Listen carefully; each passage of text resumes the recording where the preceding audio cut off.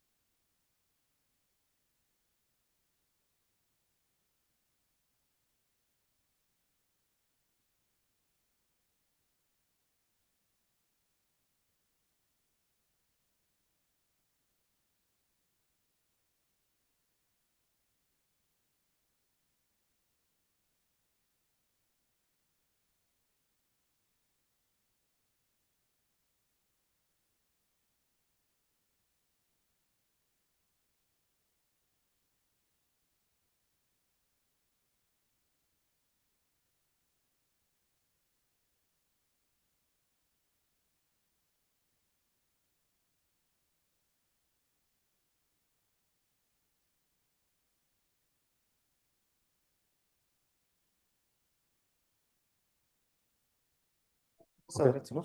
Test, test. 1, 2, 3. Test. Tonska proba. Test. 1, 2, 3. Ok. Ok.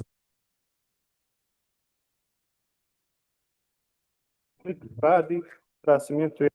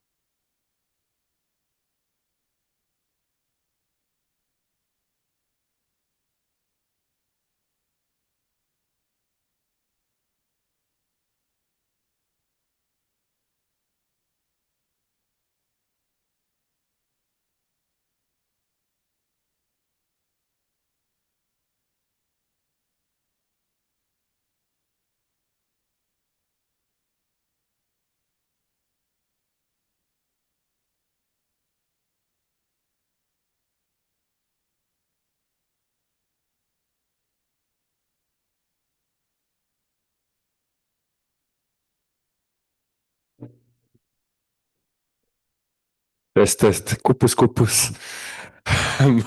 Morning, everyone. I hope you had a great movie night, some late night drinks. We had the absolute joy of watching Itana teach Matko how to clock it. So,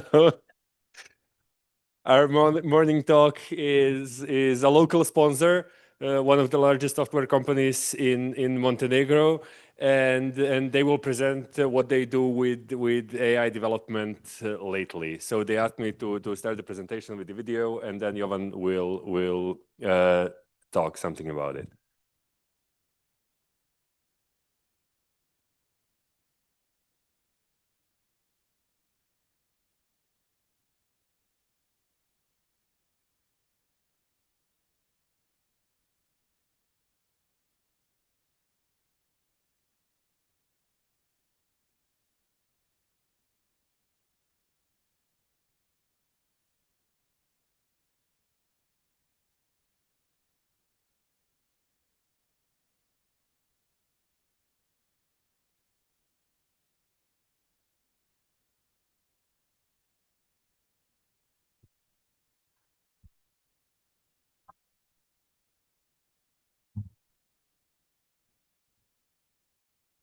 Oh,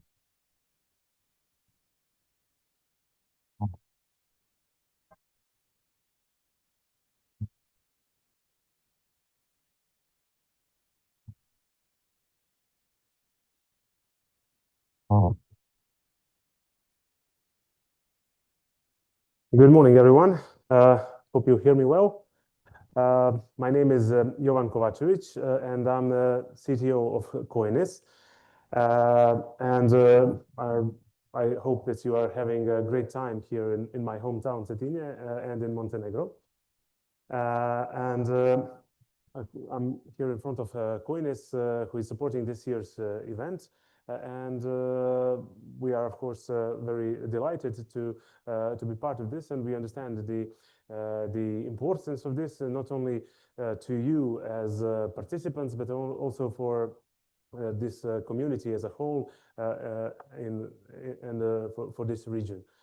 Coinis is a technology company from Montenegro. We work in several jurisdictions, but mostly in Montenegro. We have employees from all around the world, but primarily from Montenegro. And we work globally.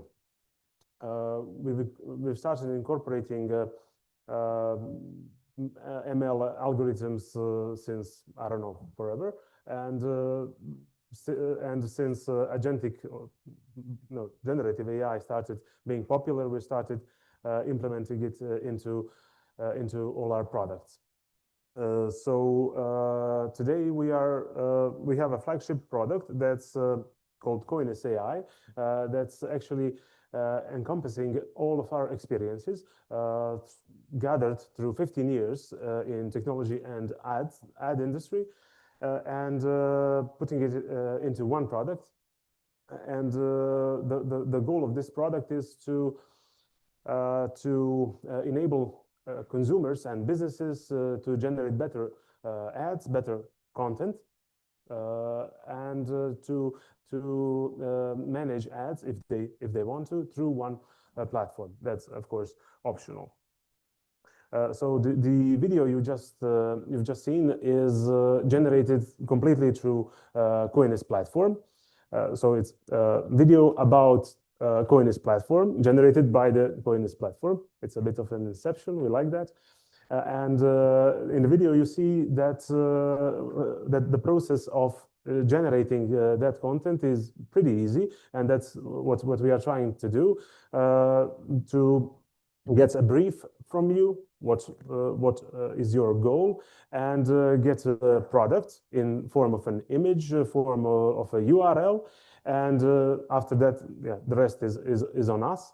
We are, of course, gathering all the information that we can get about that product, that brand. We are trying to understand better the niche, and then we are, of course, generating the best performing content that you can use into into any social media platform as an ad.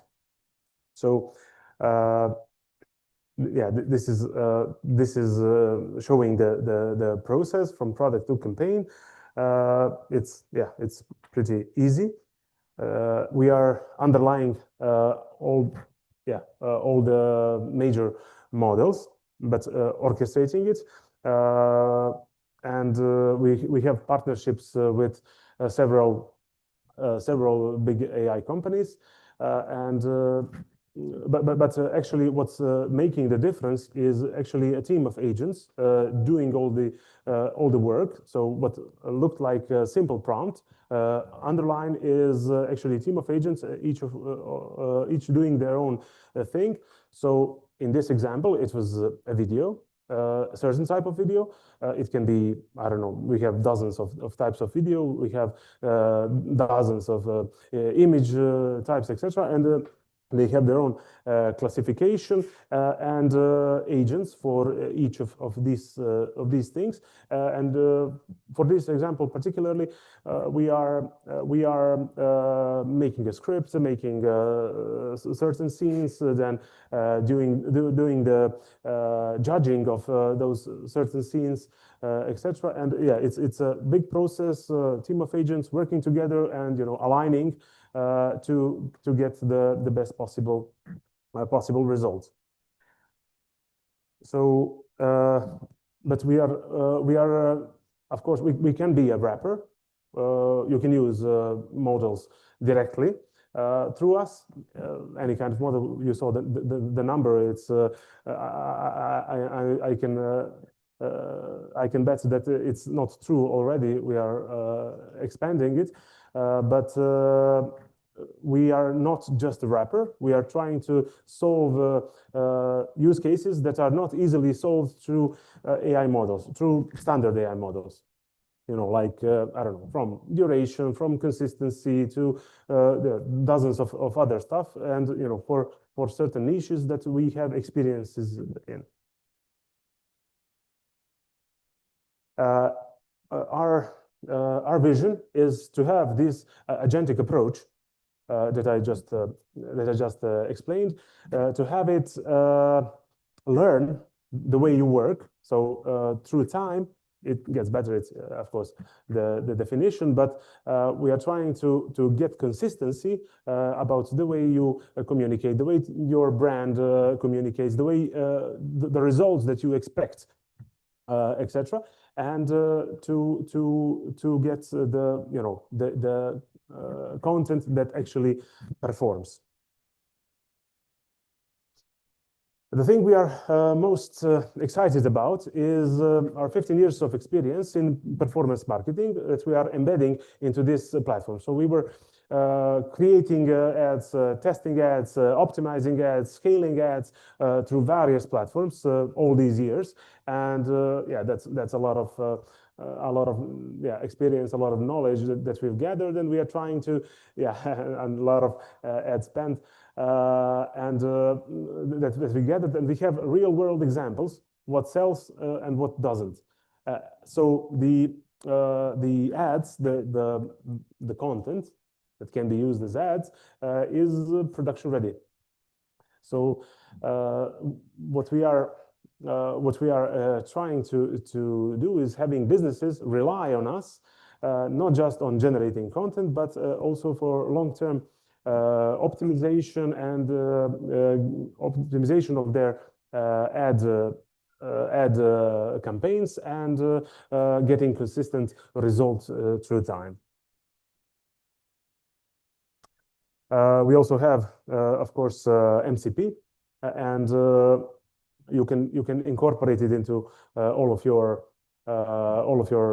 processes. Of course, CLI coming right up. We also emphasize Meta because we are a Meta certified partner, and if you have a certain scale necessity, you can of course go through us with much better, let's say, better conditions. Yeah, I was finding the word. So, okay, it's still early for Coinbase AI. I like to say it's only 9 a.m. for Coinbase AI, just like today for us. It is 9 a.m. and it's a long and enjoyable day ahead. But yeah, we are still starting. So there's a lot of exciting stuff ahead. Nevertheless, we can do this. There's also one more ad also for you that's joined late.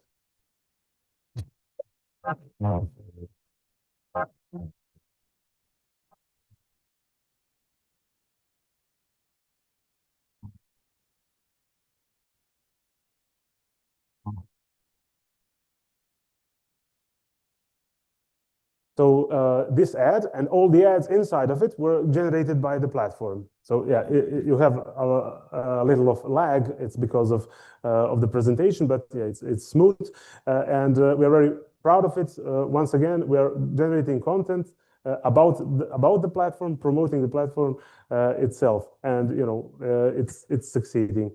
So there is so much more to talk about. If anything of this, anything from this is interesting to you, please feel free to talk to us. So we have a booth outside. I think it's on the right. And yeah, if you have any kind of I don't know, ideas for partnership, for research, or just want to learn more, we are happy to talk to you. I hope you will have enjoyable stay here, and that this summer school exceeds your expectations. Thank you very much.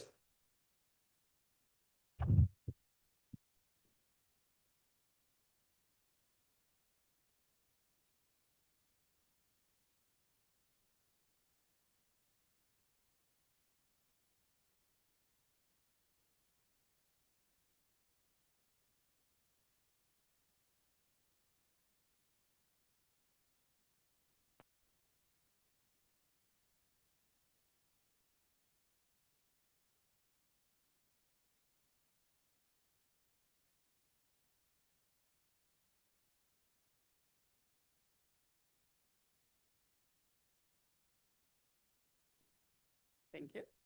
Okay, thank you very much again, Coinbase, for sponsoring and supporting our event. I'm again here with the boring stuff. So again, poster session tonight, the second session, poster session B, and sponsor booths. Reminder, dinner first, posters after. So dinner starts at around 6 p.m., posters are around 7:15, something like that. Reminder, please install your posters tonight on the poster boards marked with your poster ID. For those who presented yesterday, please remove your posters, otherwise they will be thrown away. There's a channel in Slack where you can vote for your favorite posters.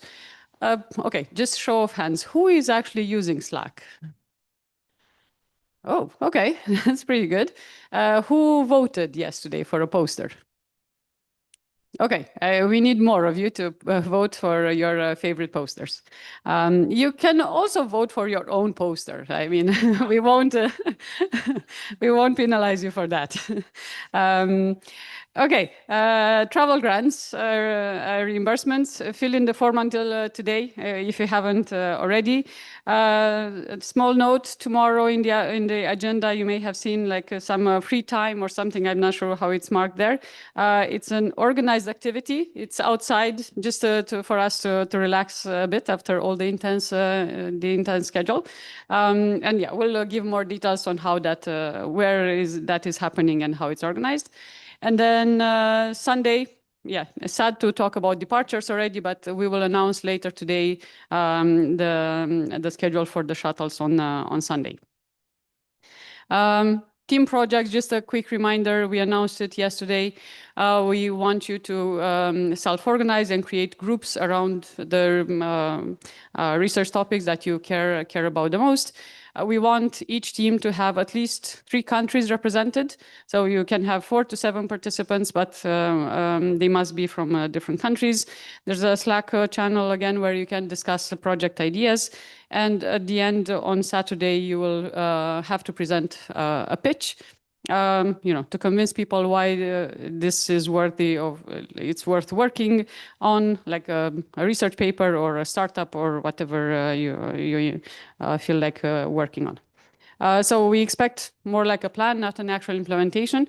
But with the coding agents these days, who knows? Maybe you can actually implement something. Yeah, there's no strong expectation on that though. Okay, so today's agenda, we have very exciting sessions today. So we'll start in the morning with Federico, and then we'll have Claire on continual learning and Razvan. Topic still TBD, so it's really a surprise lecture there. And then in the afternoon, we'll have also the tutorial on mechanistic interpretability with Alex and Larissa. And then, as mentioned, dinner and then poster session B. And very exciting, we'll have tonight, okay, I probably missed the small section here. We'll have a very interesting talk from Credo about how you can set up a startup. So don't miss that. And then tonight, after the poster session, we'll have an AA social sponsored by Credo and Refractal. And you have to sign up for that. It's a limited number of places. I think at most 100. Here, there are almost 300 people. So 1 in 3 can participate. So don't forget to register ASAP. Okay, I think this is all for me. I'll pass over to Petar to introduce our speaker. Thank you. Who's helping Federico get set up? Because he needs the mic up and stuff like that. Where is I don't know. I don't see that. Okay. Questions? The social tonight, the party, after poster party. I'll go look for mine. I'll try to circumvent the steps. I think while we wait for him, you can try to put this on. Yeah, I do. How to... They should have an adapter for that. So don't worry. Yeah. Oh, Then I'm tech support. like this? Okay. Treba nam je adapter za iPad, ovaj USB-C na HDMI.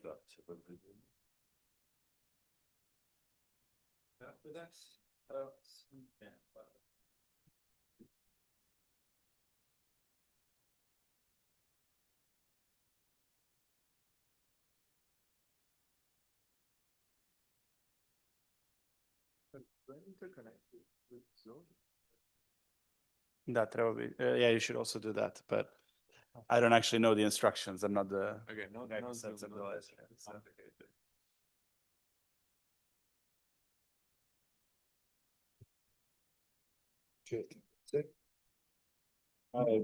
Going a bucket.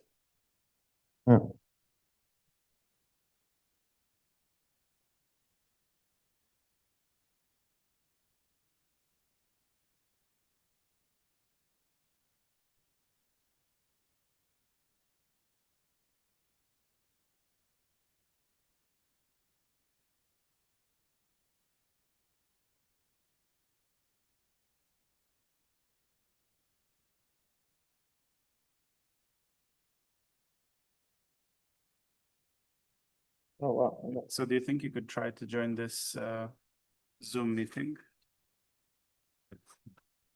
Let me try. Oops.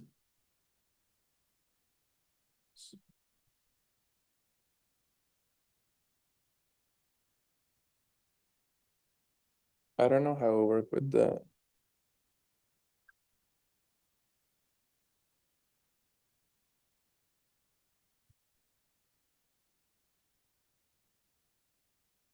Please enter the, yeah.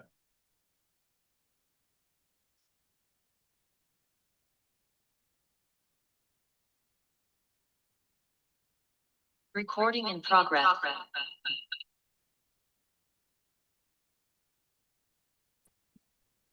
So do you think if I share my screen, then this just all works?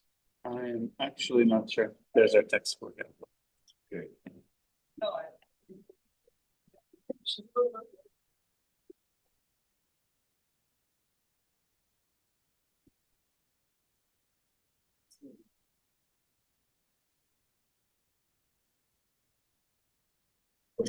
I think it's okay. I don't know about Zoom, but Under the chair.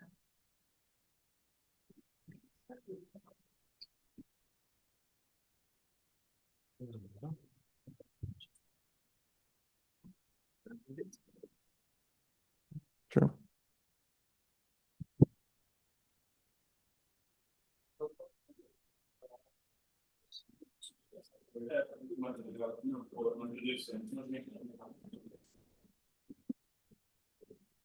All right.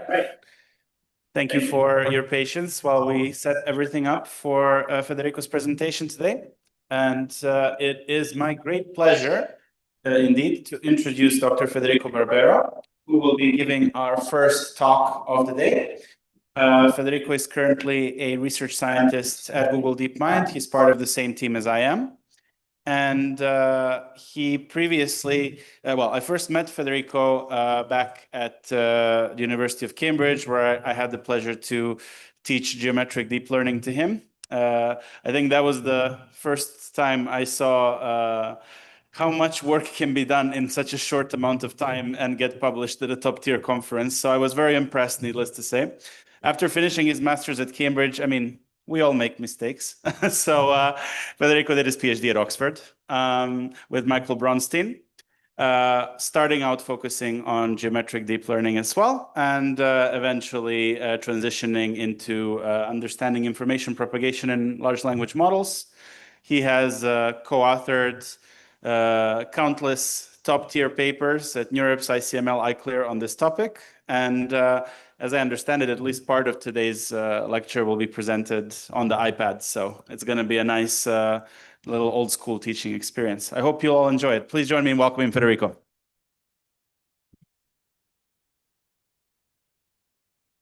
Yeah, thank you, Peter. It's always nice to be at EEML. Last time I was in Bosnia, now Montenegro, so doing a tour of Eastern Europe. So this morning I bumped the car twice when I was coming here, so I'm a bit sleepy, but hopefully it'll be a nice lecture. So yeah, I want to talk about information propagation. I heard like I kind of assumed understanding of language models. I heard yeah. So I will give a brief overview. Unfortunately, this is essentially a topic or a talk on advanced topics of language models. So yeah, let's see. But if you have any questions, let me know. Stop me. I would rather cover less, but kind of it that everyone kind of understands something. So essentially, I want to talk about this long context problem. And I'll talk about it from two angles, one from like the attention mechanism and one from positional encodings. So this is all about like essentially like modern architecture of language models, so it should be quite relevant. So yeah, let's do it. So okay. So yeah, just for essentially some kind of setting the scene. So really in language models, they operate over tokens. So usually kind of, you know, people call the set of tokens like the vocabulary. So the vocabulary will be like some set which has like a lot of words, cat, dog, and so on. Is the mic working or it's good? Okay. And then you can kind of map these to an integer. So you can say cat is integer 0, dog is integer 1. And then what you have is like a tokenizer, which it has functions that send you from like text into like a sequence of essentially integers, and also back. And so kind of from text to integers is like it's encoding, and and back is like decoding. So it's this kind of invertible map from text into integers. And you want integers because you essentially, like all of our machine learning works over vector spaces, so over numbers. So we kind of want to map words to numbers. And you know, in the very broad sense, what we do in language modeling is we train a language model to predict this conditional probability, where it's like it takes some context of length k and then gives you the next one, right? So this is all we're doing for, but this is not really the goal of a language model. Like the language model is to predict a big chunk of text. So really kind of what you want to predict is like, you know, some kind of continuation. So by this, I mean like kind of a sequence of words given some context. But this is like really hard. Like if you just try to predict jointly a ton of tokens, essentially you get something that grows like exponentially, right? Like you get like for if you think about the choices of each word, kind of each token has vocabulary size choices. And then if I kind of want to predict like 100, it'll be like vocabulary choices times 100, right? So the issue is that kind of predicting this jointly is very expensive. And while we could model this, we don't know how to sample from this distribution because there's just too many kind of things we need to check. So people were like, okay, let's simplify the problem down and say, okay, instead of this, we can unroll it using kind of basic rule of probability. But now it's very easy to sample because for each kind of token, like we just sample once and then assume that this sample was good and then keep going. So we're not solving this like joint kind of problem. We're solving like this easier problem and then kind of unrolling. So really autoregression is kind of just like a sampling trick. And it turns out that this is like surprisingly good. Like surprisingly, we can reach a solution without a regression that's like, you know, very, very good, clearly. And this maybe points to like kind of the structure of language. Like when we talk and whatever, like we don't think about what we're gonna say tomorrow. We can kind of speak locally and then kind of, you can say smart things, hopefully, after a while.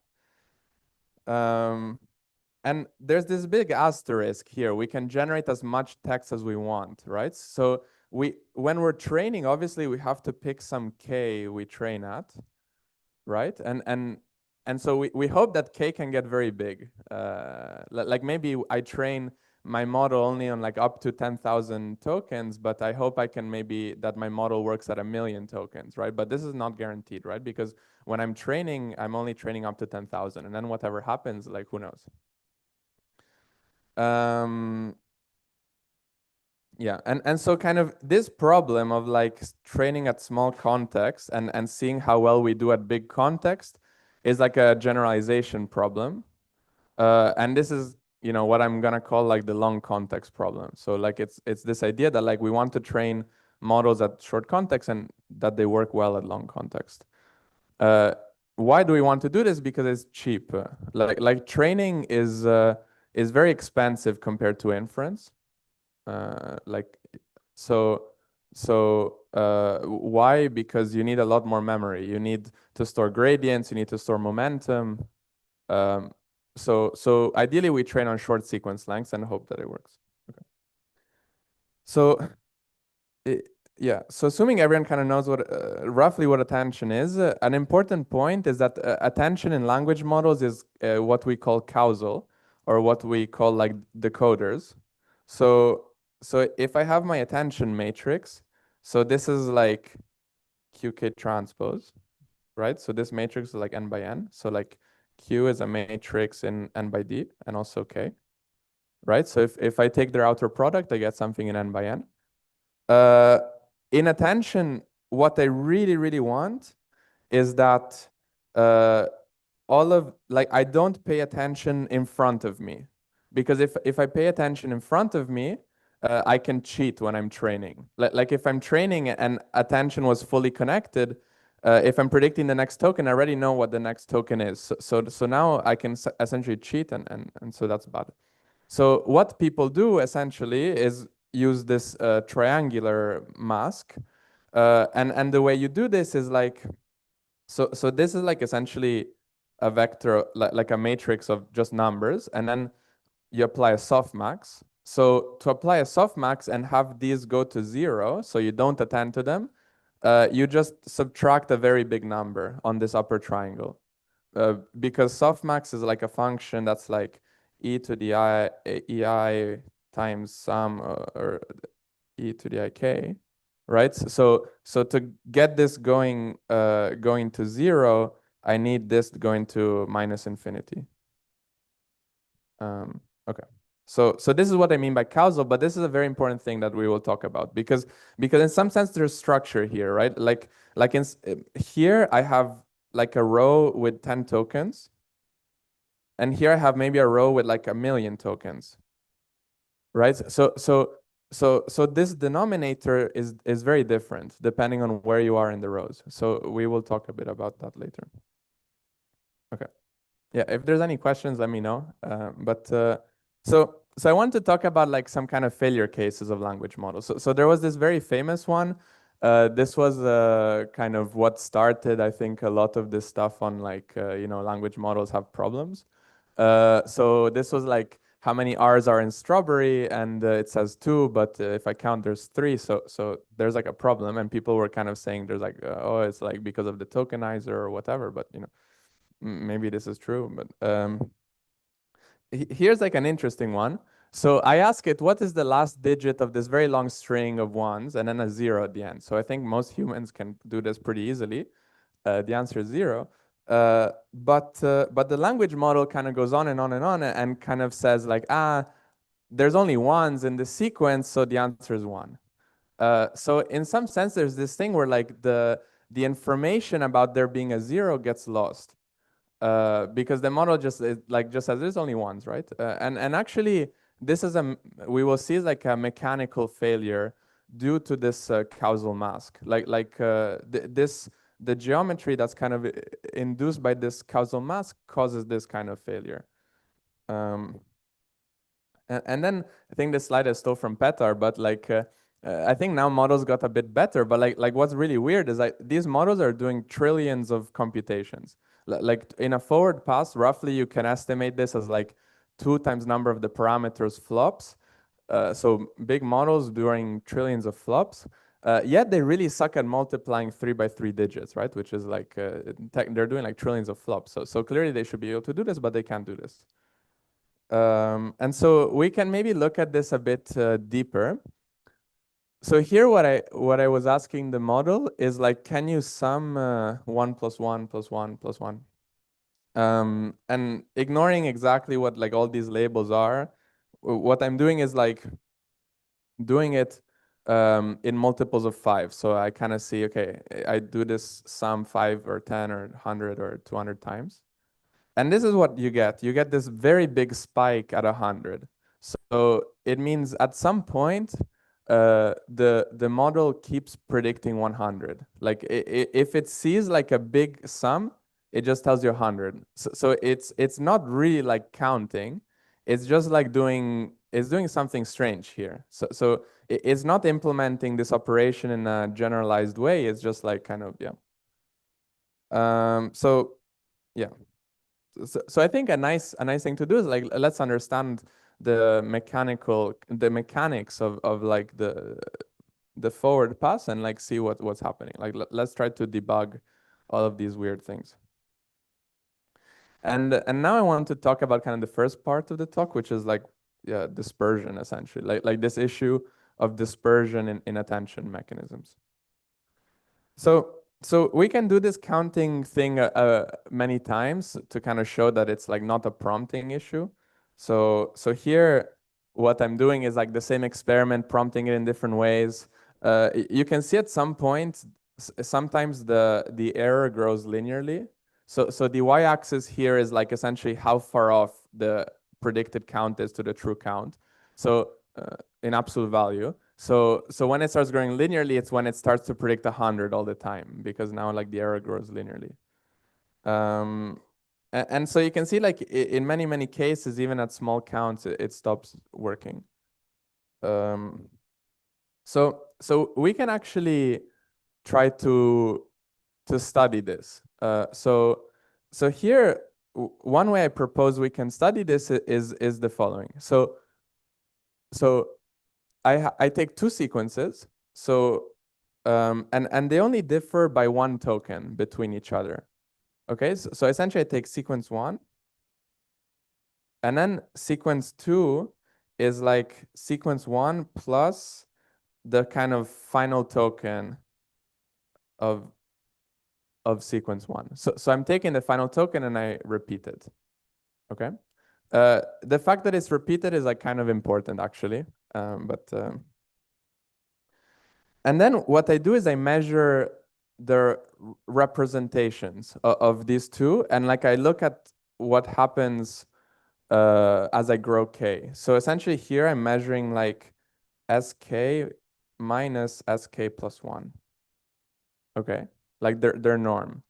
And why is this a meaningful value? So what I'm measuring is in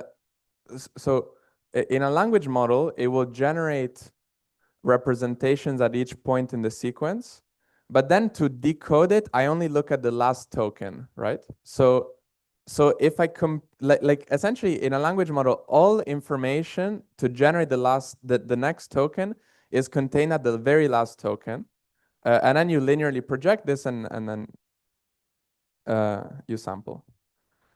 So if these representations get closer and closer, you can see here they're going to 0. What it means is that the sampling step of sequence k and k plus 1 becomes the same because they're getting the same representation, right? So if you get this thing converging to 0, it essentially means the language model for these two different sequences will give the same output. Okay, hopefully that's clear. Can anyone see why that's a problem? So now I can check if it is clear. Don't be shy, like it's fine if it's yeah. Yeah, exactly. So essentially, if I'm growing k and these things converge to 0, like their representation converges, I'm losing injectivity. Like I'm essentially saying, for k big enough, I cannot distinguish if I add an extra 1, right? So if you remember in the other example, the model keeps predicting 100, right? So essentially it means like the model loses sensitivity to the fact that I added an extra token. This is very weird, right? Like this is like essentially I give a bigger input, but the mechanics of the transformer mean that it essentially does not matter. It's like this extra token just does not matter for the computation. And this is also a problem because in language models, we usually make them work in very low bits, low amount of bits, because it's much cheaper to do the matrix multiplications. So essentially, it does not actually have to go to 0. It just needs to be like at some floating point precision where it's like a problem. And essentially, what we call this effect is like a representational collapse, where you can kind of prove that there are sequences from which you get this loss of injectivity in a language model. So the corollary, like many problems become kind of degenerate. Like you can kind of show that, like, you know, counting, if you set it up this way, is just impossible, like mechanically. Of course, the sequence length bounds could be big, but like you can kind of show, at least in the limit, this becomes a problem. And for some intuition of why this is happening, there's this nice experiment actually from Petar, where what we do is the following. So we train a single attention head to predict the maximum of a sequence. Okay, and we are like, let's look at the first block. So we arrange, like, each row is like one kind of test sequence, and then we arrange such that kind of the maximum is the rightmost elements. So the solution of this is like you want the dark column on the right, because this means like you're always predicting the max. And now for each one, what we do is simply double the number of items we give the transformer. So here we're training at a sequence length of 16, this will be 32 and so on. And you can see what's happening is like, there's this kind of dispersion effect. So here I'm still only showing the top 16 elements. So that's why the blocks are the same size. But you can see that for the top 16 elements, like the transformer's attention gets more and more diluted.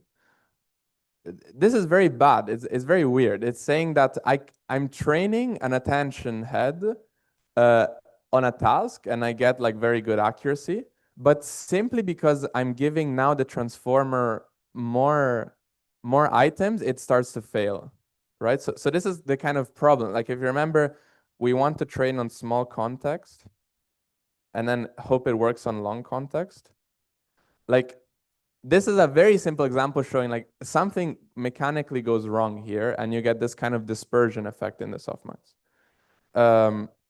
One way to measure this is by entropy, because entropy is, if you know what it is measuring, if you don't, it's not a big problem, but like entropy is essentially measuring how flat distribution looks, like how uniform. You know, obviously it has relationships to information theory, but you know, roughly speaking, entropy grows and the maximum of the entropy is the uniform distribution. And here you can see, as I'm giving more items, the entropy inside the GEMMA model naturally grows in the attention heads. So you see this also in language models where like attention, as you kind of give it more items, tends to distribute. So we have a whole paper on this. We can talk about it. Maybe if you catch me, we can talk about this more. Why is this happening? Like why is this? There's this dispersion is actually very simple. So imagine again, I kind of alluded to before, but like the softmax function is doing something like this, right? And all I'm doing when I'm giving more elements is I'm keeping the numerator fixed, but this one grows, right? Like this is all I'm doing. Like as I give more elements, you know, very intuitively, the numerator is fixed, but the denominator gets more items, and they're all positive. So all they can do is add. So what this means is like kind of in the limit as the sequence length grows, what does this tend to? Like let's say take k to infinity. What does this fraction tend to? Sorry? 0. Be careful. It tends to like 1 over n. The basic idea is that like attention has to sum to 1, right? So if it's all 0, but yeah, maybe it's not super obvious to see, but like essentially in the limit of this, it tends to 1 over n. But because like if you kind of look at the sum of the softmax of this, like let's say this is AI, this has to sum to 1, right? Because softmax is a normalization. So, but yeah, the individual points. Okay, no, sure. The individual points tend to 0, but like they look like 1 over n. Let's put it this way. Okay, so okay, so what you will see in language models is that most attention heads actually look like this. I don't know if anyone has seen this already, but like if you kind of inspect the attention maps of language models, they will look like this. And this is very, very weird, right? Because in a language model, like the first token is this beginning of sequence token. So the model is just attending to this token, which actually has no meaning. And in fact, we argue this is like a way to delay dispersion. Why? Because what the model is doing, so attention looks something like this sum, right? So alpha k is the attention coefficient. and then vk is the kind of value vector, right, for that sum, right? So the the um, the issue here is that imagine I have like 100 layers. So I have like attention 1, attention 2, and so on. Now, if each layer had this very kind of disperse like mechanism, right, where like attention kind of attends to many things, what happens is that information gets very mixed up. Like it's very like very intuitively, but actually you can be more precise than this, but like very intuitively what happens is that attention gets mixed up. And one intuitive way to view about this, which is actually a very correct way of viewing about this, is it kind of acts like a heat equation. So each layer is like a time step in a heat equation. And what happens in a heat equation? Like as I have more and more time steps, the heat becomes uniform, right, in a closed system. Actually, this is exactly the right analogy because it's related to a field called spectral graph theory, and like you can essentially show that repeated multiplication of these stochastic matrices, which is this like softmax matrices, converges to just giving you like some kind of average, right? So it's essentially saying if I keep mixing and shuffling, what I get out of it is something that's like just a mean, like nothing useful.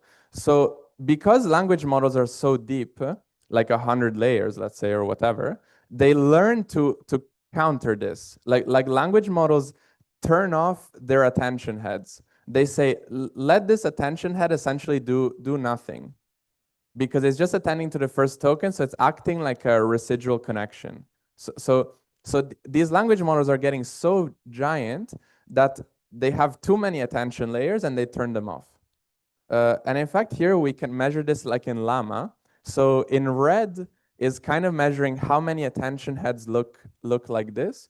And you can see this is the smaller model. And as these models get bigger, these models have more and more attention heads that are turned off.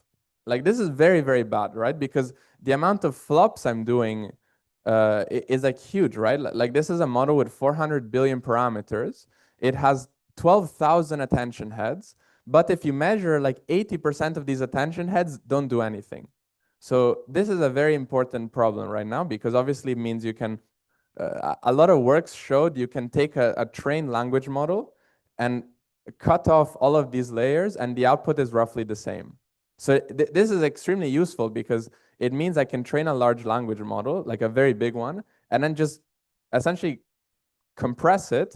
And now my inference flops are much smaller, but I get roughly the same performance.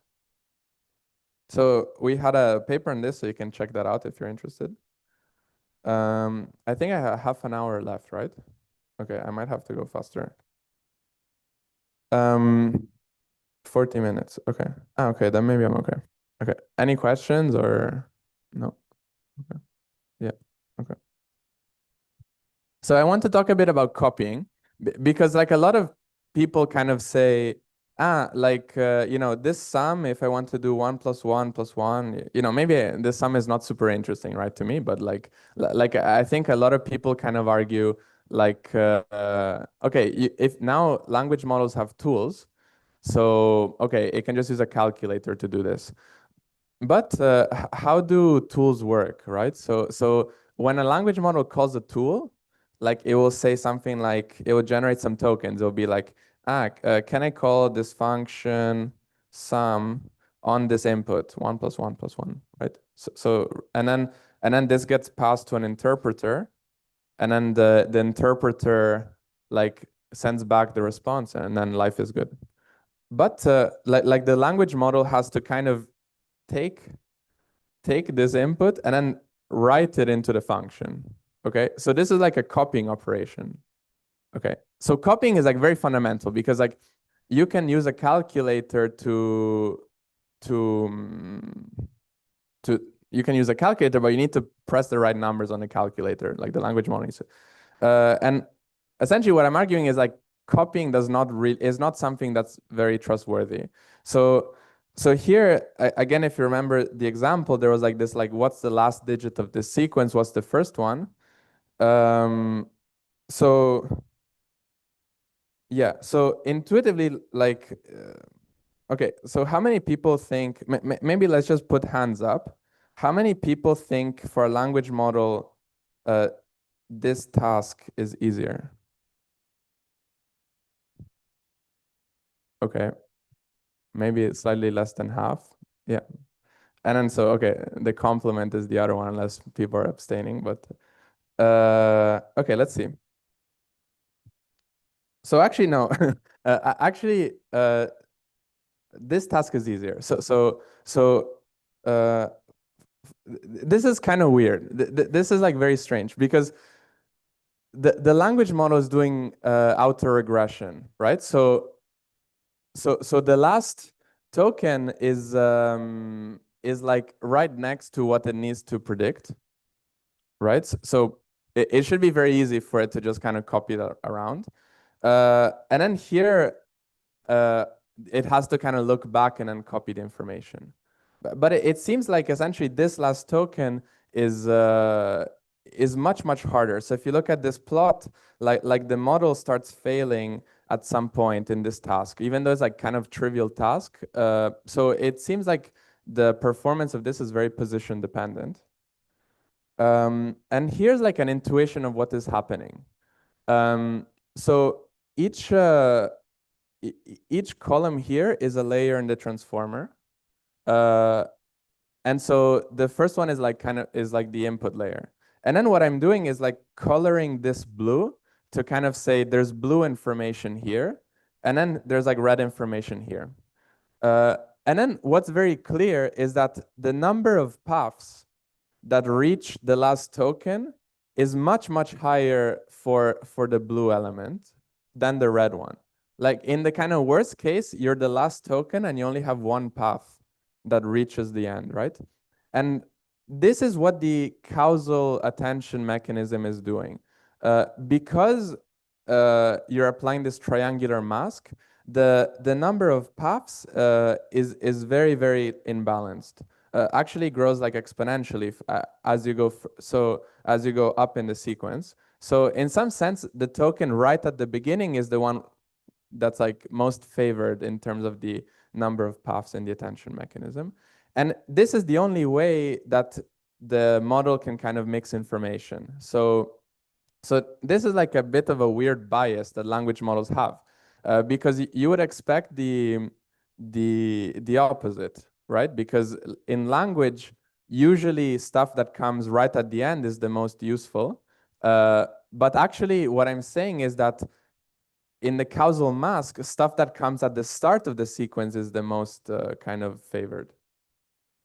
And in fact, you can make this a bit more formal by measuring like a partial derivative. And this is, the details don't matter too much, but essentially, this partial derivative is like measuring how sensitive is my final token to some input token, right? So it's measured, like if this number is big, it means my model is like, yeah, quite sensitive there, at least to first order.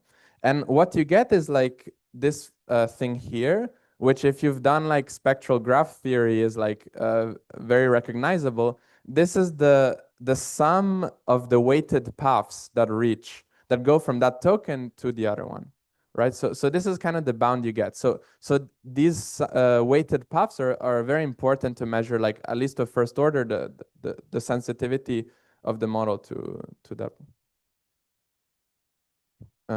Yeah. So a small detail is that actually the second to last token is the most important. And the basic idea is that attention looks something like A plus I, because you have the attention map, but then you have the residual connection. So if you kind of look at the kind of spectrum of this, at some entry, like this I is increasing like your is increasing this, right? So it's essentially like taking the attention matrix and just like adding a 1 on the diagonal. So the diagonal gets like a boost, and so this is why the second to last is, but this is just a detail. There was a very, very nice paper recently where they kind of take this reasoning a step further, and they predict the sensitivity of these partial derivatives at initialization. So when you initialize the attention, right? Attention is like some dot product, like Qi, Kj.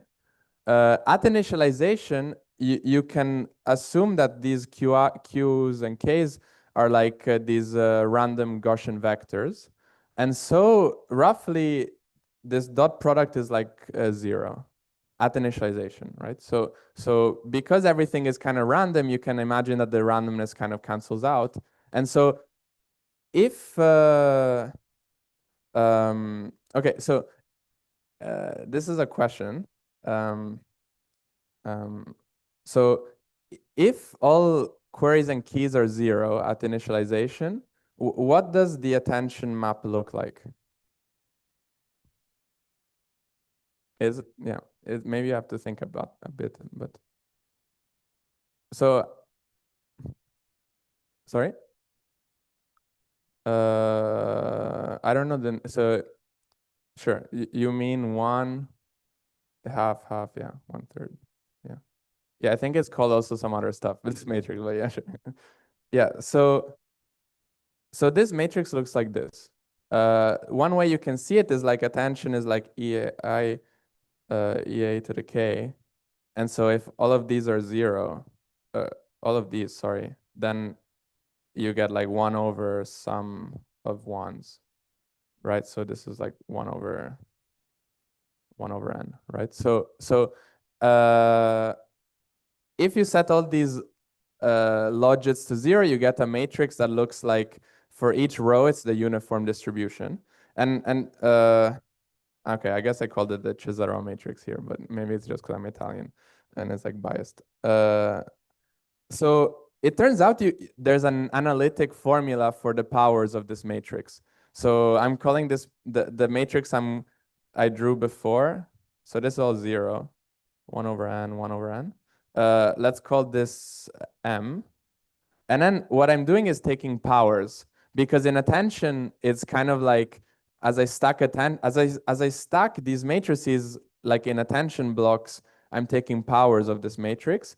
And we know what the powers look like. Actually, the derivation is quite nice, but it's related to combinatorics because this Cesareo guy liked combinatorics. And essentially it looks something like this. Like this is the theoretical prediction of these partial derivatives, right? This function here. And then this is what happens if you measure it in a real model. So if you go measure these Jacobians, this is a very, very good approximation for what the sensitivity looks like. And you can see like it looks kind of biased. It's not like, and this spike here is due to the residual connections. Okay. If you want to talk about this later, I think I need to move on. Okay, any questions or? Yeah. Yeah. Yeah. So yeah, I can't spend so much time on it, but like the basic idea is kind of what I was saying at the start, which is like in I train my model to predict like this quantity, but actually I want to predict many tokens, right? So in autoregression, I'm essentially saying, okay, I want to predict the next token. I sample from this one. So this will give me a token. Okay. And then I can predict the next token by kind of appending the sample here. So it's kind of like autoregression in the sense that I'm doing, I mean, regression is not the best term, but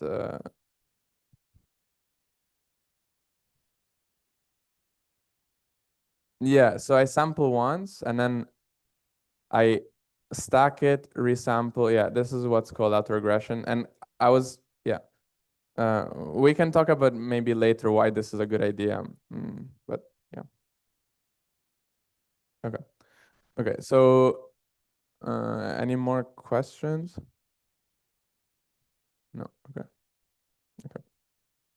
So now I want to talk about a bit about positional encodings, and these are very important. And so this is work we did essentially for the new Gemma 4 model. So this is like pretty new. This model came out some months ago. So why do we care about positional encoding? So there's this graph people really care about, which is measuring the perplexity, which is some kind of loss function, as a function of the context length, right? So this is essentially saying, if I give more context to my LLM, does the loss go down? Okay. And really, you expect this to be like monotonic, because if I give you more information, at the very least, you can just ignore it and have the same performance, right? So in some sense, you expect more information can only be equal or better, okay? And here, ignoring the details, what I'm saying is that, you know, when you get this blow up, it essentially means the language model stops working. So this is the problem where I'm training at some context, and at the longer context, it stops working. Like this blow up means the loss is like exploding. So, and changing this base, this number base, really affects where it blows up, right? So, and this base is related to the positional encoding. So my point here is that positional encodings are one of the key components to get right, to have this generalization from small to long context. Like it's really important to get these right. The most kind of used positional encoding today, so this is very important one to learn, is called the rotary positional encoding. Like essentially every language model uses this in some way. And what this position encoding does is it builds this matrix where it's a block diagonal matrix, so of these 2x2 blocks. So so this matrix is d by d, and then all of these are 2x2, and then all of this is 0. Okay, and so this is some kind of block diagonal matrix that rotates parts of the queries and keys at different speed. So for context G1 is like roughly 1 radian per token, and for context GD2 is like 1 over theta, my base number, radians per token. Theta, let's say, is like 10,000 or a million or something like this. So what this is doing is it's taking the query, looking at the two-dimensional chunks and rotating them. This is a very weird thing to do, but it has some nice properties. So here, so first of all, this is orthogonal. This is rotation matrix. So if I take powers, it's kind of trivial because powers, if I take powers of this matrix, it's like multiplying the rotation by that value. So powers are very fast to compute. And it has this property here where if I take a query at position I and I take a key at position J, then the kernel, so the attention logit, only depends on the relative distance. Okay, so this is why it's called a relative position encoding. The attention activation only depends on the relative distance between the query and the key. Okay, so this is because of properties of orthogonal matrices. Because it's 2x2, this kind of 2x2, 2x2 block diagonal, I can decompose this into these 2x2 blocks. So I can only study kind of these two-dimensional blocks of the activation. Okay, this is hopefully clear. It's going to be quite important. So if any questions, it's not the most obvious thing to do, but yeah. Okay. Yeah. Block diagonal. So these are these are like small 2x2 matrices. so this rho GI is this definition here. So it's like a matrix where is like made of these 2x2 rotations.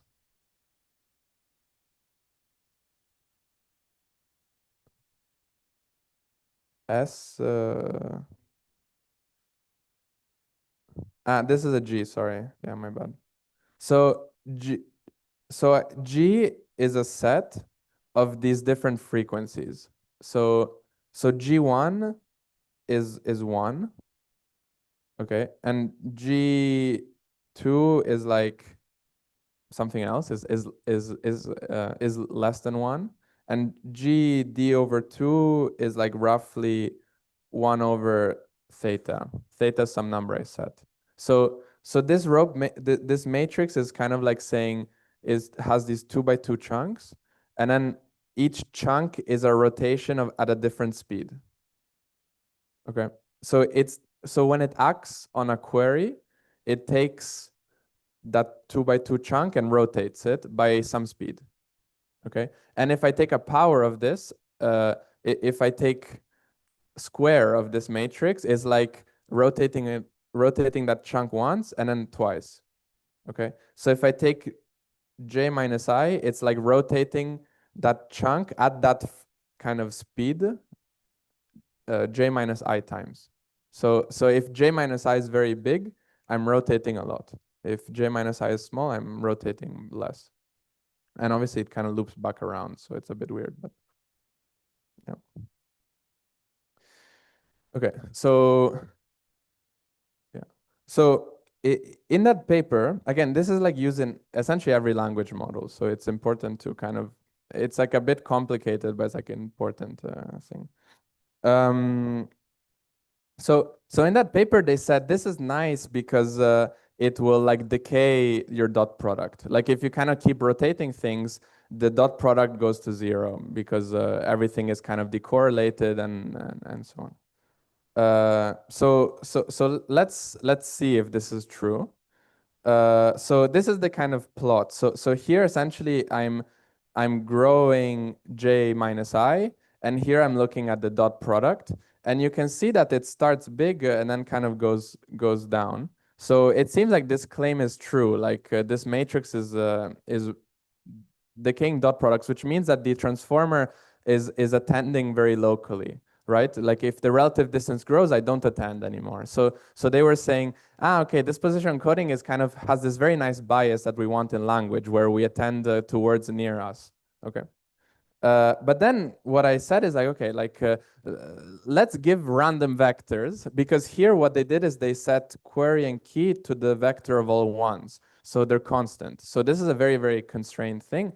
Let's actually sample query and key for some Gaussian. And you get this, there's no decay, right? And this is like not super hard to see because R is orthogonal, right? So it does not affect the kind of geometry of the dot product.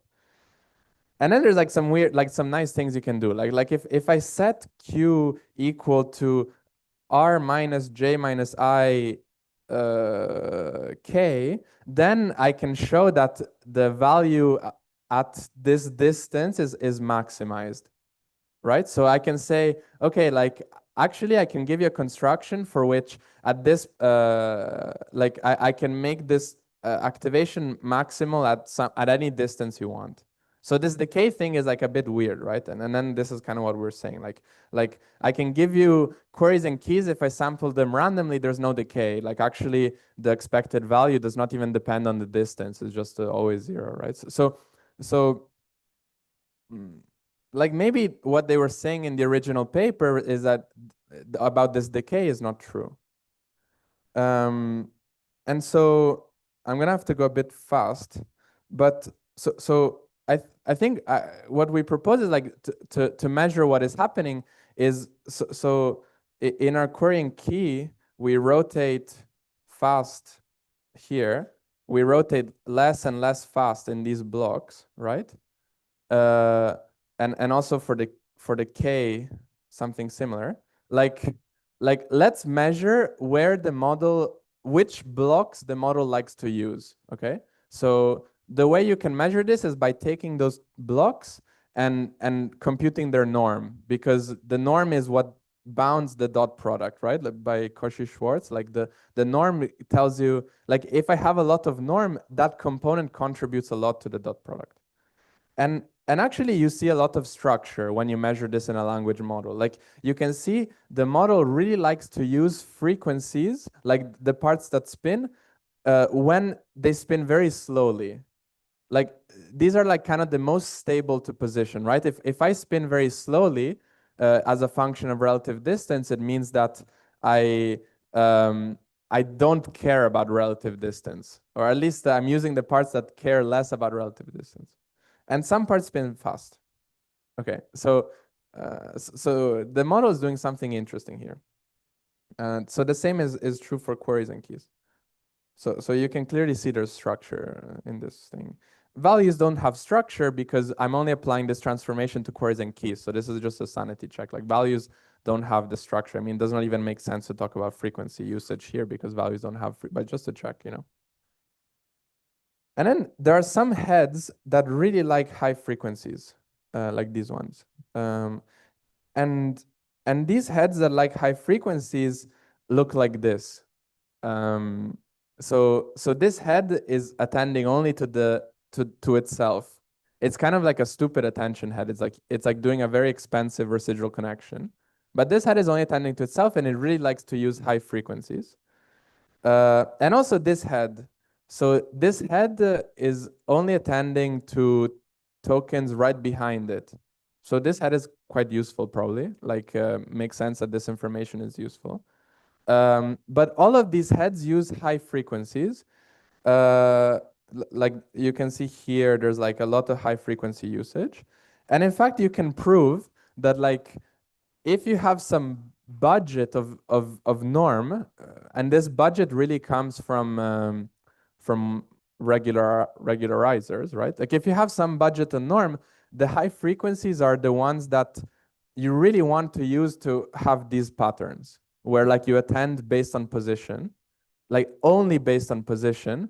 And the idea is kind of simple, but is that like if I want to create some spike at position j minus, maybe let's say at position, like if I want to create some spike at position 1, the dot product changes the most in the high frequencies, right? So I want my activations to be like, to kind of look like this, right? When I'm soft maxing them. So I want like a big peak at that position. And the high frequencies are the ones that allow you to do the biggest peak, essentially, because they're the ones that are most sensitive. Like as soon as you go there, then the next one changes a lot. So your dot product decays very fast.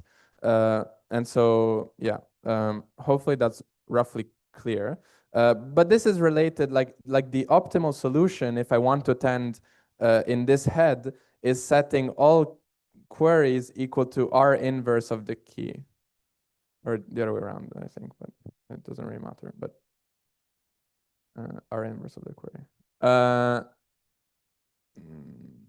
You can, this is a nice exercise to check this. So I kind of want to argue, yeah, the argument is that this is the best setup if you want to build an attention head that looks exactly like this. Like you can check this yourself. It's a nice exercise to see that everything makes sense.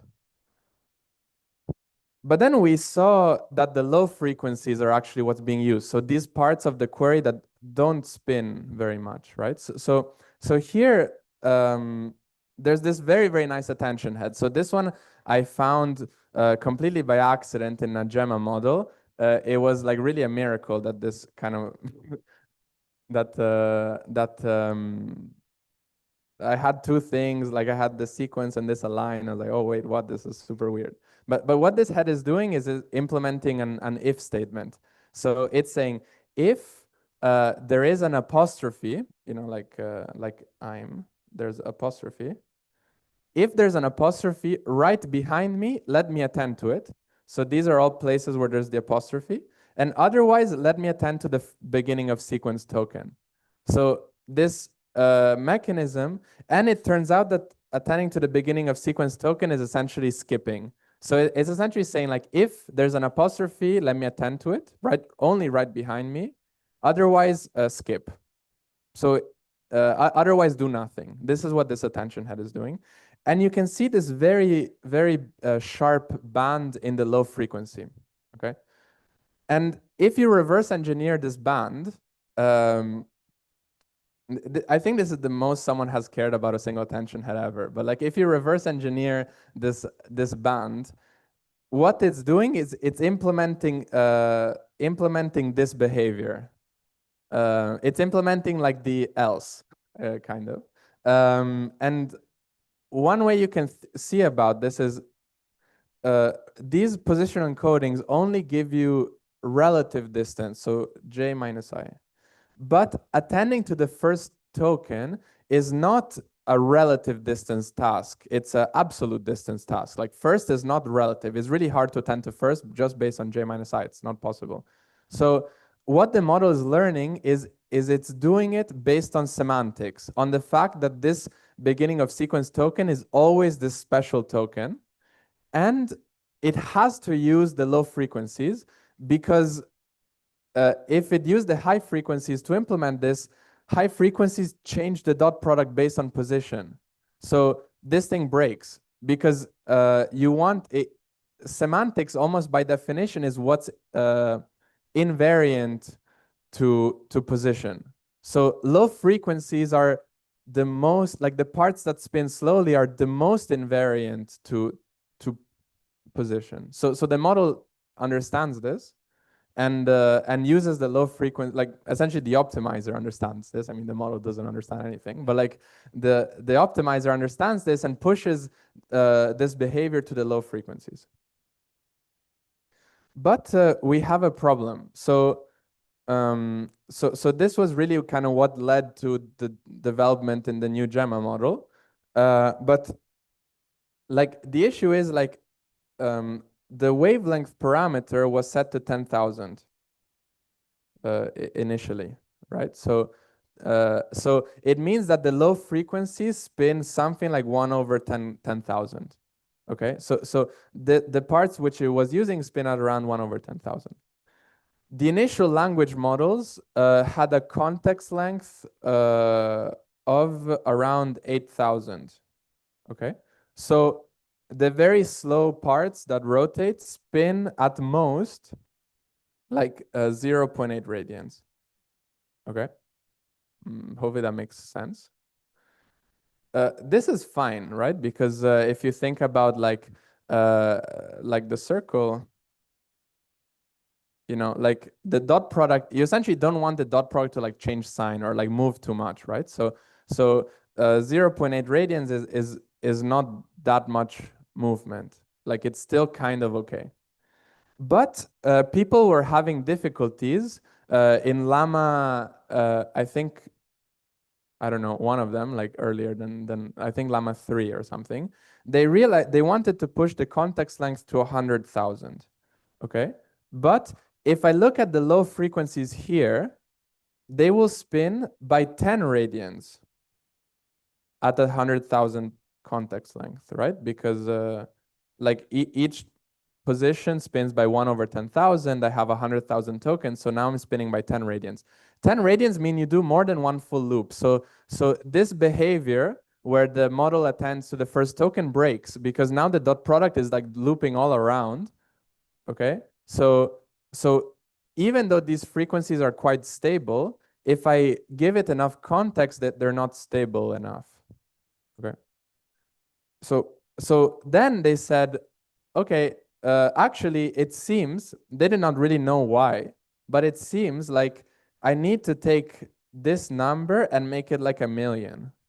Okay, so back then they were like, they kind of found this by the wrong reason. They said, okay, rope decays things, kind of like what the original paper claims. So it's probably decaying things too fast. So let me decay things slower. It works, and happy days.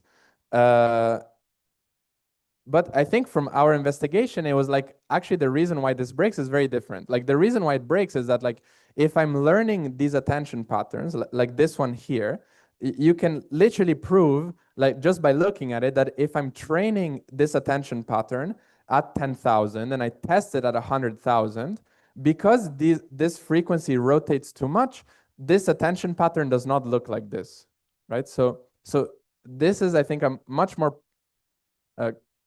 close to the truth reason, I think, for why you need to increase this wavelength. Now, then the basic idea was, okay, clearly these low frequencies have some problems. So let's just set them to 0. Like, this is the basic idea. Like, it's very simple, right? Like I think the idea is very simple, but like coming to it means like you need to look at, you know, what people think is true and then question it, which I think is a very important thing to do in machine learning, because I think usually people care more that it works and then give some kind of reasons, but then like validating these reasons is very important, because or else you kind of keep building on something which has the wrong kind of insights so essentially the fix is very simple. You know, you take this rope function, this is like in Hugging Face or whatever, and you add this little thing where the thetas, instead of going from like 1 to like, you know, some 1 over theta, you kind of take all of these slow ones and you set them to just 0. Okay, so the rope matrix now looks like, probably can't see very much, but like GA1, and then here is like all the kind of ones you want to cut out. What does this become if I set GK to 0?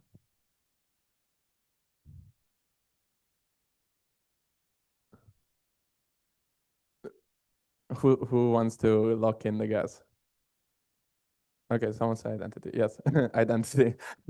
I heard a minus but yeah, it's an identity matrix, right? And so essentially it's like saying I will act on this R with this weird R on the query, right? But now the query has things that spin and things that just don't spin.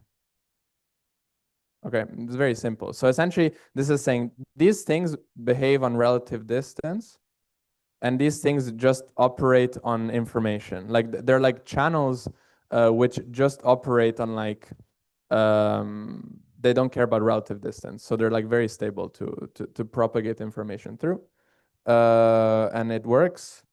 And yeah, I think I'm almost out of time. So I think that's fine. And yeah, so this has been now part of Gemma 4, which has been downloaded like 300 million times, you know, so this is nice.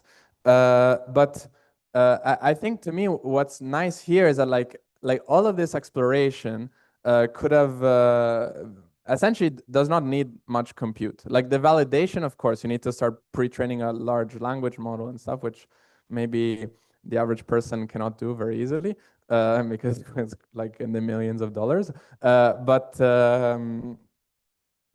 like the kind of insights and so on is just like pen and paper and like looking at what's happening inside. So I think this is kind of showing like even like as a you know, you don't have to pre-train giant language models to understand what's going wrong, and I think this gives a lot of hope, you know, for people to do kind of science and stuff to understand like, you know, how can we improve them by really looking at what's going on fundamentally. Like all of this work I presented, you don't really need to train giant anything that's gigantic, right? It's just like you think about it and you see what's going wrong. And I think it's very important to question why people motivate certain things, because usually it's like motivated kind of quickly because people care about training it, not so much. They don't, people that train giant language models don't have that much time to really sit down and think about what's going wrong, right, or so on. So if you find a patch that works, then that's fine. So there's the paper here, and fine. So this is the end in Italian. It's not like fine, but it's like fine. So and then there's my email if you want to say hi. And yeah, thank you for listening.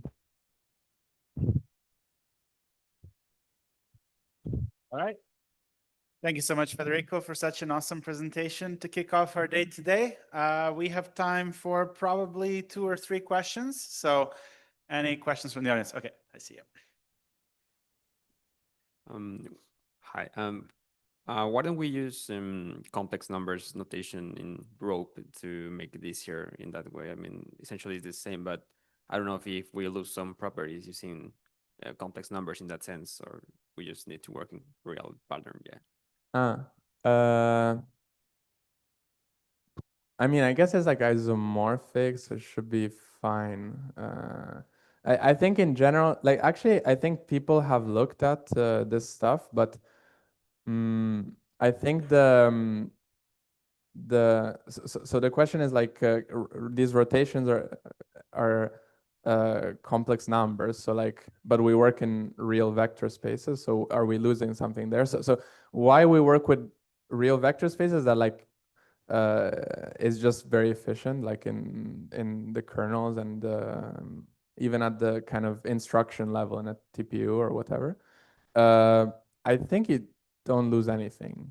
At least I mean, you can gain something. I mean, at least, I mean, whenever you have complex number properties, and even though like you can approach different kinds of exponential growth in that sense. Yeah. Yeah, it would be interesting to study like how this affects the optimization for sure. Like I don't know if people have done this actually, but it'd be very interesting to see like in complex space if you approach some different solution. I would imagine it's probably similar, but just like way less efficient. But yeah, it's interesting. Yeah.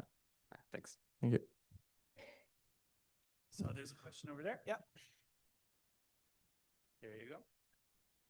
I'm not too familiar with the setting in transformers, but I have a very sort of related question. So much like you access sort of like SO2 or complex numbers with rotations, you could in theory do it with reflections, right? So have you thought about how that would relate? I think so people have worked a lot on generalizations to other groups. I remember reviewing a paper that did something like this, actually extending it to reflections.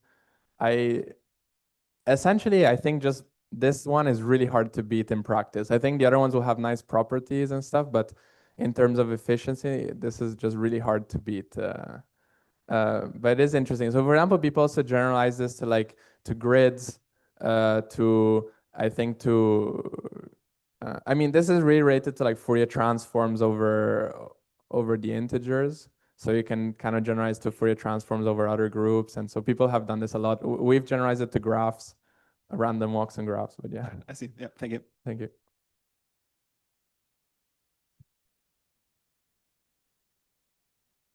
So we have time for maybe 2 more questions. So I'll pass the mic there. Then I saw you have one as well. And then you can talk to Federico offline after that. Here you go. Hi, thank you for a great talk. So when you were talking about attention heads, what is the impact on performance when it comes to attention, like pruning, be it the attention heads or the entire layers in architectures? Yeah. So what people normally do in this stuff when they want to essentially compress the model is they will cut it off and then do some training to fix it. So in terms of actual performance, I think people claim you can get them very close. I don't know exactly in numbers. So the difficulty with pruning attention heads is that you ideally want to prune the model in such a way that it fits very nicely when you're serving it. So if you have a very big model, like let's say I have 405B llama. This is like 100 something, I think 120 layers, and each layer has like 100 attention heads. Now, the whole goal of serving this model is like I have a bunch of computers. You can calculate. I mean, if you're serving this at 16 bits, you need like 800 gigabytes of memory just for the weights, right? So you need at least more than 10 NVIDIA H100s. So it means you need more than 2 nodes, or you need at least 2 nodes to serve this, because one node is like 8. Okay, now they make room 70. So I need to take this model, like take it, chop, and then like put it in like different parts, right? So if I compress it, I don't want to just remove this bit because it's then really hard to like reshape it to put it in the GPU. So I want to chop like a whole block, like aligned with how it kind of slots in the GPU. So chopping tension heads is nice, but like I think ideally you chop it in a way that's like very aligned with your serving stack, because actually the serving is like you could have a smaller model, but you don't actually see any gains because like it's bottlenecked by the latency or whatever. So yeah, but that was like a side point, I guess. All right, and yeah, the final question. Thank you. Okay, so my question is about rope and how it actually encodes semantics. So we have these periodic functions, yeah, and they kind of rotate. So we have a set of combinations, and for each combination we have a semantic meaning. Yeah. Is that like the correct intuition? So it's a bit tricky because I think really when you look at this, you want to look at it from the optimization perspective. And like what you're encoding is like if you're overfitting to a single thing, like yeah, like their exact interaction is what you learn to overfit to. Like if you train a rope on a single sequence, you know, then it can use all of these different frequencies in some weird way, and then it can encode semantics very specifically. But if I train on many sequences, there's some kind of randomness, right? So to build something that has a nice loss, what naturally happens is that there's a like cancellation here. So you end up using only like one wave, which is kind of what I was showing before. So the semantics get usually encoded in a single wave, like a single part that rotates. Was that the question or?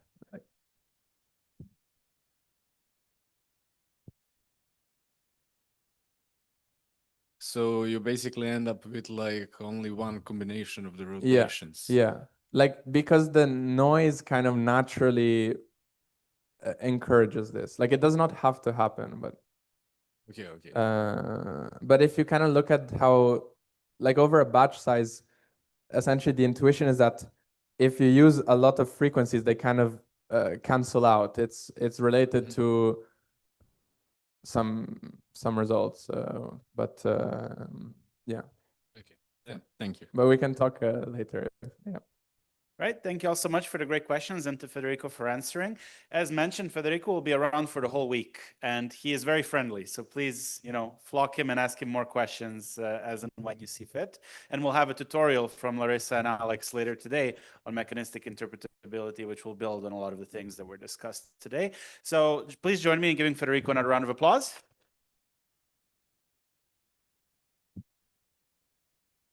And we will transition straight into the next presentation. Could Mate please join us here so that we can get set up?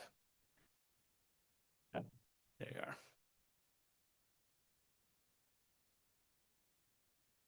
Hey, hey. So you'll need to get the socket down there.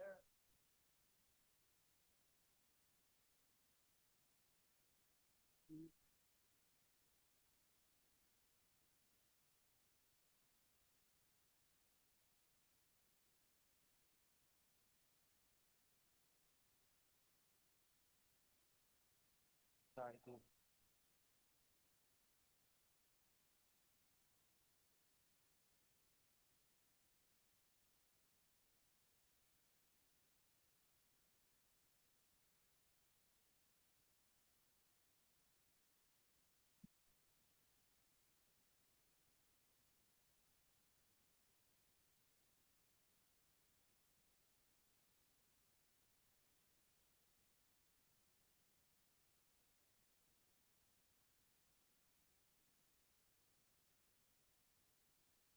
Oh, you have it here. Yeah. So, position of that. Microphone. Da.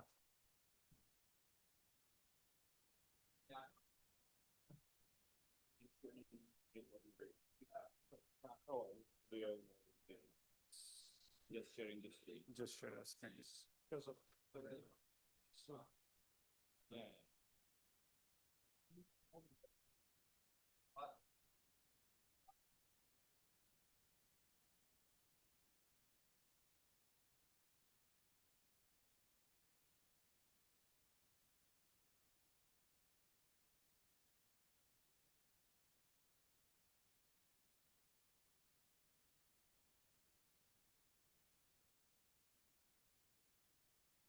Oh, no.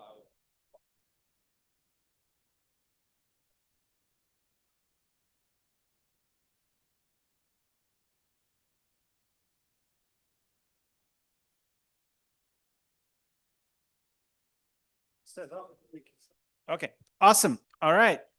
So thank you all for your patience as we set up for the next presentation. It is my great pleasure to introduce Mate Micek from Credo Ventures. Credo have been now I would say, you know, multi-year friend of EEML, because ever since our Novi Sad iteration, you guys have been sponsoring our event and also kindly offering a lot of time both into helping especially Eastern European-based founders get their head start in venture capital, which I think we need more of. We need to outsource less of our work. We need to own more of our work if we really want to grow the region. And folks like Mate have been really instrumental in pushing some really great success stories from the region. I believe 11 Labs was one of the companies that were incubated thanks to Credo, among others. So Mate has kindly offered to give, for several years in a row now, a presentation to all of you, explaining to you all the ins and outs of venture capital. And as he will explain, there will be also more opportunities during the day. There will also be a party at the end of today. So you'll have a lot of opportunities to interact with him. But we felt like a slide deck was and a presentation was a good way to kind of kickstart the conversation and get us all talking about this, which in my opinion doesn't happen as much as it should. So whenever you're ready, Mate, the stage is yours. Hello. Thanks. Let me know if you hear me. I've never used this setup before, but it's always the first. No, so let me, like exactly as Petar said, let me introduce you hopefully quickly and efficiently into venture capital. Not sure what each of you knows or how exposed you were, but I'll just treat everybody as newcomers, and I will kind of try to give a 101 to venture capital and what, like I've spent what I'm a former computer scientist as well, so but I've spent the past 5 years in the industry, so kind of I will try to give you a perspective of what I would avoid if I was starting as a founder and would be considering this this path. Okay, so yeah, I've broken down the. Okay, but this is not okay. Oh, it's there already. Okay. So I've broken down the problem into five bits basically. So first, like, what is even venture? Why does it exist? I think it's important to understand the other bits because all of the stuff has a reason to exist. Then from your perspective, like, why should you raise venture capital? Like from your perspective, then there's also reasons why not to raise it, which are equally as important. And then if you decide and conclude that you should indeed raise it, then you should know how, and then a couple of case studies to kind of put a bit more meat on the problem itself. But just to quickly begin, I'll introduce Credo, who we are. We're a venture capital fund. Very early, we invest in first rounds of companies. So you can imagine two people in a garage kind of trying to build something, trying to experiment, trying to put some technology to work and sell it to customers. And we do that exclusively for teams that have at least one Eastern European co-founder. Why is that? Because when we were starting in 2010, we started out of Prague with the mission to bring venture capital to Eastern Europe, because back then venture capital obviously existed in the Bay Area and in the US, because semiconductors kind of started that industry in the 60s. but in Eastern Europe, there were no funds, no access to venture capital, and the mentality wasn't here. So we decided to change that, and that heritage kind of stayed with us. So we invest globally now. Half of our companies are not in Eastern Europe, so we invest heavily in London, in the US. But all of our companies are Eastern European founded, and yeah, these are some of them. And these are some of them zoomed in. Recently, we, for example, invested in 11 Labs, the voice AI technology. We led their pre-seed round. We partnered up basically when they had one GPU under their desk, trying to build transformer-based voice models, and wanted to give it a shot. We gave them the first $1 million, and they were like, okay, sure. So yeah, and the rest is history. Now it's a $22 billion company 4 years in. And many others, UiPath, also a long-term sponsor of this event, and many others. Obviously, we have 100 companies in the portfolio now, so there was no space for all of them. All of them are awesome. No, but we really believe that Eastern Europe is on the rise, mostly because of the amount of technical talent, and now with more access to information and the kind of access to being an SF any day, we believe that more people will kind of come from this region and go build global companies.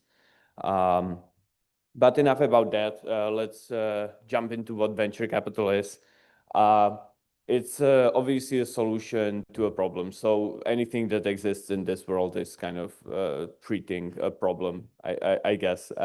And the problem for venture capital, there can be 3 or 4, depends how you count, problems that you might have as a founder when you're starting. So let's say you're building a company. Like if you're building a family business, then you can kind of go incrementally, right? You make some money, then you invest some money, grow the company bigger. But what if you're building a company that will only start working once it's big enough? So let's imagine Uber. Could Uber grow organically? Probably not. You would have 2 drivers for the city of New York, and then 3 the next week. Probably wouldn't work. So you kind of need to have an acquisition strategy, how to onboard thousands of drivers basically immediately, and make that service available. And that's when this will start making sense. Okay. I think it's the internet. Yeah. Okay. So yeah, that's one reason. So in this case, what is left, right? Like your business is super risky. Would Uber work? Nobody knew. Super risky of a business, but yet they needed over $1 billion to go to profitability. So for that reason, you would raise venture capital where somebody onboards on that journey with you, takes the risk, and you know the rest is history. Same with Facebook. I mean, Facebook was kind of incremental and started out of Harvard, right? But you get the point, right? Like Facebook needed to be baked to work.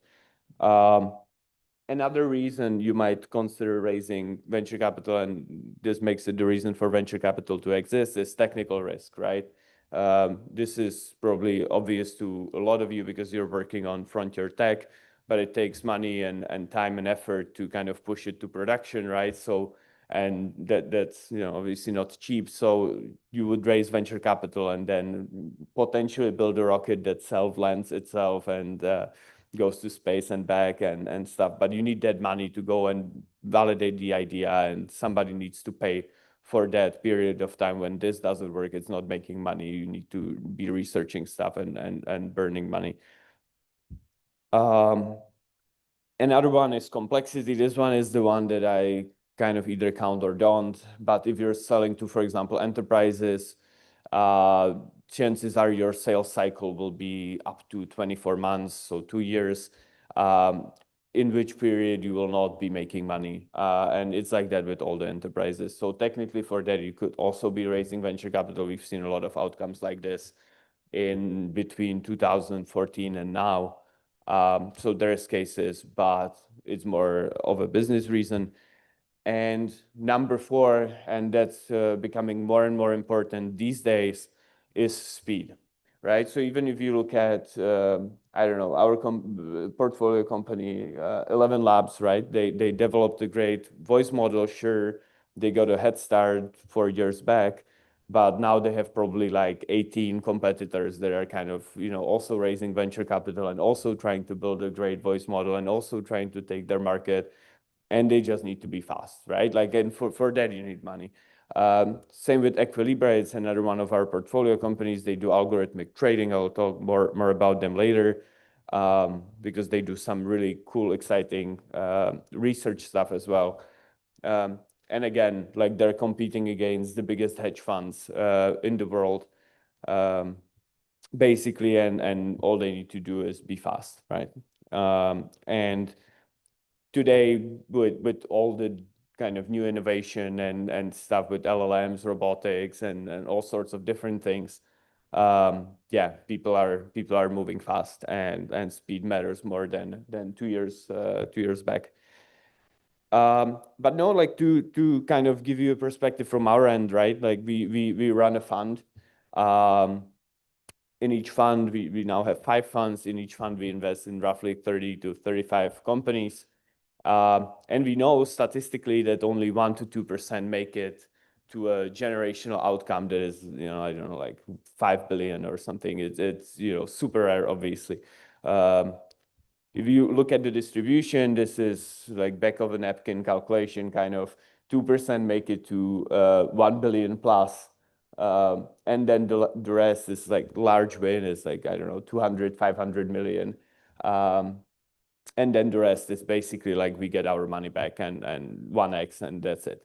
But why I'm trying to say that is that that's another kind of thing you should consider when raising venture capital, is that you really need to have a shot at becoming this, because otherwise the fund model for the venture capitalists that will be investing and allocating their capital will never work, right? They need those outcomes because they know that 90% of their portfolio basically goes to zero, and they need to return the fund 5x. So they need at least a couple of these huge outcomes, or they need those huge outcomes to be huge for the fund as a package to return money and to make their investors happy, right? So TLDR, the whole business is about outliers. It's about building huge companies, and if you want to raise venture capital, you would ideally be aligned with that mission, and wouldn't want to stop somewhere in the middle of here and just call it a day, sell your company, and go enjoy your life.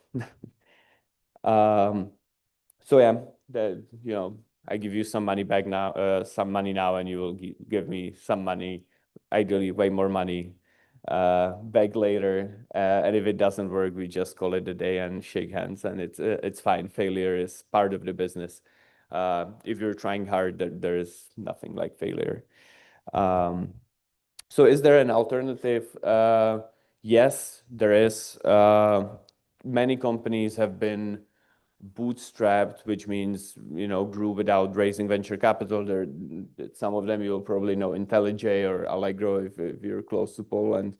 Grammarly, of course, Wargaming, and there's other examples. But statistically, if you're building for a $1 trillion outcome, then the statistics are ruthless. Only 90. Where is the stats? Okay, none of the $1 trillion companies are not venture funded, are bootstrapped, and 93% of European unicorns are also venture funded. So you can build a unicorn, meaning $1 billion company, while not raising any capital, but it's statistically unlikely, and it's probably even more painful than building it with venture capital, which is already painful. So I would not recommend it. But I mean, obviously, it's up to you, right? Like it comes with advantages. We can discuss that, and I'm always the first advocate to ask founders why they want to onboard onto the venture journey, because it has downsides, right? So I always advocate for founders bootstrapping, but just statistically, it's just ruthless, unfortunately, because whatever interesting thing you find, there will be venture-backed competitors going against you, and then you need to be, as efficient and even better with no money, going against your competitors. So how much to raise and when? Good question. You can raise, usually that's then coming back to today, being all about speed, is you usually would start with a small pre-seed round. Like, imagine you're just starting, you found something cool in your research, whatever, and you want to give it a shot. So you would get your 3 or 4 or 5 best friends who also kind of happen to do the same research or are useful for that company. You raise, let's say, 2 million euros. That this will cover your salaries for 18 months, and then you have money to spend on random like compute stuff, whatever. And you just kind of go and give it a shot. This happens a lot today. As I said, it's mostly people who came across something super cool and wanna test the hypothesis. It's called a pre-seed round. Very common.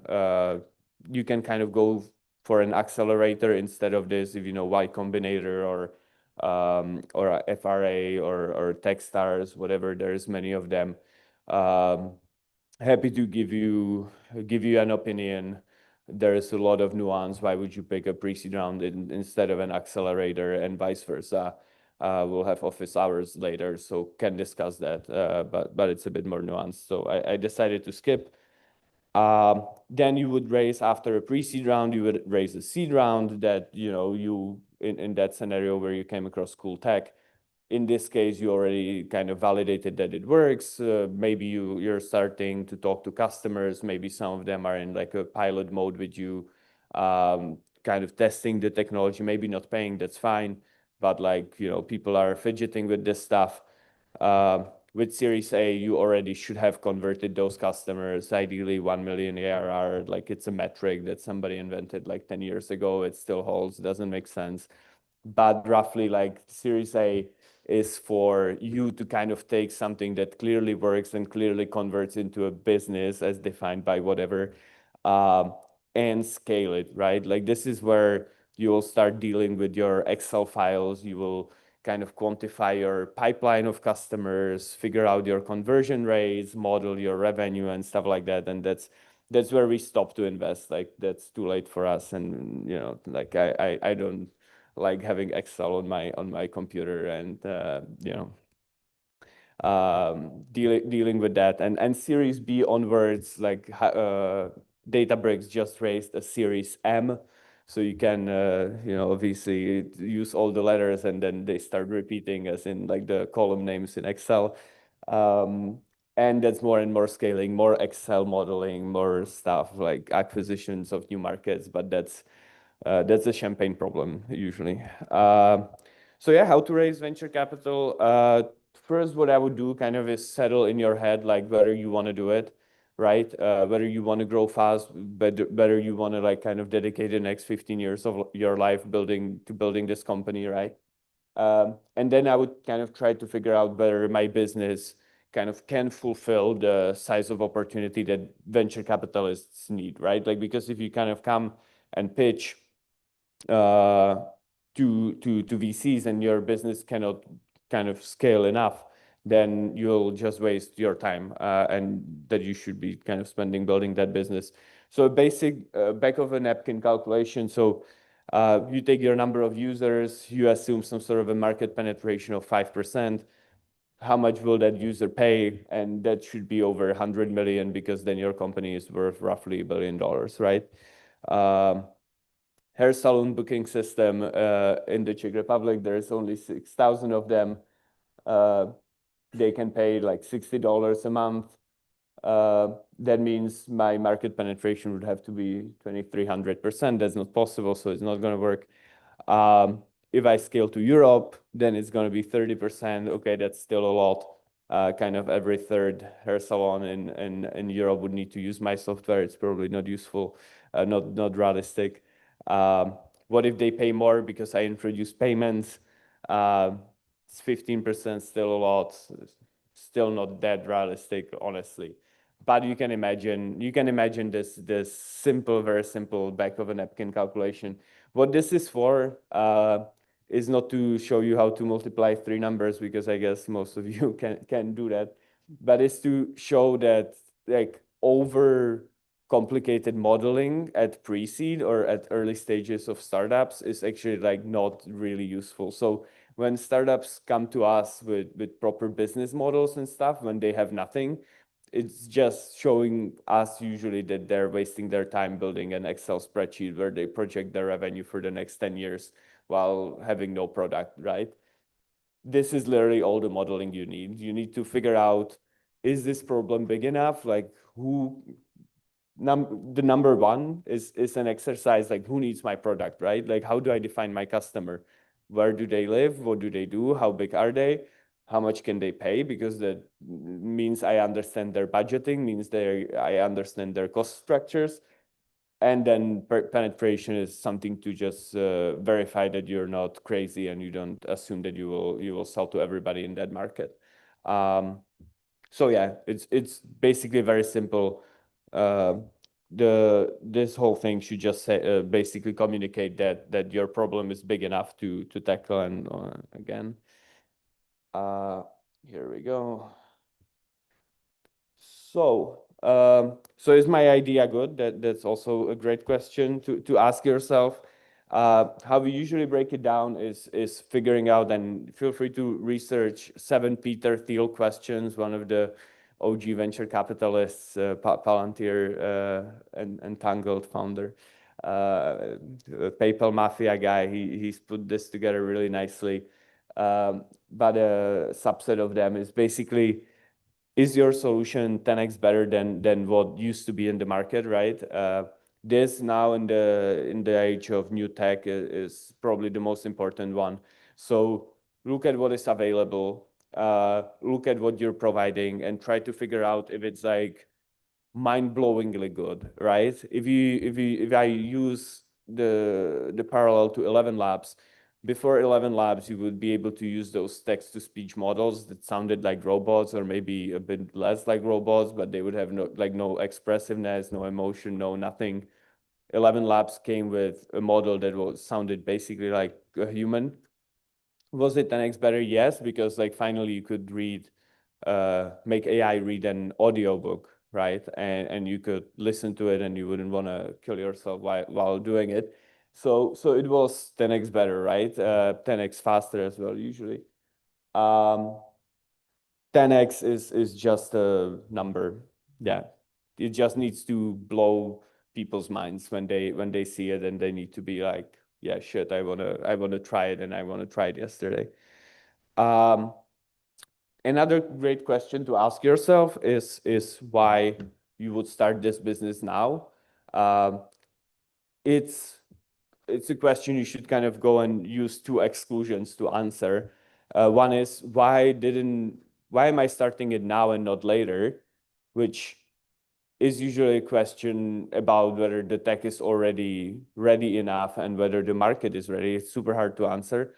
But the other exclusion is easier to answer, because that's why this business wasn't started already a year, 2, 3 back, right? Because if you kind of think about it, it's either that the tech is only ready now, and hence this business was not, or similar competitor business was not started 2 years back, which means great, like now I have something that, you know, just became possible, and it's awesome that I can kind of capitalize on it right now.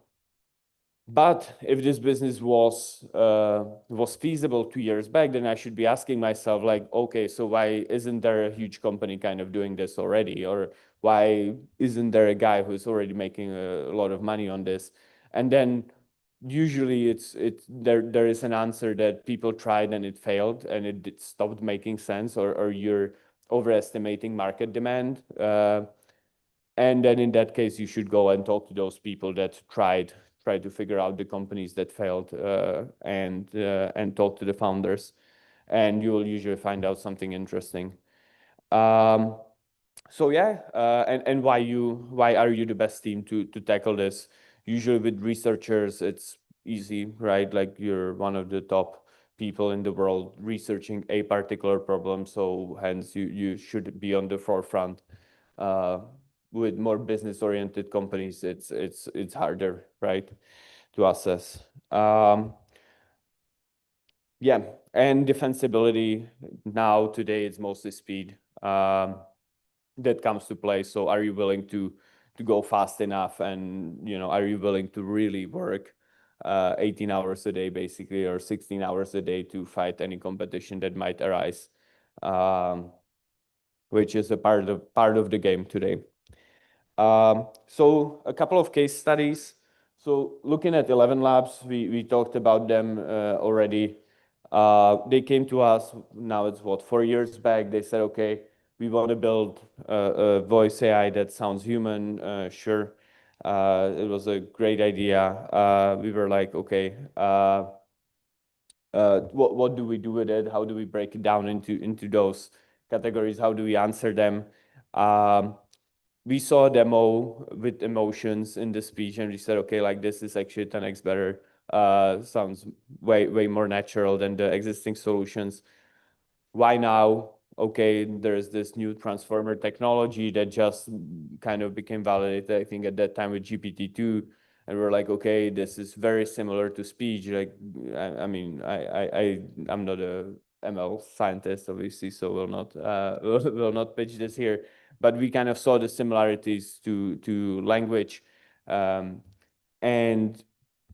and said, okay, this could kind of technically make sense as the reason why this company will start existing now. Why the team, Piotr and Matti, kind of had an awesome blend where Piotr was the researcher who worked on audio models. Matti was the guy who worked at Palantir selling to enterprises, which would be a key element for 11 Labs later. So a great blend. And defensibility, kind of hopefully, yes. They are so far, they're defensible, but time will tell, obviously, like we're very bullish, but defensibility is hard to predict. But the point to be made here is that not all of these have to be kind of answered yes or 10 out of 10, right? Like not all companies have that. It's fine if you're spiking in one of them. You just have to kind of, even for yourself, like you will be dedicating 2 years of your life to this at least. You just for yourself need to figure out what your strong sides are. Another one, the second case study, Equilibre, they kind of, that's the quantitative trading company. They basically said that, okay, it's a great team. They came out of DeepMind, did the poker AI that was the first one to beat a human being. They worked with intuition a lot in their models. And they said, okay, how about we take what we've learned and trade on the stock market and use the same tech. So we're like, yeah, okay, sounds interesting. Would the solution be 10x better? Two things, right? We had a thesis that it might, because would be something new and the models were new, the models were cool. But that would have to be validated, kind of. Why now? Reinforcement learning just got explored more at that time when we invested, so it kind of also made sense.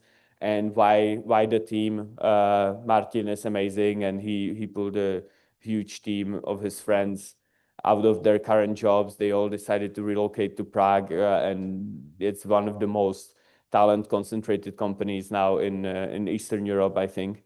So we were like, yeah, okay, that makes sense. The team should work as well.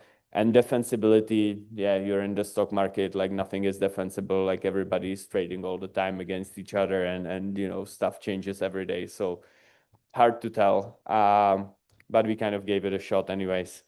So yeah, that basically concludes my my presentation. Hope it was useful, at least for some of you who were not touched by this industry.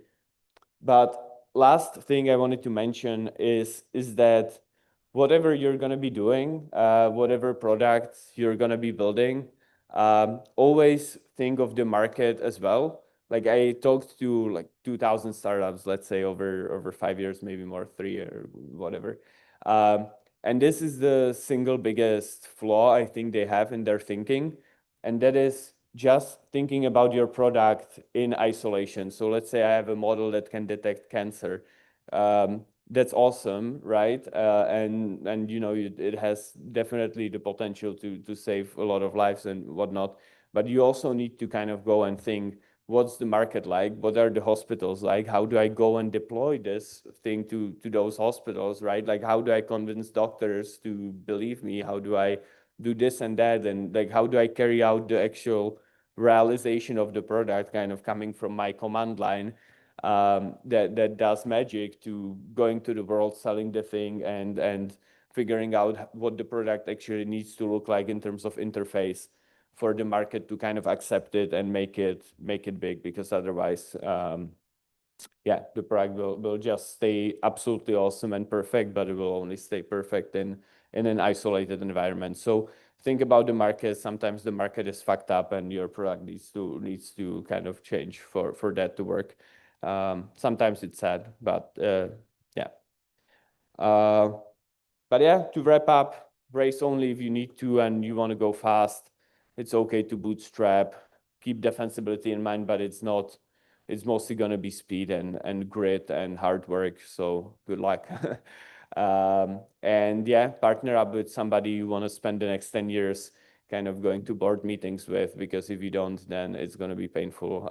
We've seen a lot of bad partnerships that fell apart on the personal level, and it's never nice. But yeah, so we have two more things planned, which is one is office hours. We'll start at 1:30 right outside at the terrace. So feel free to grab lunch when you're finished. Feel free to come by. I will be there. Any questions are welcome. You don't have to have a startup. You can just be thinking, come to listen to other people's questions, whatever might interest you. I'm just going to be there at your disposal.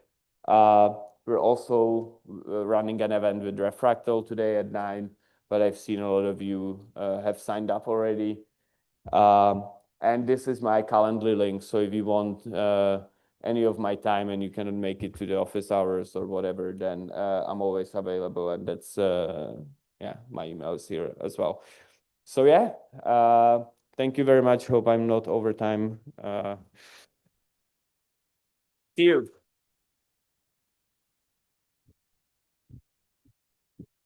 Once again, I think a very important conversation for us all to be having at this time. We will not have dedicated Q&A. You will have a chance to talk to Mate during the office hours during the lunch slot. We will now have a 20-minute coffee break. Please aim to be here by 11:40, which is when we will start with Claire's talk and continue learning. Thank you very much.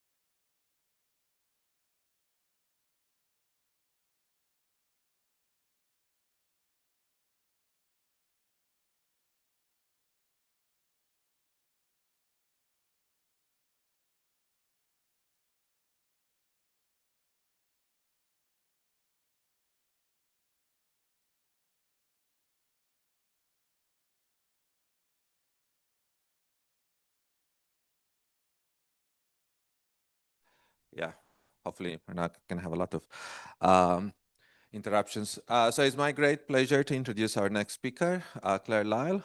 She did her PhD in Oxford with Yarin Gal and Marta, and I don't know how to pronounce her last name. I'm not going to even try. I think it's a Polish name, right?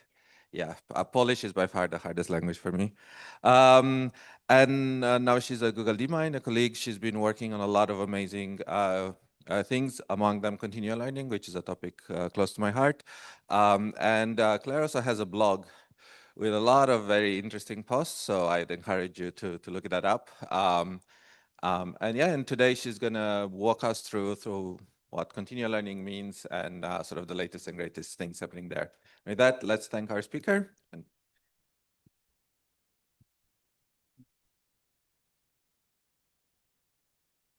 Thanks, Razvan. So yeah, I'm going to be talking to you all today about continual learning. So I'm going to start with a little bit of motivation about why we would want to continually learn. I think, the classic justification is that the world changes and our neural networks should too. So, if you think like, 10 years ago, if you asked a language model, which, weren't very good yet, but if you asked one that was trained on 2016 data, like who's the monarch of England, it would give you an answer that if you asked it again in 2026 would be wrong. So we have a lot of things about the world where as the world changes, we want our models to update their knowledge accordingly. In some cases, the world changes very quickly. And so we like to maybe not have to have a very long iteration period going from, one round, like one model addition to another. Ideally, we would like our models to be able to very quickly adapt to changes that happen in the world. So there's a second motivation for continual learning, which is growing increasingly relevant, which is that increasingly we have models that learn from their own experience. And if you have a model that's learning from its own experience, then as it gets better, it generates better experiences. And so it has to continuously adapt to this changing distribution. So for example, this is often the case in robotics, where maybe you have a robot that's going off and trying to figure out how to navigate some new environment. Maybe it's, this is the McGill, my alma mater, McGill's swimming robot, where if you ever want a great excuse to go to Barbados, just do robotics with them. And they run their robots, they train their robots in Barbados to do reef diagnostics and stuff. But if you have these types of robotic environments where you're trying to learn how to swim, obviously, the data you collect early on when you're very bad at swimming will be very different from the data you collect later when you're good at swimming. And you need a learning algorithm that's able to learn from the better swimming data as well as the worse early swimming data. We see similar types of non-stationarity in a lot of different tasks. So if you learn any board game, for example, you try to learn how to play Go, the distribution of board states you see when you're very bad at Go is very different from the distribution of board states you see when you're very good at Go. And we want to make sure our agents are able to learn not just from the board states that they saw when they were very bad, but also the board states they see when they're very good. So I think earlier, like say sort of 2019 to 2024 era, people were mostly focused on scaling models, and they didn't really care about whether, as long as they were able to make the models bigger, they didn't really care about whether the models were able to learn continuously. Increasingly, we're seeing that a lot of people are converging on the idea that actually it is important to have models that can continuously adapt to the world as it changes. If you listen to any big machine learning podcasts, you've probably heard a lot of famous people talking about how important it is to do continual learning. But continual learning is also unsolved. And in particular, there's kind of two main problems that we face when we want to have continual learning agents. So the first is remembering the past. Remembering the past is hard, even for people. It can be hard and it can be very expensive if you can't do it. But it's also a really big problem for neural networks, much more than it is for humans. So there's a lot of classic papers, honestly going all the way back to the 90s, showing that neural networks have a very hard time retaining knowledge from the past if you train them to learn new things. And the second problem that we run into is maintaining plasticity. So this is something that many of you have probably experienced when you tried to learn a second language, which is that it's really hard to hear the sounds, sort of distinguish between new sounds in the new language that aren't in your old language, unless you learned that language when you were very, very small. There are these critical periods that happen where when you're really young, it's really easy to learn how to pronounce different sounds. So I'm sure if I came to Serbia when I was, or to Montenegro or Serbia or Croatia when I was 2 years old, and I tried to listen to the distinction between the C with a hat and the C with an accent aigu, I would probably be able to hear the difference, but I still cannot. I listened to this YouTube video with this tongue twister like 20 times, and I still couldn't really tell if I closed my eyes and couldn't see the letters, which was which. But this is also something that comes up in a lot of other systems. And in particular, this also comes up in neural networks. So there were some famous experiments in the 1950s, back before animal rights laws were really fully set up, on kittens, where they basically gave these kittens like goggles that made the world really blurry. And then they checked to see how the kitten's visual system developed when they had these goggles for the first few weeks of life.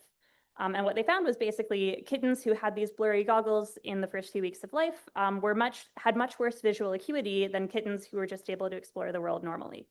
And in fact, in like 2016 or so, or 2019, people ran similar experiments on neural networks where they showed them blurry images and trained them on the blurry images for a while, and then continued training on sharp images. And the networks that were sort of pre-trained on the blurry images had like a consistent degradation in performance compared to the ones that could see regular images from the start. We also have a kind of meta problem in continual learning, which is finding ways of evaluating our algorithms.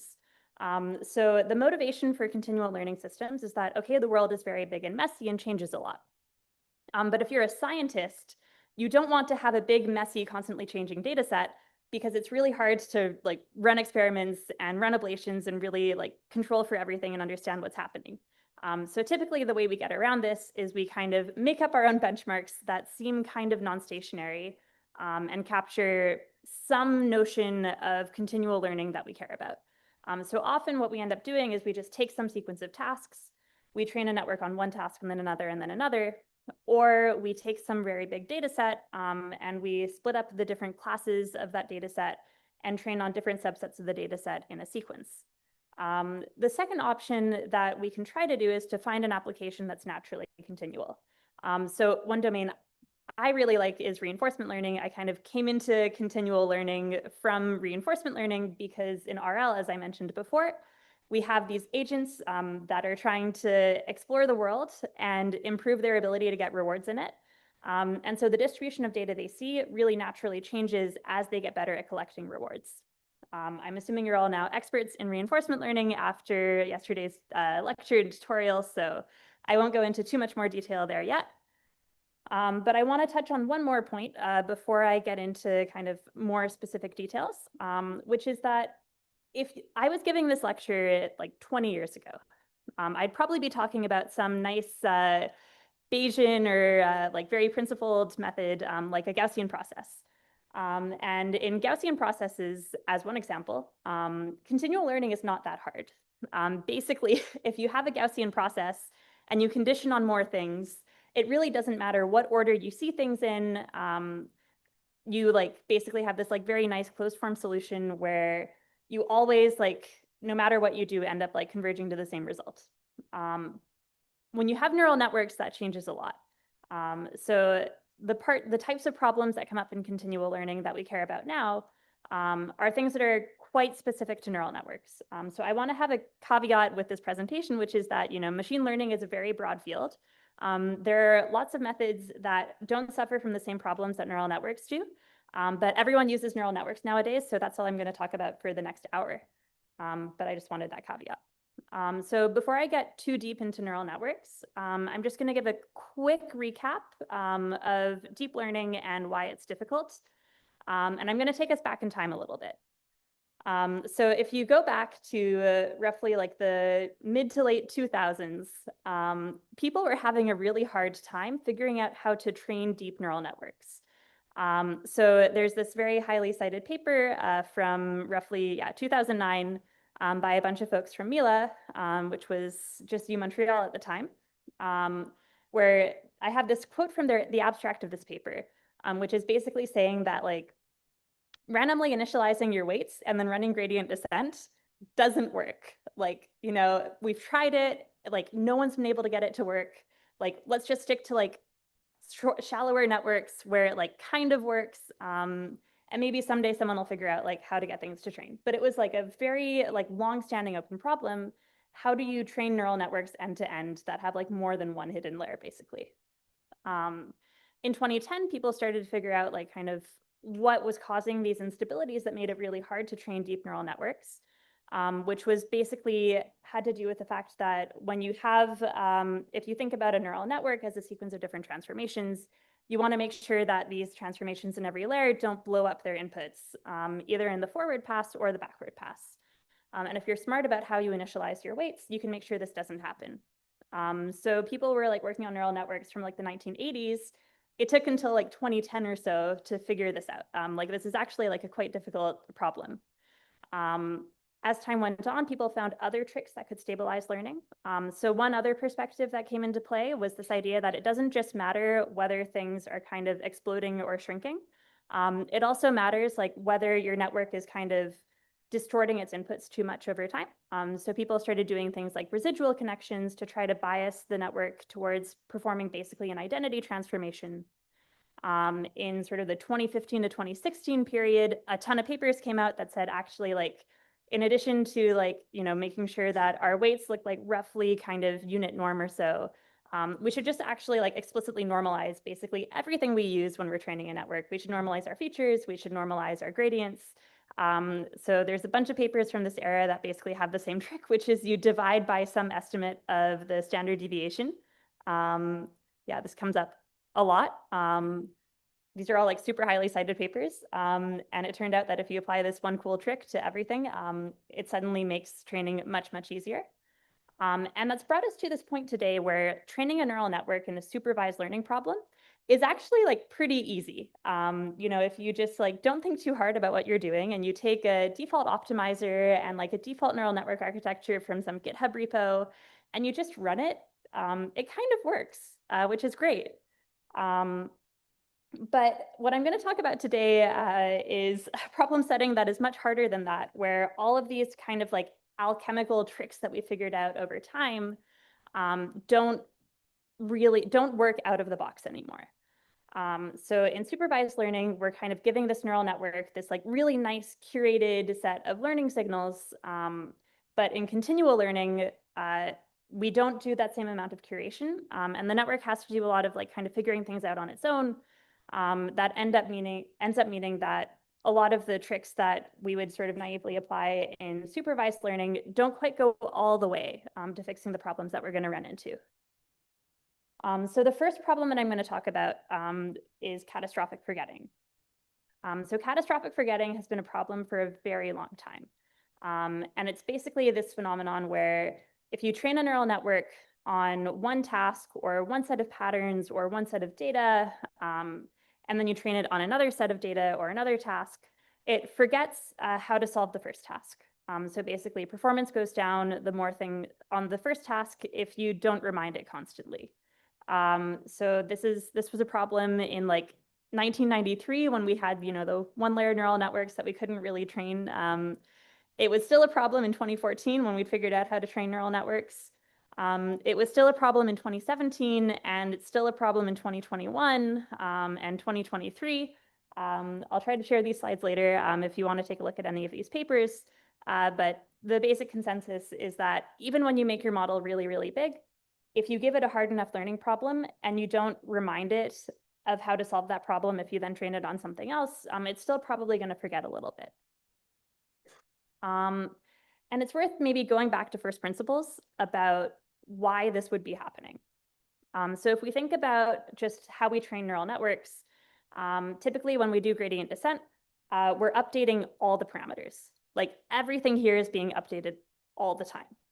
And that makes a lot of sense if you have like a really diverse data set, because there's all of the parameters are probably useful for something. And so it makes a lot of sense to just, update everything in the hope that you're going to extract the learning signal that you need to. But when you get into a setting where, say, you already trained your model on a bunch of things, and now you just want to add like one other thing, like, maybe you trained on most of the world's languages, and now there's some like obscure Aboriginal language from the west coast of Canada that you want to add in. And you don't really want to have to like remind the network of every single other language.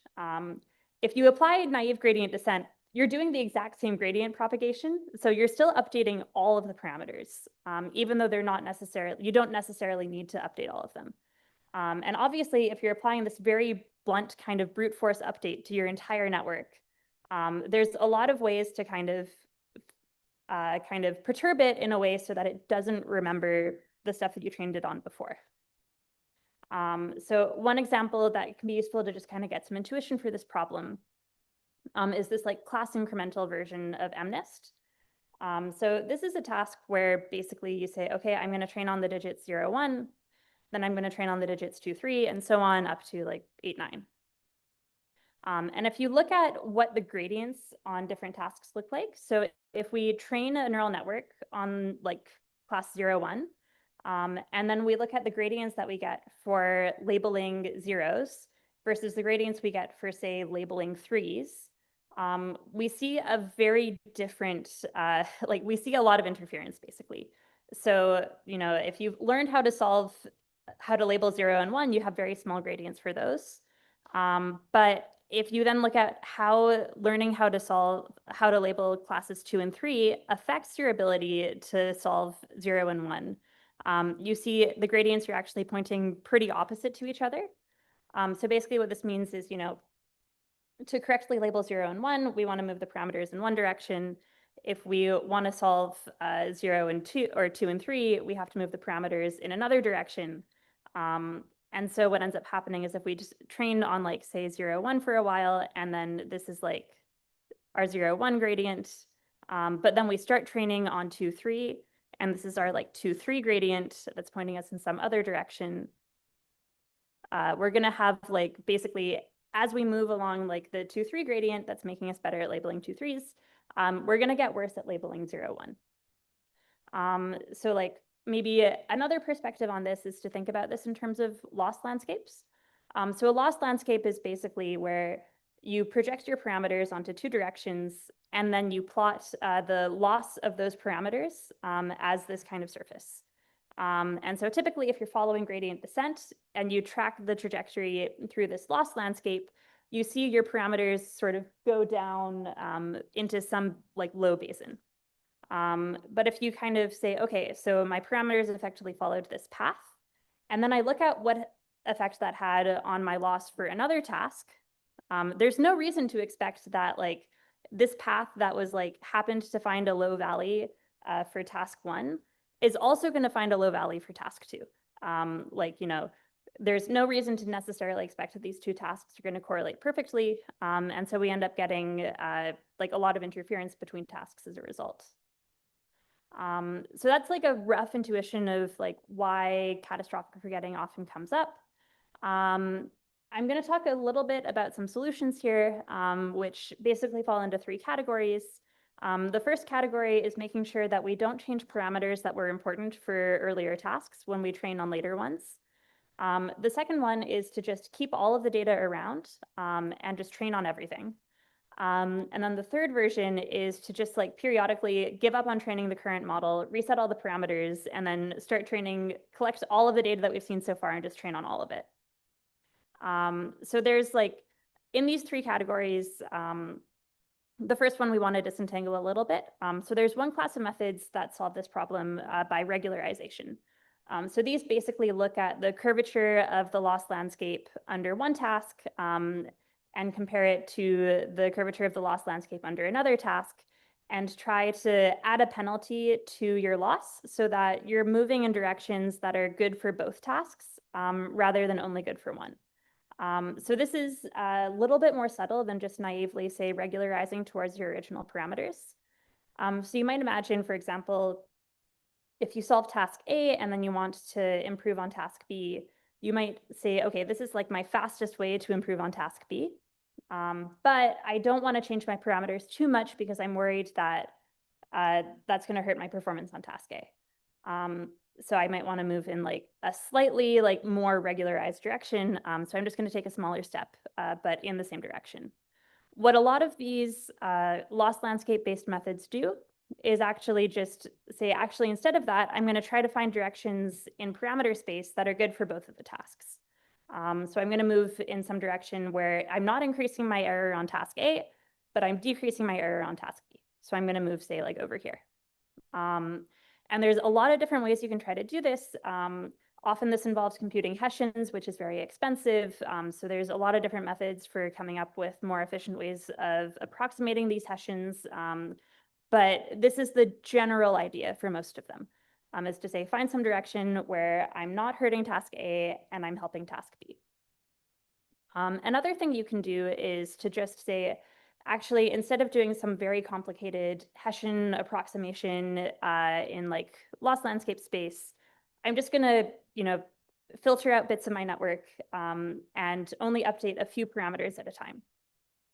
So there's a lot of papers that do variations on this. Some of them compute masks over different weights. Some of them kind of add new components to the network as you add more tasks.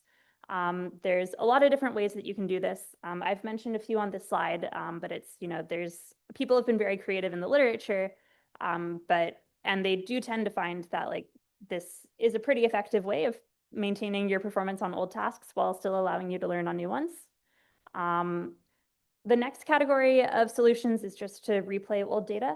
So I think if you have to, replaying data is definitely the simplest approach. If storage is cheap, hard disks are pretty cheap. You can just keep the data from the earlier tasks around and keep on training on it. And that often does very, very well as well. That's something we use in RL quite a lot. And then the final category is to say, sometimes, as we're going to get into later, there's reasons why you might not want to start training on the new task from the parameters that were good on the old task. And so you might just want to take all of the data you've seen so far, reset the network, and just restart everything from scratch and basically try to make things closer to supervised learning. So instead of trying to be very clever about how you update your network over time so that you can continuously add new data points as they come in, you might just want to say, okay, I'm going to train my network as well as I can on all the data I've collected so far. Once I collect more data, I'll train on that, and I'll just do it like a new supervised learning run. That, if you don't mind waiting for your neural network training to converge on the larger data set, often does extremely well.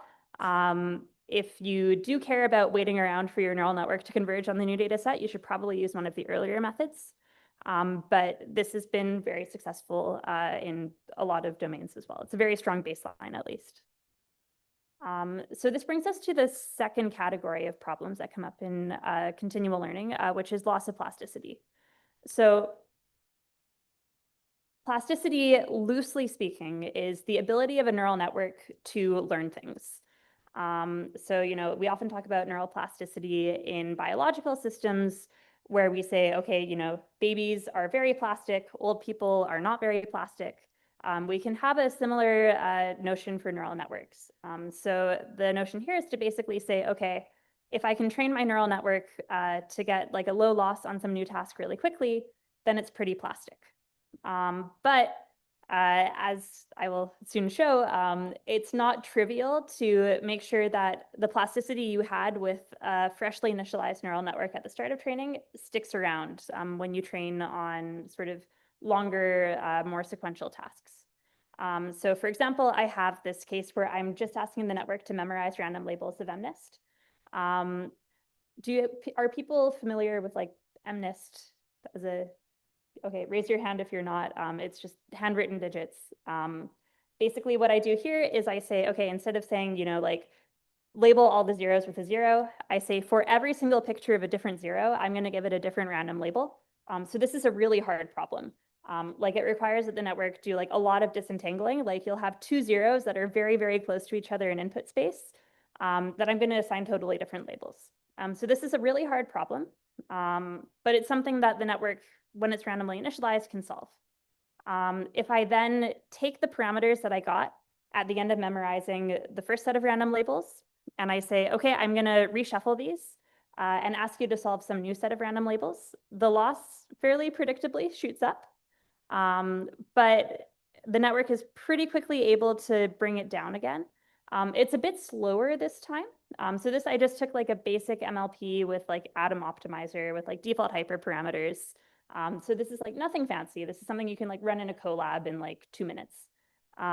Especially with coding agents, just ask a coding agent to do this. It'll implement it for you and run it in 2 minutes. So second round, it's a bit slower. Third round, I shuffled them one more time, and now the network is able to drop its loss a little bit compared to what it was at the start, but it's flatlining at around like 2.2 or so, which is basically the loss you get when you predict a uniform distribution over everything. If you zoom in on what's actually happening inside of the network when it's generating this flat line, all of the ReLUs are dead. So basically just like shuffling my labels twice was enough to totally break optimization in my network. So I think, yeah, so this was like a really extreme example, right? This was like, you have to memorize this really difficult data set that has absolutely no structure. And on top of that, I'm periodically reshuffling it. So the predictions that we're going to get a really good loss on the first set, which was to super confidently predict that this 0 has label 2, this 0 has label 7, is going to be completely wrong and get you a gigantic loss when I reshuffle the labels. So it's just a very, very hard problem, very adversarial. But you can actually induce similar effects on more realistic problems. So this was work by Evgeny Nikishin when he was doing an internship at Google DeepMind, where he took a bunch of checkpoints from an RL agent, and he created this sequential learning problem where he tried to basically do distillation on the network outputs from each of the checkpoints. So this was like an Atari agent trying to solve this like up and down game. And what he observed was basically, initially, if you take a randomly initialized network, it does very well at like fitting the network outputs. Over time, you can see that if you turn this into a continual learning task, the quality of the fit gets worse and worse and worse.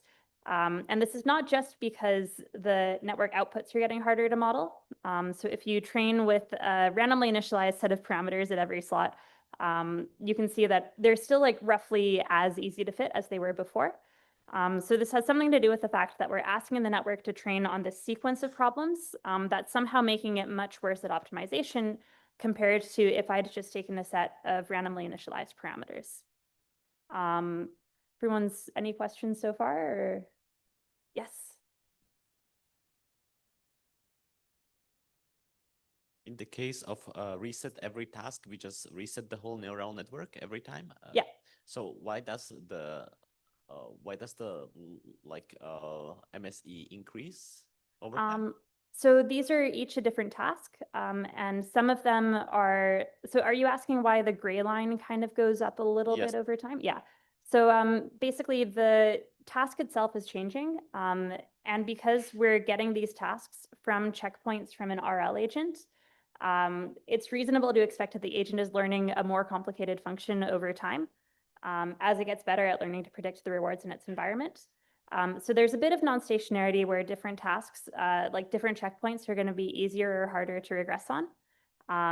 But the main effect here is just that like the blue line has a gigantic gap with the gray one at the end of training as a result of having to train on this sequence.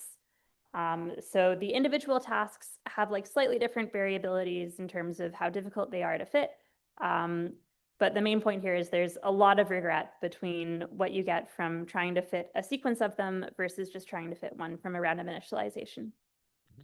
And so the conclusion from this is like when we are fine-tuning,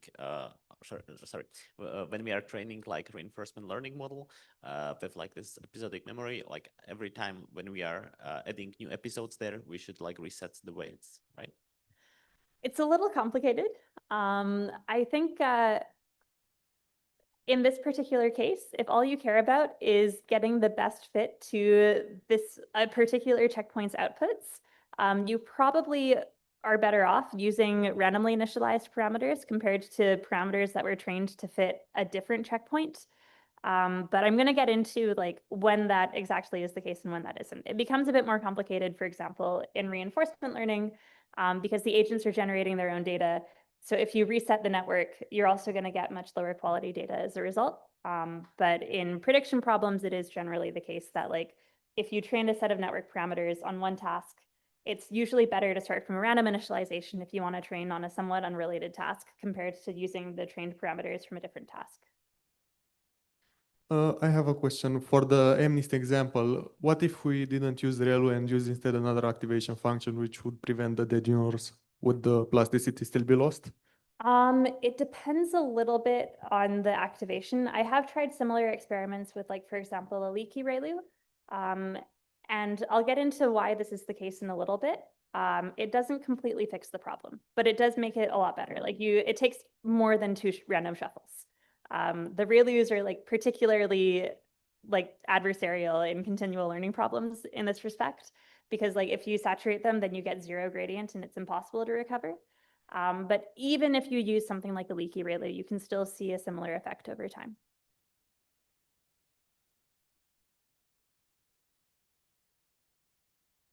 Every time when we are like initializing a new weights, the plasticity is like kind of great, right?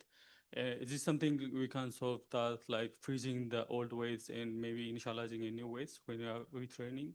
In fact, in this paper, that is the approach that Evgeny tried, which was basically to take the old parameters, freeze them, and then add another neural network and start training that one. And then you add the outputs of the new randomly initialized neural network and the old one. But you only train the new randomly initialized one to get its plasticity. And that can help a lot. We were mostly looking at reinforcement learning. That can help, but you pay the cost of, you have to keep all these parameters around. And if you like then lose plasticity in the second network, you have to add a third, and it just becomes very expensive as you keep on going. Maybe last question. Yeah. Sorry, last second question. How this picture change when you change expressivity of the network? Right, when I change the expressivity of the network. Bigger networks take longer to lose plasticity, but they still do. So yeah, if you have a big enough network and an easy enough task and you don't do very many iterations, you might not notice it. But I ran some experiments where I did like, 1 million task iterations, and then you can eventually start to see things degrade over time. Right, okay, so this was gonna be the interactive part. So sorry, Razvan, but we can maybe just do popcorn style.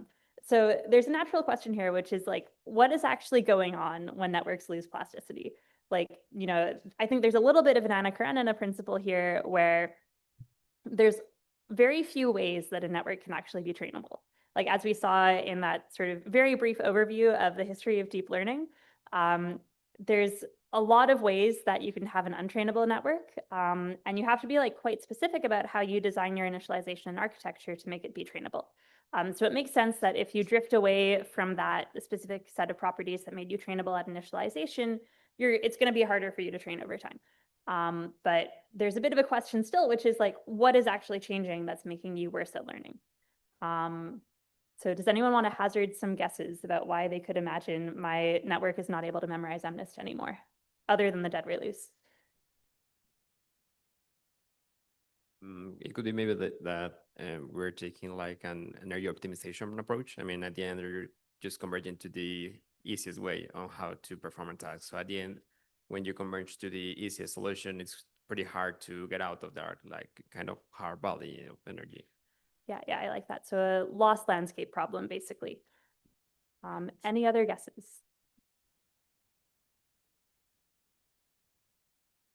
This might be like a triple guess, but was the optimizer state like reset between shuffles? That's a good question. I was not resetting the optimizer state. So it's biased. Biased toward like the old direction. And yeah. So my optimizer statistics are very out of date. That is a very good guess as well. Anyone else?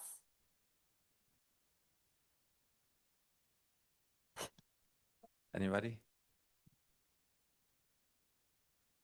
Okay, so these are both very good guesses, and they both get at aspects of what's going on, which is very prescient. So the first class of problems that can come up with loss of plasticity is basically that you can, depending on the type of problem you're trying to solve, just gradually converge towards parameters that are like not good. So this is especially a problem in reinforcement learning because it turns out that if you're trying to solve a value-based reinforcement learning problem, as you maybe saw yesterday, often if you're trying to predict Q values, those Q values can be very large, but they don't necessarily have very high variance.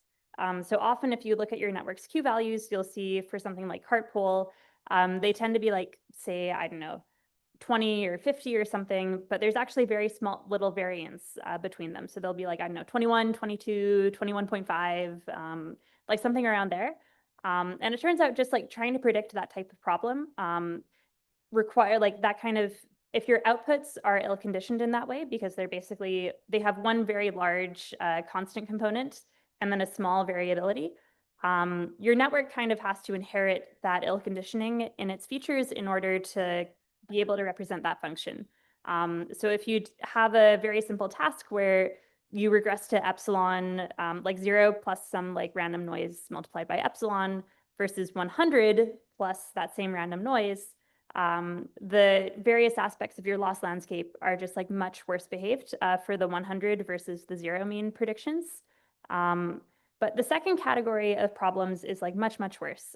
So in general, this type of problem can often be solved by things like distributional objectives, or just being a bit smarter about making sure that you've normalized your inputs and outputs before you start trying to train on them.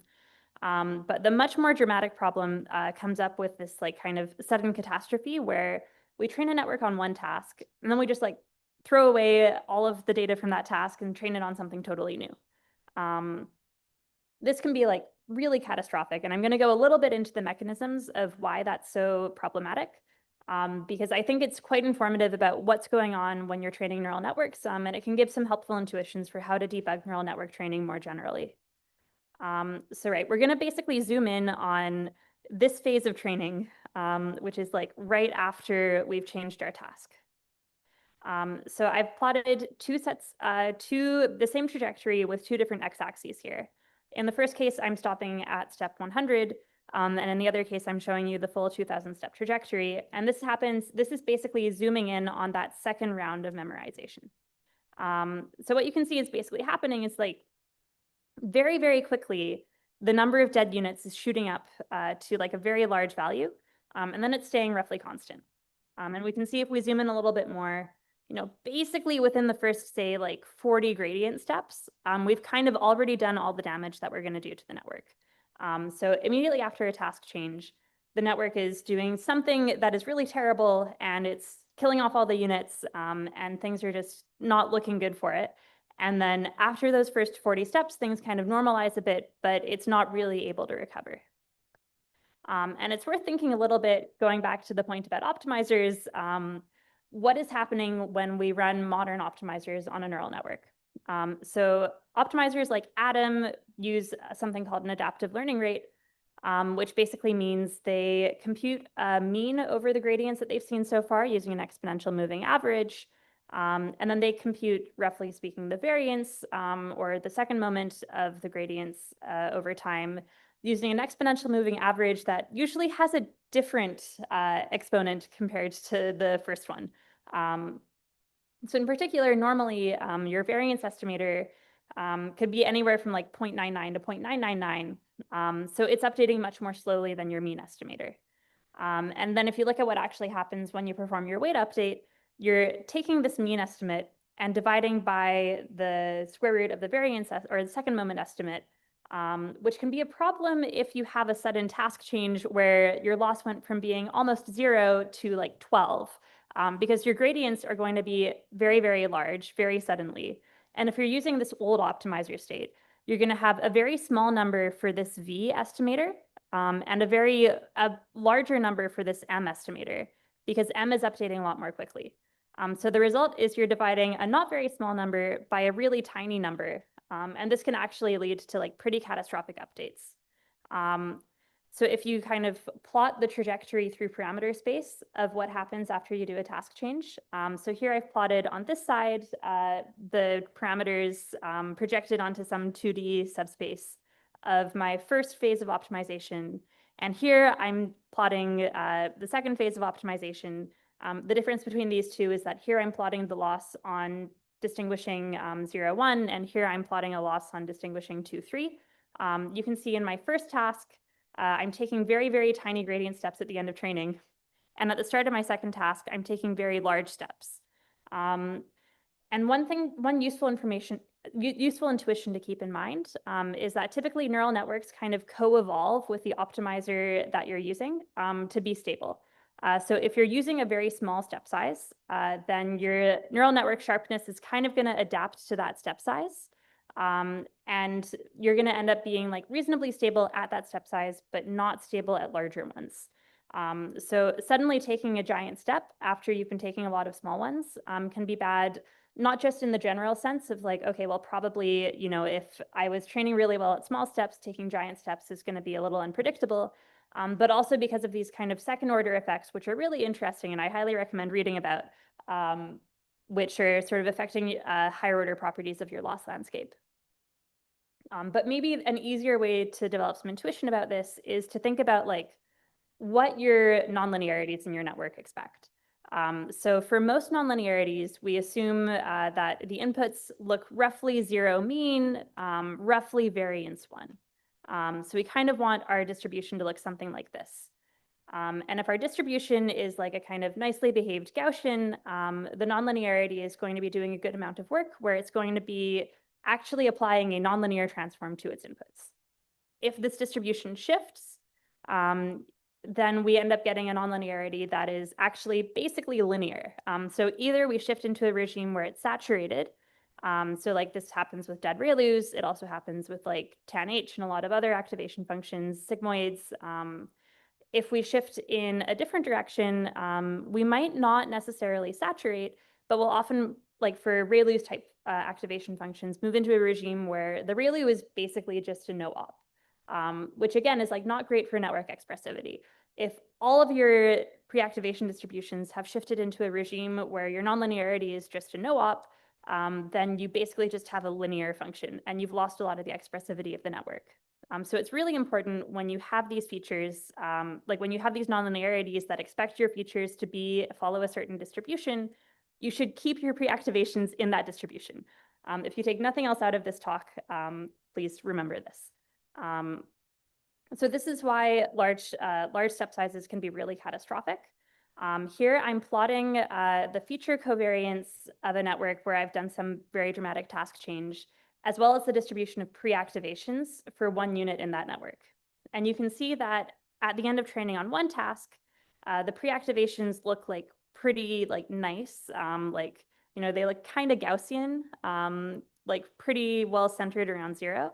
And then immediately, as soon as I change the task, they all like shoot super far to the left, which is especially bad because this is a ReLU network. So what we're basically seeing here is the unit is like not fully dying off, but it's becoming much sparser. And you can imagine if this happened a couple more times, there'd be a good chance that it would end up just completely dying.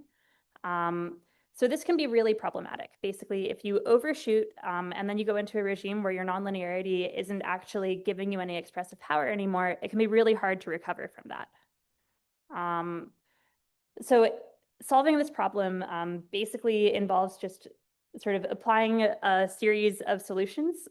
So for example, to avoid ill conditioning in your network, it's a good idea to not regress on ill conditioned targets. If you want to keep your pre-activations within some like nice mean 0 variance 1 regime, you should probably do something to normalize them. And you should probably do something to make sure, for example, that like your parameters aren't growing super large and destabilizing things either. So it turns out basically if you do these 3 things, so you basically try to keep your network in the state where the nonlinearities are getting the inputs they want, and you're not letting anything else kind of drift too far from its initialization value. So you use like some modest amount of weight decay, you normalize your features, everything's good. You use something like layer norm. You get like very stable learning. So now if I do this like random label memorization task, basically, and I look at the average performance over like many iterations. So here I'm running this for 200 rounds rather than just 2. You can see that like the green lines tend to be like reasonably stable. and are able to like continuously learn over the course of training. Whereas if I don't do any regularization or normalization, things collapse pretty quickly.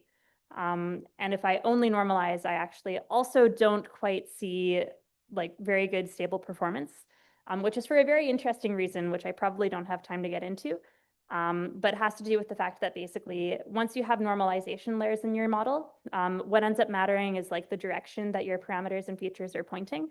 And if you let your parameter norm grow really large, you have to perturb your parameters by a much larger vector to get the same change in their direction, which basically means that your learning rate is kind of implicitly shrinking over time.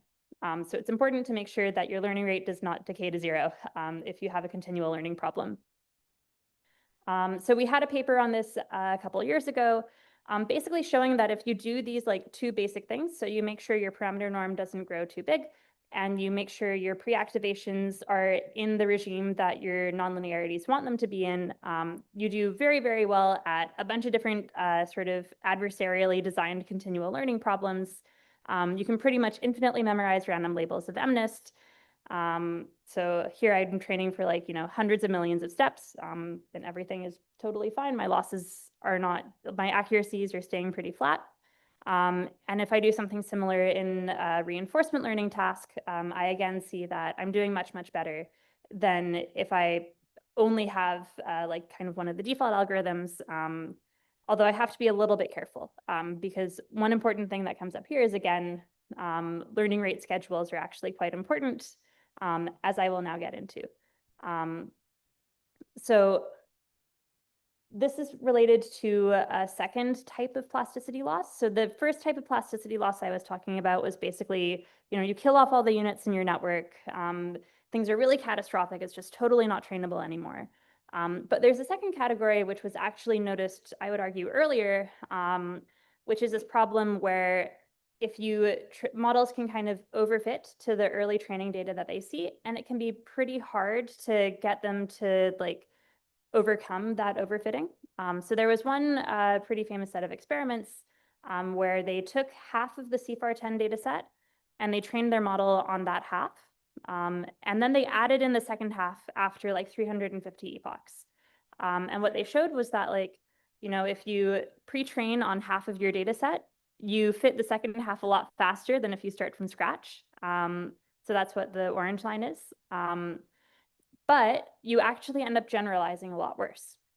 So if you just train from scratch on 100% of the data set, which is the orange line, you get, say, like 60-something% accuracy.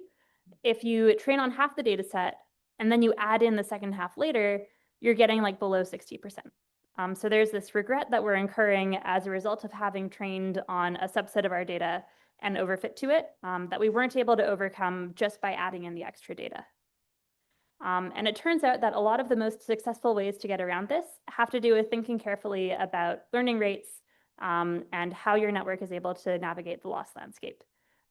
So one useful intuition to have is basically that if you have a large learning rate and you're making very large changes to your features, which is often what happens early in training, you're kind of able to bounce around your loss landscape and find like a nice flat minimum. If you're taking very small steps, which often happens at the end of training, you end up getting stuck in like whatever local minimum you have that's sort of proportional to the size of your learning rate. So this is obviously a problem if you train with a large learning rate or a large effective learning rate on half of your data set, you memorize that half, and then you add in the second half once you're in this like lower effective learning rate regime, where now you're not able to use that extra data to find a good local minimum. You're kind of stuck in whatever you'd found so far. So this was actually one of the most effective interventions in a paper that came out a few years back. Razvan is making a lot of appearances in this slide deck, where they were looking at, basically like this effect of like warm starting neural network training and how to overcome it. And they basically found that rewarming your learning rate is a great way to overcome this problem. So if instead of like using the smaller learning rate at the start of the second half of training, you warm it up to something larger, that actually allows you to close a lot of the gap between the 100% model versus the 50% model. And what's interesting is, so we looked at this a little bit in more detail about what's actually going on inside of the network in terms of like feature learning when this type of problem is happening. So here we actually expanded this set a little bit. So instead of just training on 50% and then 100%, we also did a variant where we did 10% and 100%. And then we looked at tricks where you basically allowed this effective learning rate to fully rewarm in the second round of training versus just like using kind of whatever implicit learning rate decay schedule from your parameter norm growth you got. You could basically not really see any difference between training on 100% versus 10% of the data if you were willing to rewarm your learning rate once you add in the full 100% of the data. And what's interesting is that like the important aspect here is that like the interventions that are able to close the gap are the ones that are allowing a lot of different metrics of feature learning to go up. So one thing that you'll notice here, for example, is that you know, for both of these sets of models, so here the sort of warm-hued ones are just like a default neural network training algorithm where there is a gap between training on 10% of the data versus 100% of the data.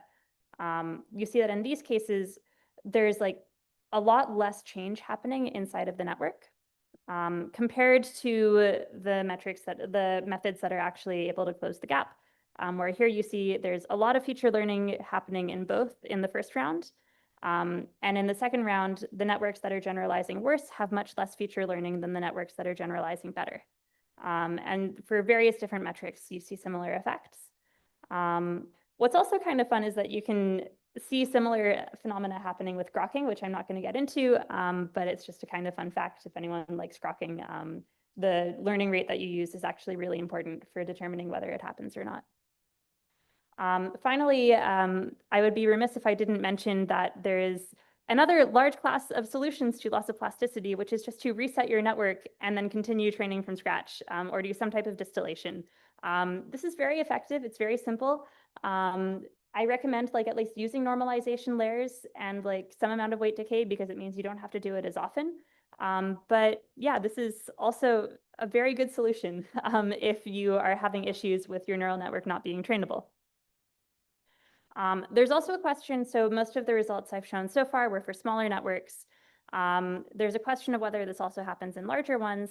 There is some evidence that like there's some notion of plasticity loss that also applies to LLMs.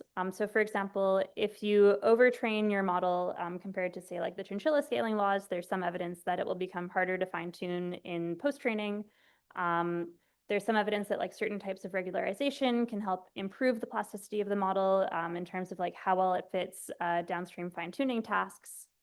And language models also present a really interesting regime for thinking about learning because they allow us to do in-context learning. So far I've just been talking about in-weights learning, but actually, I mean, you know, we live in a world now where we have these models that can do some type of continual learning just out of the box because you can give your model some increasingly long sequence and it's often able to adapt to changes that arise in that sequence. So this is the classic language models are few shot learners paper, which basically says that if you just think about inference time language model outputs as being a type of learning, they are able to in some sense adapt over time. So if you show them a few different examples, they tend to be able to use that information to change their outputs later. This is a very different notion of learning that's happening in the context space as opposed to in the weight space.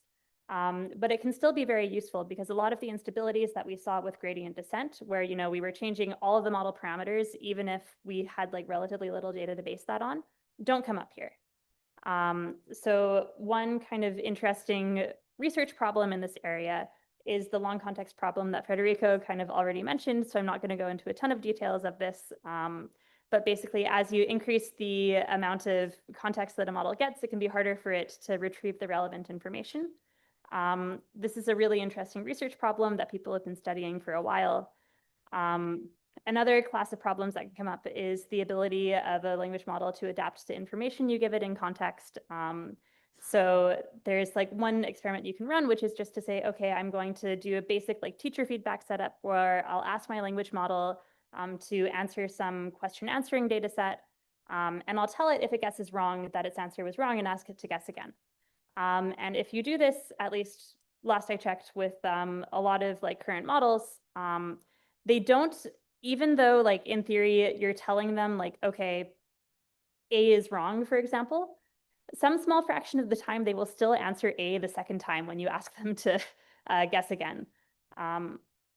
So there was some recent work from some folks at Google DeepMind who were looking at like whether you can train models to be better at like using this information from their context. And the short answer is you can train them to be better. There's, it's not like it's not a cure-all. They're still not amazing, but there is some evidence that like if you're smart about how you train your model, you can potentially make it even better at like learning from its context and adapting over time in a sort of in-context way. So I think I'm roughly at time. So we should have some time for questions afterwards. But just to wrap up, the main takeaways that I think you should have from this talk are first that continual learning basically has two somewhat independent problems. The first is remembering old tasks, and the second one is learning new ones. Just standard gradient descent is not great at either. If you can keep data around, the first problem is really easy. Otherwise, it can be very hard, and there's a lot of work that's gone into figuring out how to come up with more clever ways of updating the model so that you can not have as much interference between old versus new information. With the second problem, if you're smart about how you train the model, again, you can largely avoid the need to keep all your data around and retrain on it. But if you still run into issues, resetting and distilling has still been shown to be very effective in a lot of settings. And then finally, I think in-context learning is a really exciting regime to think about how to do continual learning. And there's a lot of interesting open problems there, but it also brings its own challenges. So yeah, if you have any questions, feel free to reach out. There's my email. Otherwise, thank you all for your attention.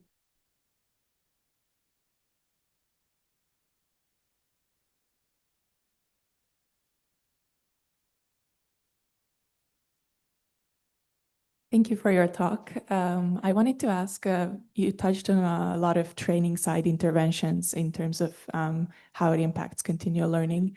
But I'm wondering, what about the data side? Like in what order you show data to your network? I know this is like a big problem in like training on documents, and I'm not sure like how much of a problem this is for like vision models or how it compares between different modalities.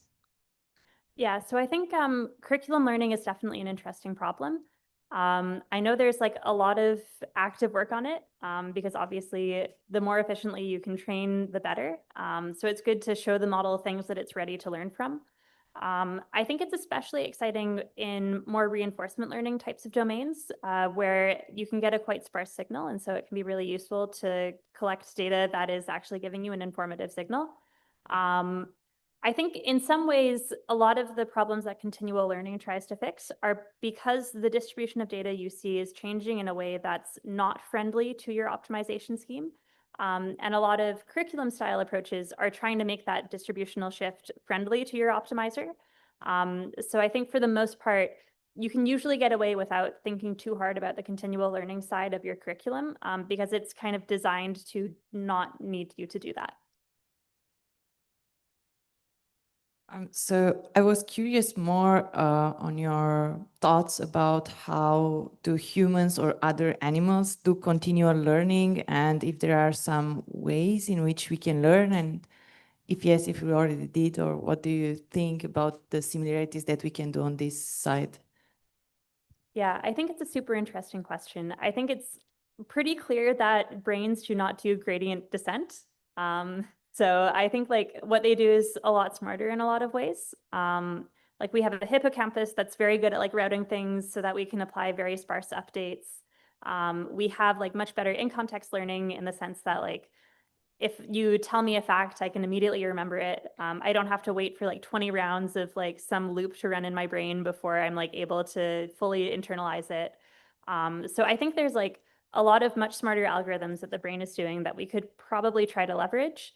But it's very challenging at the same time because the way like the field itself is kind of converged to a local minimum in terms of how we train and design neural networks. And so coming up with like more creative methods instead has to overcome this hurdle of like, you know, matching this thing that we've spent 30 years trying to like optimize the heck out of. Thank you for the talk.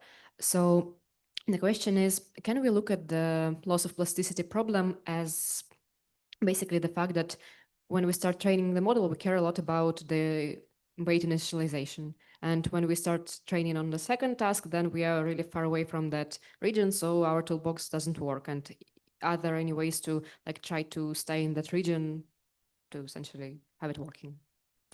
Yeah, so I think there's kind of two ways that people try to do this. So one is by some form of regularization or normalization. So you basically say, okay, there's some property of the weights that I want to maintain. Maybe it's some property of their spectrum. Maybe it's just the norm. Maybe it's the mean. And so I'm going to either regularize or constrain my weights over the course of training to maintain that characteristic. The second approach is to say, I'm just going to periodically reset weights that don't seem to be very important at the moment so that they follow the distribution that was good at initialization. And then the hope is that by periodically injecting weights that have the properties you want over the course of training, that's going to be enough to keep things reasonably plastic.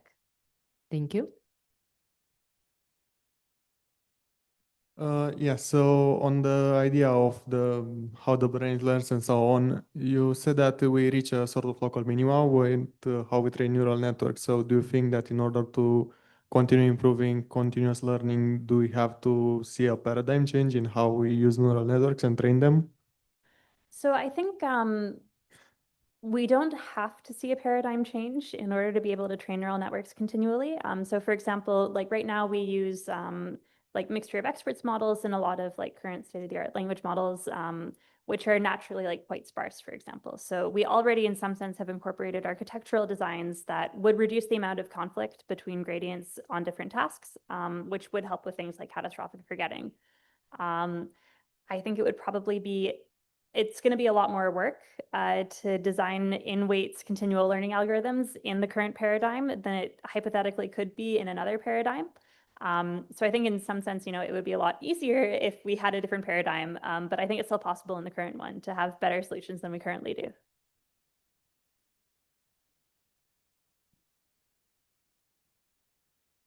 Hi, thank you again.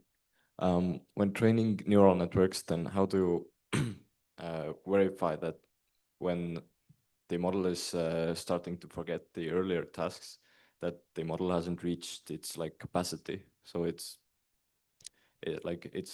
not possible for it to learn multiple tasks. Yeah, I think typically we compare against a baseline of like a lot of continual learning methods will compare against a baseline of just training on everything. So to some extent you can say, okay, when I trained on everything at once, I was able to fit everything perfectly. Then I probably did have the capacity to learn these tasks sequentially. I just wasn't using it effectively. So usually if you use that as a baseline, you can get a sense of like how much of this is a kind of capacity problem versus your inability to use the capacity that you already have. And I think in most cases, we usually see that it's inability to use the capacity that you already had. Although it certainly is the case that eventually you do run out of capacity if you like try to train on like too massive of a data set with too small of a network for too long. I have a short follow-up question. I wanted to ask about memorization and like how sort of, do you know like what sort of information the network learns that is transferable across different tasks, and what is it that is like very task specific, and how much memorization does it require, or how can you like measure the difference between these two, or when you're training on these tasks? Yeah, I think, I mean, yeah, there's a whole field on like memorization and like trying to understand how it happens in neural networks. I think like the main comment I have there is that it does seem as though tasks that require more memorization, in the sense that the network has to kind of contort the inputs and representation space more in order to represent whatever it's trying to learn, tend to be worse about inducing loss of plasticity. Just because like if you have to do more and like potentially like have strange changes happening to the internals of your network, there's a better chance for something to go wrong. But I don't think anyone has looked specifically at like how memorization versus generalization comes into play in loss of plasticity, at least.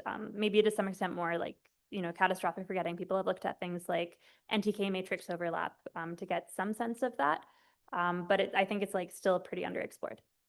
So we're going to do a last question.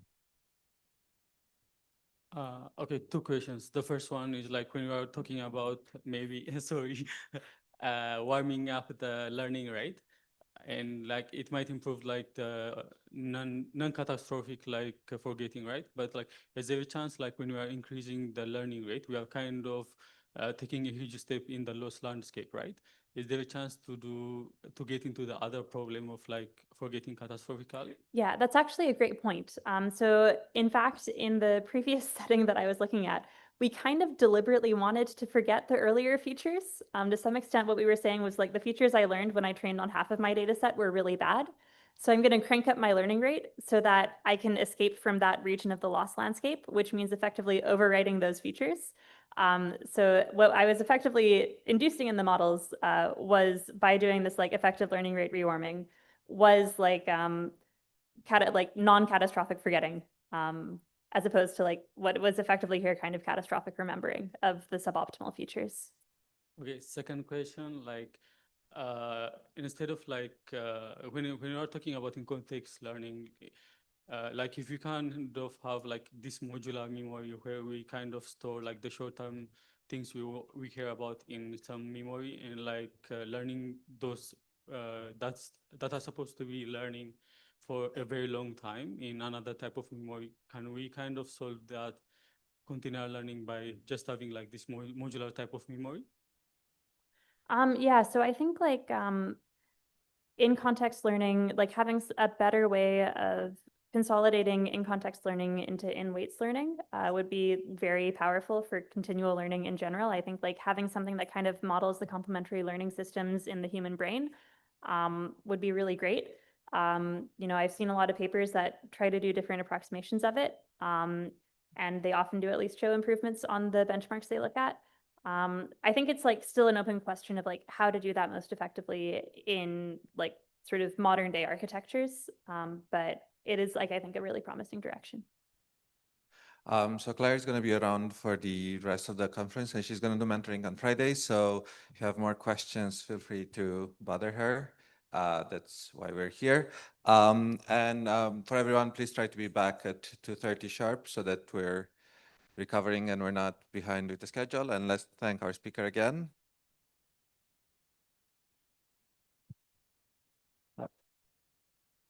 And now I have lunch.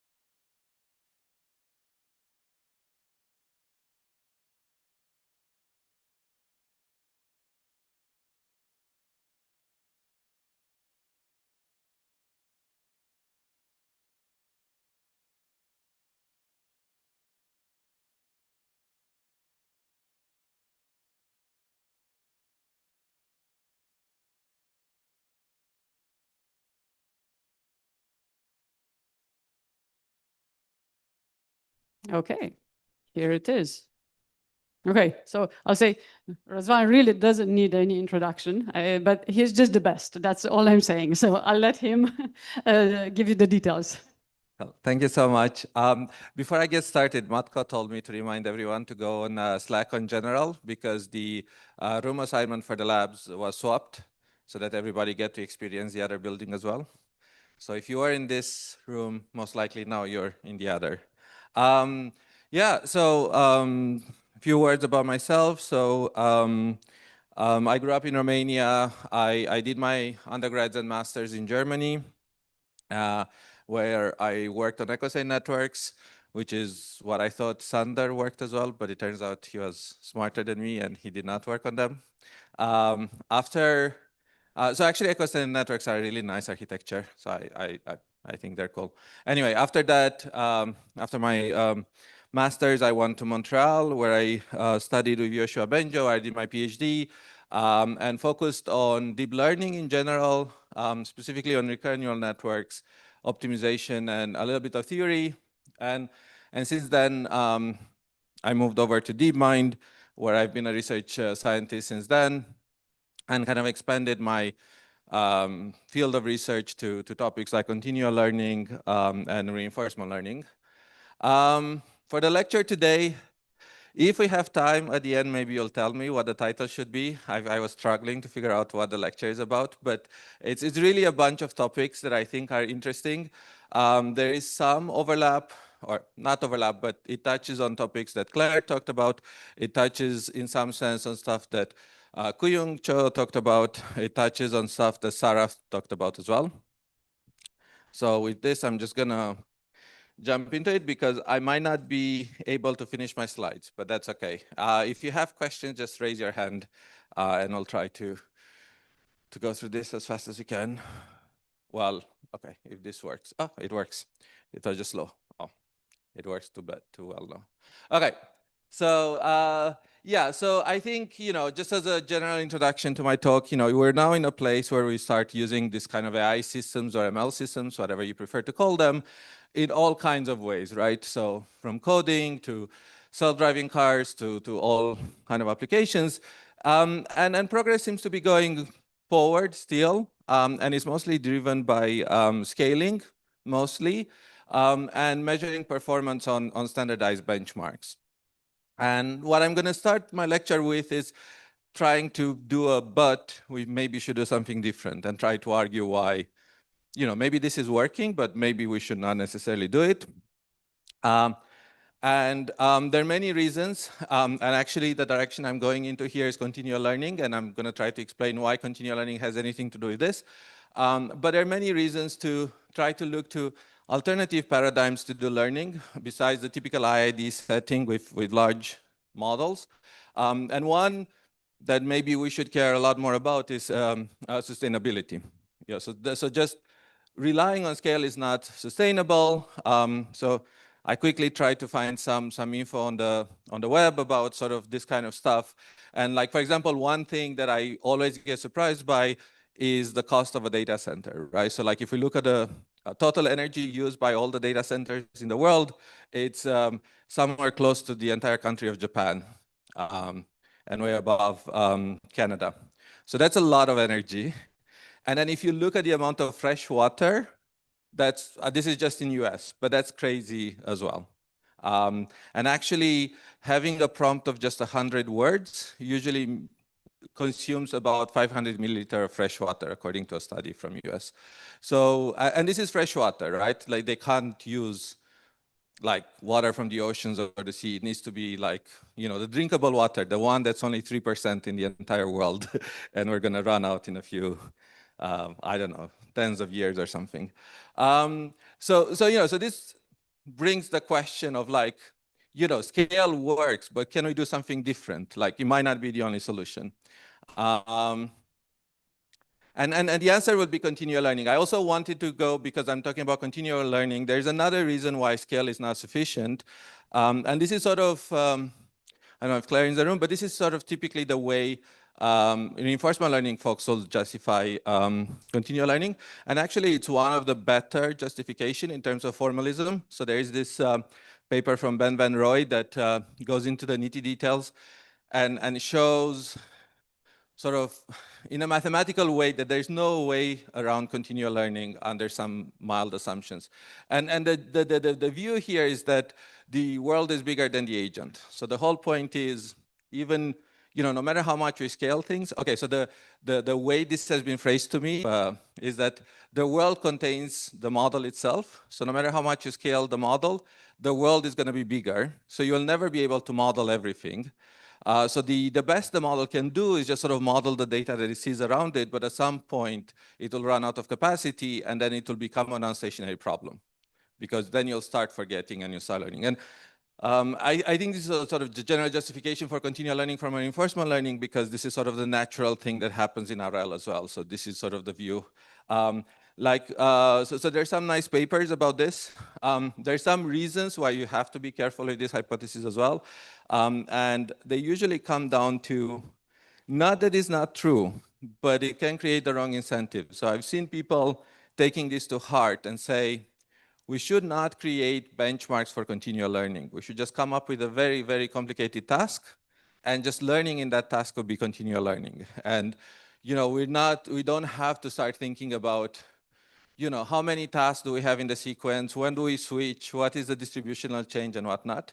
And the reason why that kind of thinking is dangerous is because we're very poor at understanding the complexity of a task. And we're very poor at understanding the capacity of a model. And we've been beaten by this. I remember at DeepMind when we switched from Atari to like 3D games, we thought, oh, this is going to be so complicated. And it turns out the policies weren't that much harder than Atari. So, like just because something looks hard, it doesn't mean that it is complex. And even going to the initial formulation where the world includes the agent itself, it's not clear that in order for the agents to behave meaningfully in the environment, it actually needs to model the world. The optimal policy might be a very simple object, even if the world is complicated. So I just sort of blindly believing that making something way more complex is sufficient to induce continual learning. I think it's a little bit of a, it can lead you in the wrong way. So that's my only caveat for this. But basically, when I say that, to solve some of these big issues, like the fact that we're having this issue with scaling and sustainability, like what I'm basically thinking about is that it could be interesting, instead of thinking of the static regime where you have a target and you need to train and then look at the performance there, it would be interesting to switch our perspective to a setup where the model just needs to learn on the fly. So where you think that your task is not to converge somewhere, but your task is to track something. And then the kind of questions you need to ask is, how quickly am I extracting information from the data? How fast can I track this kind of thing? And this change of perspective can change many things. So for example, like one big issue with the static regime is you have to deal with worst case scenarios, right? You've trained a model, it's probably performing very well on average, which is what you're training for. But then when you deploy the system, you care about the worst case scenarios sometimes because they can have a lot of consequences. And dealing with worst case scenarios in terms of the behavior of the system is something that the typical IID sort of framework that we have is not really set up for. And it's usually a struggle. But in this case, like maybe there is no out of distribution anymore. Maybe there's no worst case scenario. Here is just more, how quickly do I learn? The question is never like, oh, this is new data, can I generalize to it? But can I catch up as soon as I see a bit of it so that I look like I know what I'm doing? So this is kind of the change in perspective that I think continual learning as a field could add to the system that we use and might address some of the problems. I usually have these slides when I talk about continual learning, and I wanted to, sorry, so my talk is a little bit all over the place, but I think towards the end is going to make sense. The things are going to come together. There is something when you're thinking about efficiency of learning and how to get there. And like basically, you might need to do trade-offs. I think this is the message of this slide that I'm trying to convey. So, people have been thinking about efficient learning, about forward transfer, and all of this stuff.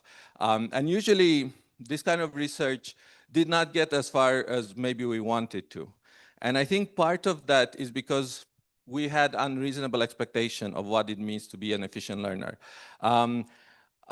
Specifically, what we typically do is we say, well, I have this system that has to learn 10 times more efficiently than my baseline, but it should get the same number as the baseline, right? It should get to the same performance. And it's not clear that that should be the case.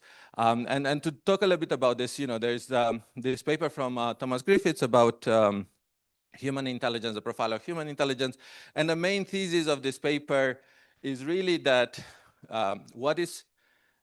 the human intelligence is the way it is. It's defined by the limitations that it had, right? So, like we can consume only this amount of compute per second, or we can consume this amount of energy. Therefore, the kind of solutions that we found had to fit these limitations. And sort of, I'll get back to this. Implicitly, what he's trying to argue is that limitations is not something that we have to fight with. Like when we have our system, we shouldn't be like, oh, we're limited by compute. It's something that we should exploit, because what those limitations do, they shape our search space and help us find solutions that we like. And in particular, like one of the discussion point is this, so I had this slide when I had the talk in South Korea at EEML, but is this point about move 37 that AlphaGo did when it was playing against Lee Sedol. So anyway, there were these big profile games. Lee Sedol was the human champion in Go. AlphaGo was the system from DeepMind. And in one of the games, the agent did this move 37 that everyone called it as godlike and unhuman. And one reasonable question is, why does this move look so unfamiliar to expert Go players? And one potential answer is, the way humans play Go is they decompose the problem. So you have subtasks that you need to solve. You need to protect the center, you need to do this, you need to do that. And a move makes sense within the context of the subtask that you've decomposed the problem into. AlphaGo doesn't do any of that. AlphaGo is a brute force system that only cares about winning the game. It doesn't care about any of these potential subtasks that we come up with. And that's why for AlphaGo, move 37 is within its vocabulary, and for us, it might not be. And the way I interpret this is that, humans usually deal with hard problems through decomposition and sort of approaching them that way. And this is what makes us extremely efficient at approaching new problems. Compositionality is one of the key mechanisms that we know to make something learn really fast. But it might very well be that compositionality comes with a cost, which is some solutions are outside of what we can represent because we are forced to be compositional. And we're forced to be compositional because we have limitations, how much time we have to spend on solving a problem, how much compute we can put in, how much energy, right? So I guess the whole point of this is that there has to be trade-offs. And maybe we need to adapt a little bit in that direction, where the goal is not necessarily, oh, can I get whatever is the state of the art on ImageNet 97, but more like, okay, how quickly can I learn?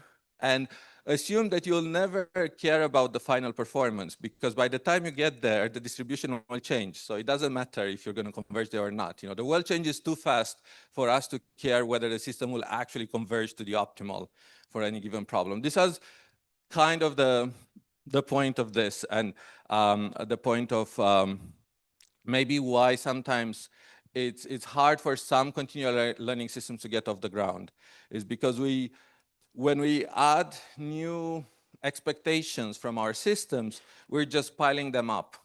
We never take anything out of the stack, right? Like the performance was there in the early days of machine learning, it always stays there. Like it always has to be the best performing model. And then on top of that, maybe do some other things like, don't forget, learn faster, whatever continual learning tries to do. Okay. And then I wanted to get to this point that continual learning has something to say about efficient learning. And this is very in line with what Claire already said. So I'm going to go fast through it. Hopefully you kind of understood. But I'm going to start a little bit further away. And I'm going to start at how do we typically learn? Like what is gradient descent? And I think Sarath went over this as well. So I'm going to have a few slides on that. But basically, when you do gradient descent, what you're doing is you have a mini batch of data examples. You compute the gradient independently on each example in the batch.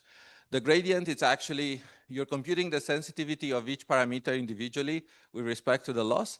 And you're asking the simple question, if I take this weight and I make it larger, would it increase the loss on this example or will it decrease it, right? And then you're averaging all of this observation. So this is almost like a voting or like a tug of war kind of game, right? Where some example says, I need to increase this weight. Some examples say, I need to decrease this weight. And what optimization really does is finds the equilibrium of these forces. So you have a bunch of forces, they're pushing in different directions. You're looking to see what is the equilibrium. And this is sort of how learning goes. And because of this, it's kind of obvious to see why it's important to have all the data represented, at least in expectation, at the same time. Because what does it mean to remove a mode of my distribution? It means I'm removing some of these forces. So if I have my tug of war game and suddenly a force disappears, well, the other guy is going to pull the rope all the way to themselves. And obviously, you're not going to represent what those data points are trying to do because they don't have a say, right? So, and you could, and this is sort of like ingrained in all the aspects of learning. So what we did in this older paper with Tom Scholl, Diana, and a few other folks, Joseph, we were looking at sort of how this task interference plays in practice. So actually here, what I'm showing you is actually a bunch of bandits. We didn't actually train on StarCraft, but it happens if you play with StarCraft as well. And it happens if you do supervised learning as well. The problem is, say you're doing multitask learning and you're learning 2 tasks. What happens in practice most of the time is that there is interference between the tasks. The tasks want to use the same part of your representation to do different things with it. And by chance, one of the tasks will have a stronger signal than the other. And that what this will do, this will suppress the other task.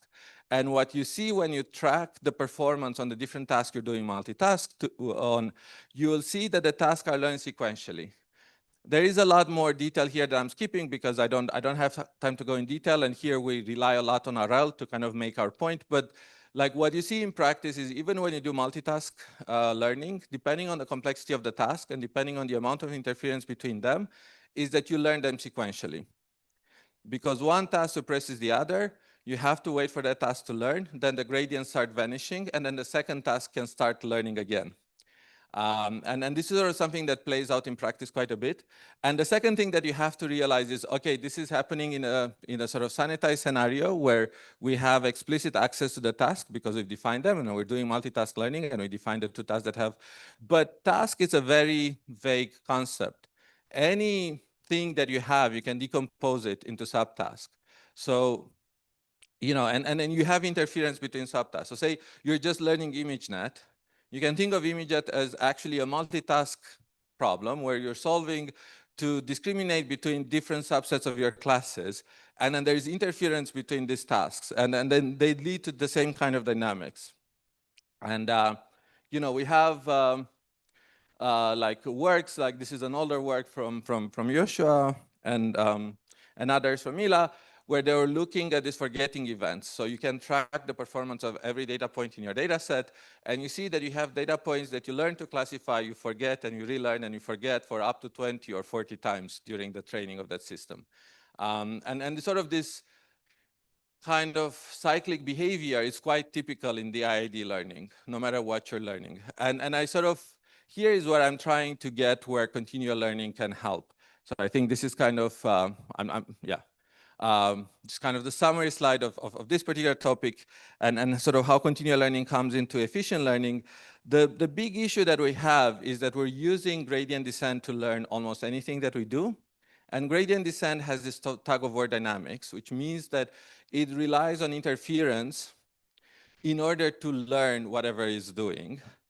And the problem of this is that you're wasting a lot of compute and a lot of data to learn and relearn the same things over and over again. And you could potentially have a much more efficient learning system if you don't have to deal with this kind of continuous forgetting that is happening through the learning process. If you could eliminate all of this sort of interference, And you know, then you'd see a data point once and you've learned it and you move on and you go to the next data point. You don't need to see, like, let's say in language models nowadays, you would say you never revisit the same data point again because you have infinite data or whatnot. But even then, typically what you're doing is you're revisiting data points that are very similar. Like, you know, there is this concept of there is a class of certain kind of data within the language, you know, certain kind of sequences of tokens, and you're seeing those kind of same similar sequences over and over and over again until you actually learn them. But you'd really want a system that can look at the data point once, extract the information out of it, and then move on. And that would be a very data efficient model. But in order to learn in that kind of way, you need to deal with sort of this kind of interference. And this interference really comes from the gradient descent behavior. And this is sort of my pitch of why I think looking into continual learning and understanding sort of how the issues that are you know, coming from this problem, the interference, the forgetting that's happening, understanding how to deal with that, understanding how to do better credit assignment within the weights of the model could actually have a lot of implications for just standard ID learning and could make it a lot more efficient and could provide a different approach to learning compared to scale. So if you, I don't have the slide, but if you try to think of what scale is actually doing, is trying to partially address this problem as well. Because what happens when you make the models larger, you get less interference. So if you take a single data set and you look at the interference between gradients, you look cosine product between gradients, you will see that gradients become more and more orthogonal the bigger you make the model. So a big model has a lot less interference to deal with than a small model. And therefore, learning becomes easier and more successful. There is the extreme of this that also, like, just to, I mean, I'm throwing here a lot of high-level stuff because I just want it to be motivational and got you make people think different way. But you can also think of the extreme. What happens if you don't have any interference? Does anyone have any idea? So if you have like a tabular system that doesn't have any interference, because for any data point you have its own place where you put you don't learn anything interesting. So the goal shouldn't be that there isn't, basically interference is the mechanism through which you build representations. Like if you don't have any interference, you don't have any representation. You're just memorizing. Each data point is uniquely stored somewhere else, and you can only respond about what the data point is about. So when it comes to generalization, that doesn't happen, right? So you know, I make it sound here like, oh, if we solve interference, we solve everything. But the answer is a bit more tricky. There is interference that is harmful, and there is interference that is useful, which helps you build the representation. And the question is, can we tell them apart? And can we limit the amount of unnecessary interference that is slowing us down? And we can see that by scaling up, gradients become more orthogonal to each other, so there's less interference, and somehow we still build representations. We know that in the limit, if we don't have the right initialization, we are in a regime where you don't learn representation anymore, and then the neural network becomes a GP, and then it doesn't do anything interesting. So like an infinitely wide model is not actually interesting. The only models that are interesting are the finite ones, and they're interesting because as long as they're finite, there is some interference still in the system, and that is what's driving the representation learning process, which is crucial to get systems that generalize in interesting ways.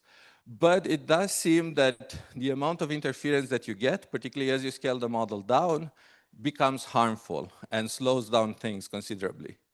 So the hypothesis here, so this is nothing proved or empirically shown, but the hypothesis here is that there is some sweet spot where you can reduce enough of the interference that will make the learning considerably more computationally and data efficient, and would make smaller model more feasible to do interesting things compared to large-scale models that are trying to solve this in a different way. I mean, I kind of already answered this, but you know, like there are people that are looking at this, so you can do all kinds of stuff. Like for example, one simple thing to reduce interference that you can think of is you can say, look, once I learn a data point, I can remove it from my data set, and I can use some kind of continual learning mechanism to deal with the forgetting. So I can do like a regularization-based thing that will replace all the data points that I've learned, and this is cheaper.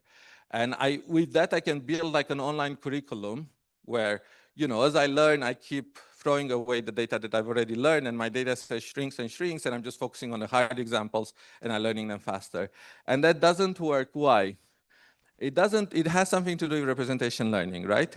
So it doesn't work because what we have as a signal to decide whether we extracted information from a data point or not is the loss. But the loss is not really what we care about. In a typical data set, for example, you can have an image that's classified correctly for the wrong reasons. Like you classified that this image is a car because the sky is blue. And most of the data points of cars in the data set had a blue sky, right? So you haven't identified what makes a car a car. You just latch to some spurious correlation, and then you've used that to classify the data point.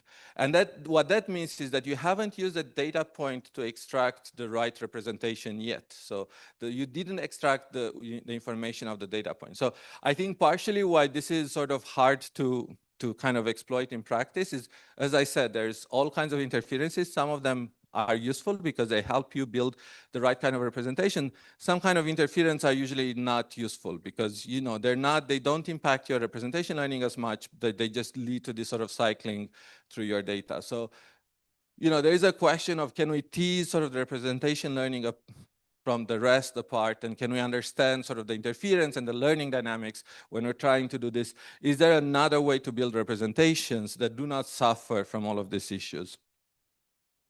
And to me, like, I think one thing that stands out as potential issues of why gradient descent struggles to build the kind of representation that could exploit sort of this non-stationary learning is the fact that gradient descent is global. I think Claire talked about this as well. So whenever you do an update, it touches all the parameters of your model at once.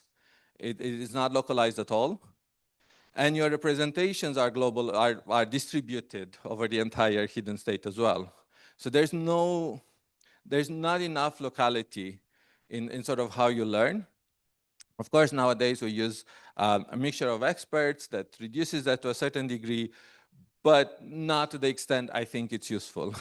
I think it needs to go a bit further, and it needs to sort of be ingrained in the learning rule itself. Like, you don't want to impose the modularity on the system, you want to emerge from the learning process, where the learning process itself decides to use only certain parameters to encode certain part of information, not your entire hidden. So this is one thing that I think it's kind of interesting to think about, locality in learning. And I think this is interesting because, at least for folks who were around back then, like when deep learning started, the whole mantra was exactly the opposite. The mantra of deep learning was, you know, like the key of why deep learning works is because representations are distributed over the entire hidden state. There's a lot of redundancy and so on. And I think what I'm trying to say is that maybe we've overshoot, and now we're in a place where this is actually hurting us. And what we need to do is just kind of step back and think more about localized representations and things like this. And the other thing that SGD lacks and the whole learning process lacks is compositionality. So when you learn something new, there is no compositionality there. The way you learn it is you need to have to reenact everything else as a four. You need to create this tension. You need to create this tug of war game to kind of find a new point where, like a new, like a new equilibrium for the system. You're not, you know, you're not looking at the data point and say like, okay, this part I already know because I've learned something else, and I just sort of need to rearrange some of my features in a different way. Like basically when you're learning, you're affecting all the features of your model. So, I mean, we can discuss this more. It's a bit high level, it's a bit confusing, but I think there is a sense in which there is a lack of compositionality in all the systems that we have. And that is harming sort of our ability to continually learn, and also to have, you know, to potentially increase the speed of learning as we accumulate more knowledge. As we have more features, you know, the more features you have, learning a new feature doesn't become any easier. Even though that feature might be just a composition of the previous features that you have, like a different linear composition, somehow the model cannot exploit this fact. And it has to spend the same energy of learning it as if it learned it from the scratch when it didn't have any kind of knowledge in the system. So I wanted to move now and talk a little bit about biases. Like basically when I say, oh, we should have locality, we should have compositionality, these are inductive biases that we impose on the system. And I just wanted to contrast this a little bit with the talk with the upside down statistics talk from Kung, who was basically just saying, well, in statistics, what we've done wrong is we relied too much on our own biases. When we build the systems, we made strong assumptions, we built a statistical model out of it, which doesn't reflect the data. And he didn't necessarily say it this way, but part of the message is you should just let the data speak. You know, you just have no biases, you have a big model, and you need to learn how to approximate things. And what I'm arguing here is that the reason where we are is because we haven't added the right or enough inductive biases in the system. And I wanted to talk, generally a little bit of like, what is the role of inductive biases or implicit biases in today's machine learning systems. And I'm going to start sort of at a very high level, like how do we even learn and what's going on? You know, really what happens when we're doing machine learning, we have some functions that we're trying to learn. So we need to find some theta. So we have some random loss surface and we're asking, well, what is the local minima for this surface? What we do is we do gradient descent, but do people understand how gradient descent work? I'm going to do a little bit of math. It's not going to be too advanced math because I'm not good at it anymore. As you get older, somehow math becomes really hard. But basically, really what gradient descent is you take your function and you approximate it by linearizing the system locally. And you're trying to solve that linear system locally, right? So I just wanted to explain this because I find sometimes people don't have necessarily this understanding of gradient descent. So really what you're doing is you're saying, I have this complicated function, I don't know anything about it, but there is this dotted red line, this is the linearization of the system around some random point, and I know how to find the minimum of this red line because it's a linear function. The minimum of this thing is somewhere at minus infinity or plus infinity, depending on the slope of the line. But I know how to find it. But the other thing that I know is that this is an approximation. So this red line will look like my function just locally in this sort of trust region, in this circle. So what I need to do is I need to find sort of the minimum of the segment, so to say. So basically, I need to find where this line intersects the circle in the direction, you know, plus or minus where the minimum is. And this is exactly what gradient descent is, right? It's a constrained optimization where you're trying to solve the linearization of the system under the constraints of the step size, because you know that if you move too far, this approximation doesn't hold. And if you try to solve this, you actually get gradient descent. But this is a local search, right? This is you're taking this approximation over and over again, and it will help you go to a local minima. But if you have a crazy loss surface, so this is just a random surface, but this is supposed to be the surface of a neural network. You know, a normal question would be, why would this work at all? And this is the reason why deep learning wasn't that popular in the 90s and early 2000s, right? Because it was a very natural question of why should, you know, gradient descent work? Like, why wouldn't it converge to a bad local minima? Why would it find something useful? And the only reason why we got where we are is because there are some people who kind of ignored this and said, you know what, like, let's try it, and maybe something will happen. And obviously, it wasn't as simple. You know, we had the layer-wise pre-training, and then we actually started doing SGD and all other kind of stuff. But we quickly moved from this shouldn't work at all because it's a local search and it will get to a local minima, to kind of in the early, like this is 2014, 15, to a place where basically no one is questioning whether deep learning is able to learn anything. I don't know when you found someone who say, well, it can't fit this data. Like the intuition now is, well, if I have data, it will work, right? So this is the myth of deep learning. Like learning is not a problem, like it will always work. And this comes from a series of papers. There's early papers from there that kind of show that there's a paper from Dumi that I don't have here that showed that, you know, no matter how you sample your starting point, no matter what you do, learning actually behaves extremely well. Like if you interpolate from your initialization of the model to the converge point, and you look to see if the loss keeps just decreasing on that line, it just decreases on that line. Like everything looks like it's convex. That there is nothing, you know, And this kind of, this was the myth of deep learning, which is that deep learning just works. And, back in the day, people used to talk about the church of deep learning because the idea was that you needed to be a believer. You'd get your neural net. Like if you were the kind of person who said the neural network would not be able to fit this, then you weren't going to be able to make it work. There were some people that were just believers, and they're like, of course it's going to work. And usually they would go there, they would start running their experiments, and things would work. And then they would become even more popular. One of those people was Ilya, and he's the kind of person who would say this kind of stuff. But things are obviously not that simple. So, and this is where the inductive biases come in. So like, for example, here you have a simple MLP trying to learn MNIST. And what we're trying to show is that if you look through so this is a bit of a funky paper. So what we're trying to say is like, if you give me a picture, in this case, a Christmas tree, I can find a place in the loss surface that looks exactly like the picture. And we have a mathematical proof that you can give any kind of shape and you can find that shape in the loss surface. So the loss surface is arbitrarily nasty. You can find whatever kind of weird local minima, any kind of weird thing that you design. The only trick to get there is that you have to move far away from initialization.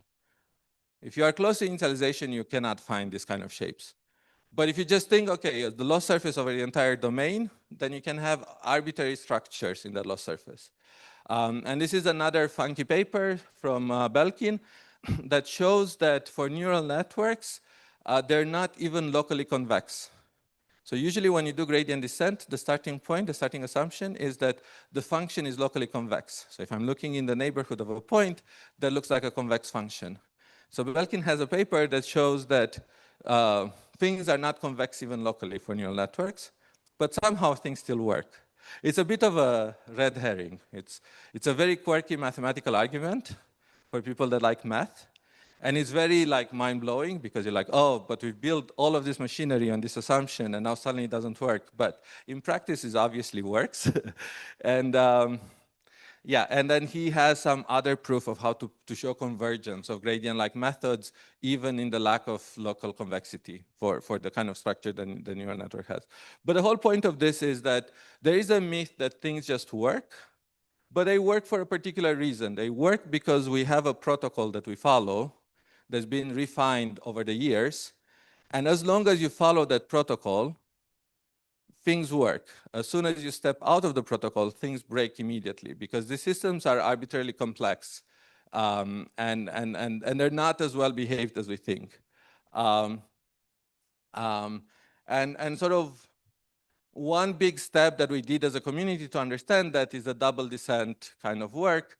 And then, it's like how should you even think of in this kind of complex setup, how should you think about why this is working and like how generalization work? And double descent gives you one way to approach this. And basically what it's trying to do is trying to contradict this typical diagram that you'd see in an ML textbook where it says that the way generalization should work is that as long as you have a reasonable complexity relative to your problem, then when you're minimizing your training loss, your generalization should go down and look reasonable. But if your model is too large, your system should overfit because now it can memorize the noise and then it's not going to work. And if your model is too small, then you're going to underfit. And sort of what the myth of deep learning shows is that the bigger you make the model, the better it is. Regardless of the amount of data you have, usually the bigger the model, the better. You need to increase the amount of data to get the most out of the model. But for a fixed data set, the bigger the model, the better. And the first step in understanding this was the work from Oriol, Sami, and a few other folks, Moritz and everyone else that's on the slide, where they showed that if you try to learn ImageNet versus you try to learn ImageNet with a random assignment of labels, you can learn both of them perfectly well. You can have zero training error, but you'll need a lot more compute to learn the random assignment. So what that means is that the model is extremely large and has the capacity to memorize the entire data set, but learning the solution that generalizes takes less compute. And this is sort of the basis of double descent, right? So double descent says that like if you're sufficiently over-parameterized, you're going to end up in a place where you have many, many global minimas for your training loss. And then because of SGD, you're going to end up to the closest solution to where you started. Because SGD is trying to do the minimal number of steps to get somewhere. So I have a figure here who's trying to, so the whole point is this is a typical standard regime where you're under parameterized and there is only one global minima. But what we really do in deep learning, we're at the extreme, where we have extremely over-parameterized systems. And because of this, you start having exponentially many global minimas. And these global minima start concentrated around where you started. So what that would mean is that the likelihood for you to converge to a nearby global minima is going to become very high. And the way the argument goes is if you start somewhere close to 0 and you converge somewhere close to where you started, you're going to find a minima that has a very small norm. And because it has very small norm, it's going to generalize. Because the size itself acts as a regularizer, it's a kind of like a weird norm regularization of the network, and will prefer solutions that have small norm.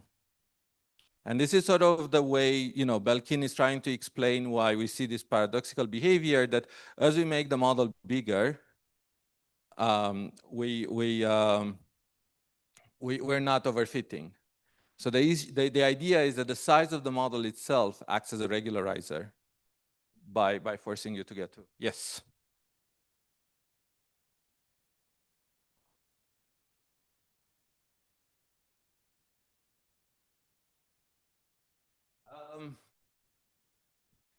Yeah, I think it's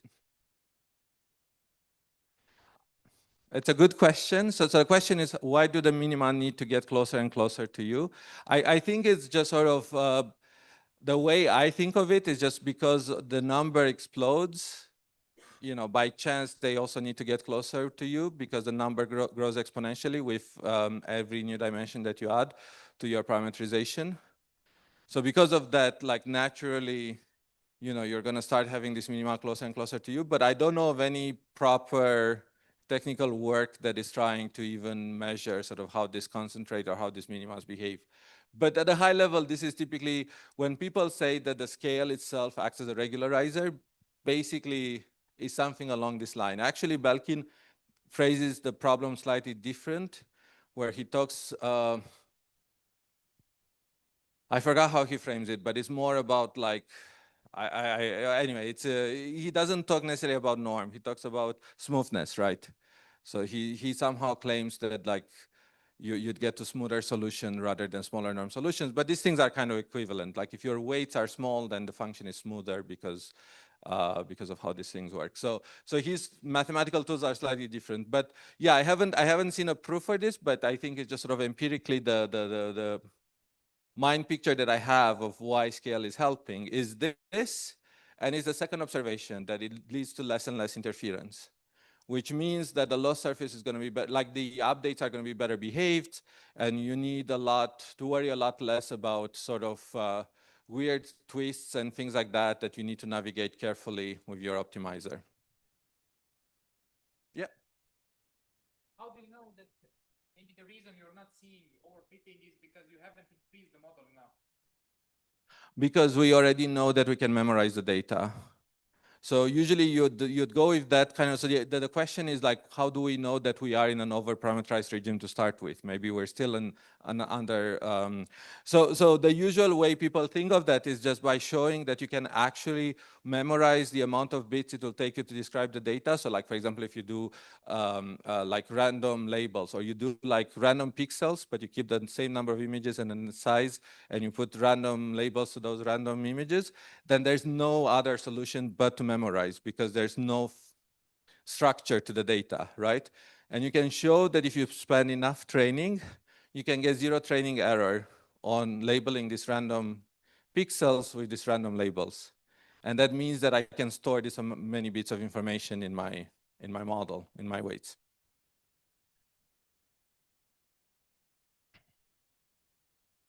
And the point of this, because we're talking about inductive biases, is that the protocol that we're using acts as an inductive bias. So the reason why we're generalizing, the reason why we can learn, is because we're using scale, is because we're starting close to zero, is because we're using gradient descent. And I had this kind of position paper where I'm trying to argue that, I mean, people usually talk about data and talk about the architectures, but even the choice of optimizer can define qualitatively what kind of solutions you get. Like if I would not use gradient descent, I would not get the same kind of solutions. And people know this, right? So, there were like Jan LeCun was a big name that was pushing against second order methods because they would not lead to solutions that generalize as well as gradient descent. So the choice of optimizer matters. And actually the way I think of the problem is that basically any part of the pipeline is an inductive bias. So when people say that, well, we're just going to use lots of data in big models and we're getting rid of biases, I don't actually think it's true. Like these systems have a lot of biases. Making the model bigger, you're just amplifying the implicit bias that the scale induces in the model. You're not removing even more bias from the model. You're adding more. It's a different kind of bias. So the way I see all of this story is it's almost like with the meta-learning, right? So we have the inductive biases that were in the input space that maybe we could understand and they were something to do with the data. Now we moved to basically a set of implicit biases that 90% of the time we don't understand, but they're maybe easier to define, and then they work equally. But it's not that we're not using biases. We are using biases. They're just different biases. It makes it easier for us to use them. So just to explain this like little rabbit shape over here, the way I think about it is, you have your model, your architecture, which is H. So this is the space of all possible function. When I fix the model, say I'm using an MLP, this can represent only a subset of functions. And this is the H area, right? So this is my class of expressivity. And this is the thing that everyone works on, right? When we're saying, like, let's come up with a new architecture, we're trying to improve the expressivity. We're trying to change the shape of this H thing. We're trying to make it bigger. We're trying to make it, in different ways.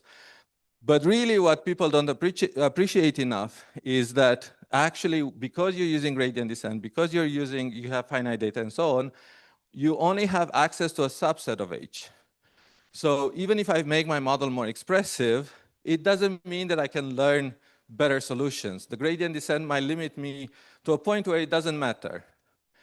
This comes about a lot. There's been a lot of discussions about Turing completeness, and is a transformer Turing complete? Is a recurrent neural network Turing complete? And recurrent neural networks, we have very established proofs that are Turing complete. So like, why are they not working better than transformers? I don't have a proof, but my argument would be the recurrent neural networks you can reach by learning, that set is not Turing complete. Because when you learn a recurrent neural network, you typically learn recurrent neural networks that act as a contraction.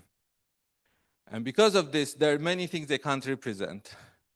You're limiting the set of values that you can actually reach with gradient descent. And the reason why data is becoming so much more important now is potentially because through scale we've made H big enough that really the limiting factor is the reachable H, which is also controlled by the data. And what we're doing when we're curating the data or increasing the amount of data is we're pushing this reachable H to be bigger. Like you can increase this by playing with the data, or you can increase this by playing with the optimizer itself. And this is why nowadays we're kind of having a slight shift in the paradigm where people are less concerned about the architecture and more concerned about the data, because in the past, probably the limiting factor was H, but now the limiting factor is the reachable H, because H has become big enough through scale that really now we're just hitting the limit of what we can actually reach with what we're doing. Sorry, how am I doing on time? Okay. Let me skip this. Wondering if I should skip this as well. I also wanted to say that the architecture itself is a very strong inductive bias. Maybe this is not that surprising, but I kind of like this slide, so that's why I added them. So for example, we talked about the universal approximator. So we know that a neural network is a universal approximator. And the way to understand that is with ReLU networks. ReLU networks are just piecewise linear functions. And obviously, if I have an infinite number of linear pieces, which it means to have an infinite number of hidden units, then I can approximate any curve, right? Because I'm just taking those very small linear pieces and putting them, and you know that you can approximate them. Like a thing that we had to deal with in the early days of deep learning was the fact that why do we have the word deep in deep learning, right? So like the universal approximator, I mean, this is when Sarah said that this theorem doesn't say much. This is why it doesn't say much. Because, you know, this theorem would say, well, a single layer network is enough. It can approximate anything. But what made deep learning really works is because we have deep architectures. And one question is, why do they need to be deep? It's not improving their expressivity. One answer that we had back in the day, which is not a great one, but it's a very nice visual to understand how ReLU models work, is that you can ask the question of how many linear pieces you get for a finite model. And this turns out to be a very cool geometric problem that I can talk to if anyone is interested in geometry. And some aspects of this can be actually done on the board, but I'm not going to try to do that because I've run into trouble with that. But the proof goes that if you make a model deep with the same number of units, you get more linear regions. And this comes because all of these proofs rely on how many points do two lines intersect. It's just one. But if you have two piecewise linear functions, in how many points do they intersect? Arbitrary many. And you can exploit this to create a lot more regions. But it turns out that this is not that useful. So first of all, this gives you an intuition of how deep networks really work. So one particular, again, another way to think of what an MLP does is that it folds the space. And there is at some point, there was a topic. I don't know if people are still thinking about this, but there is you can think of connections between deep learning and origami, because really the way deep learning works is by taking the input space and folding it on itself, and then folding it so many times that the decision function becomes very simple. Ideally, it becomes linear. So, you know, you're taking parts, and so that's sort of how things work with deep learning. But a point that is interesting out of this picture of like folding the space, this is directly a question, is not the number of regions that matter. What matters and why deep learning works is that because you do this through the folding, you get decision functions that are very symmetrical. Because if you try to do this in practice, you take a paper, you fold it many times, you draw a line, and then you see how this line appears in all of the things it was folded on top of, you'd get a very symmetrical shape. And that is the inductive bias of depth. So basically here, I show that learning has an inductive bias and depth has an inductive bias as well. It imposes certain asymmetries in the, and that limits what you can learn. And there was this was the paper. I mean, this is just an example. I frame it as but this was a paper and a lot of people found it very surprising.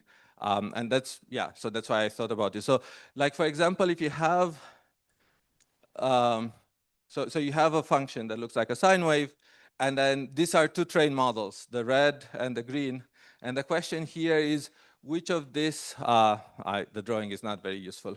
The question should have been, which of them looks like a ReLU network? And the answer would have been green, because one thing that you realize from all of this machinery is that you get a finite number of linear regions. Therefore, if I start at the origin and move towards infinity on some line, at some point the model needs to behave as a linear function.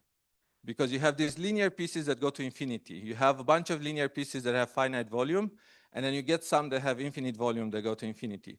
So therefore, a neural network, if as you move further and further away from the data, at some point it's going to start behaving as a linear model. And a lot of people found this very surprising. And this is kind of tells you that, well, a neural network will never learn like a periodic signal. Because at some point they have to behave linearly, they can't continue repeating the periodicity. So these are like, so when we're talking of like, okay, can a transformer learn anything? It cannot. There are like very basic stuff that are about the building blocks of the transformer that does not let it learn. Like periodic signals are not easy to learn. The way we get around it is we don't care about the periodicity. We're only looking in domain. Like you just need to learn one period or like a few periods around it. Yeah, and this was meant to be the question. So because I ran out of time, I think I'm going to stop here. I found this slide funny.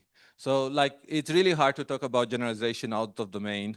And I just wanted to have that extrapolation question, which kind of shows how absurd it is to even start thinking. I mean, without strong assumptions, without inductive biases, it doesn't make sense to talk about generalization outside of a statistical sense of in-domain generalization. So whenever you say, I want a model that can, I want a self-driving car that can generalize to any instance, like that is meaningless. Like you need to be explicit about what structure the system should exploit. Otherwise, there's always a worst case scenario where the model doesn't mean anything. And if you have, this is like a simple thing, like if you have a function like this, can you ever predict what is f of 5? I mean, you can have guesses. You can say, well, this looks maybe like Fibonacci, maybe looks like this or that. But I can always come up with a function. It can be just an if-else, right? If it's 27, then it's this value. And no one will ever be able to guess it, right? So you cannot, generalization in the absence of structure doesn't make sense. So that's why OD is a bit ill-defined. You need to talk about the structure that you want to exploit. The way we do it a lot of times in machine learning, we talk about the natural structure of data, but no one said what that is. I find that very vague. Like mathematically, what does it mean that follows the natural structure? This happens a lot in continual learning where they say, we want a natural kind of drift between tasks. Like, what is that?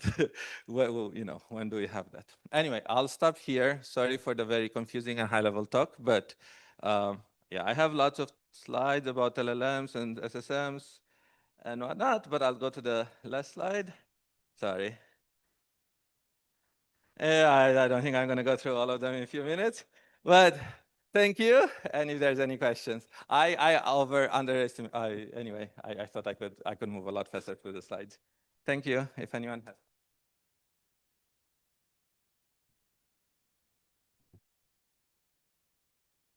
Okay, I think this is the first edition where Rezvan really leaves time for questions. So let's see.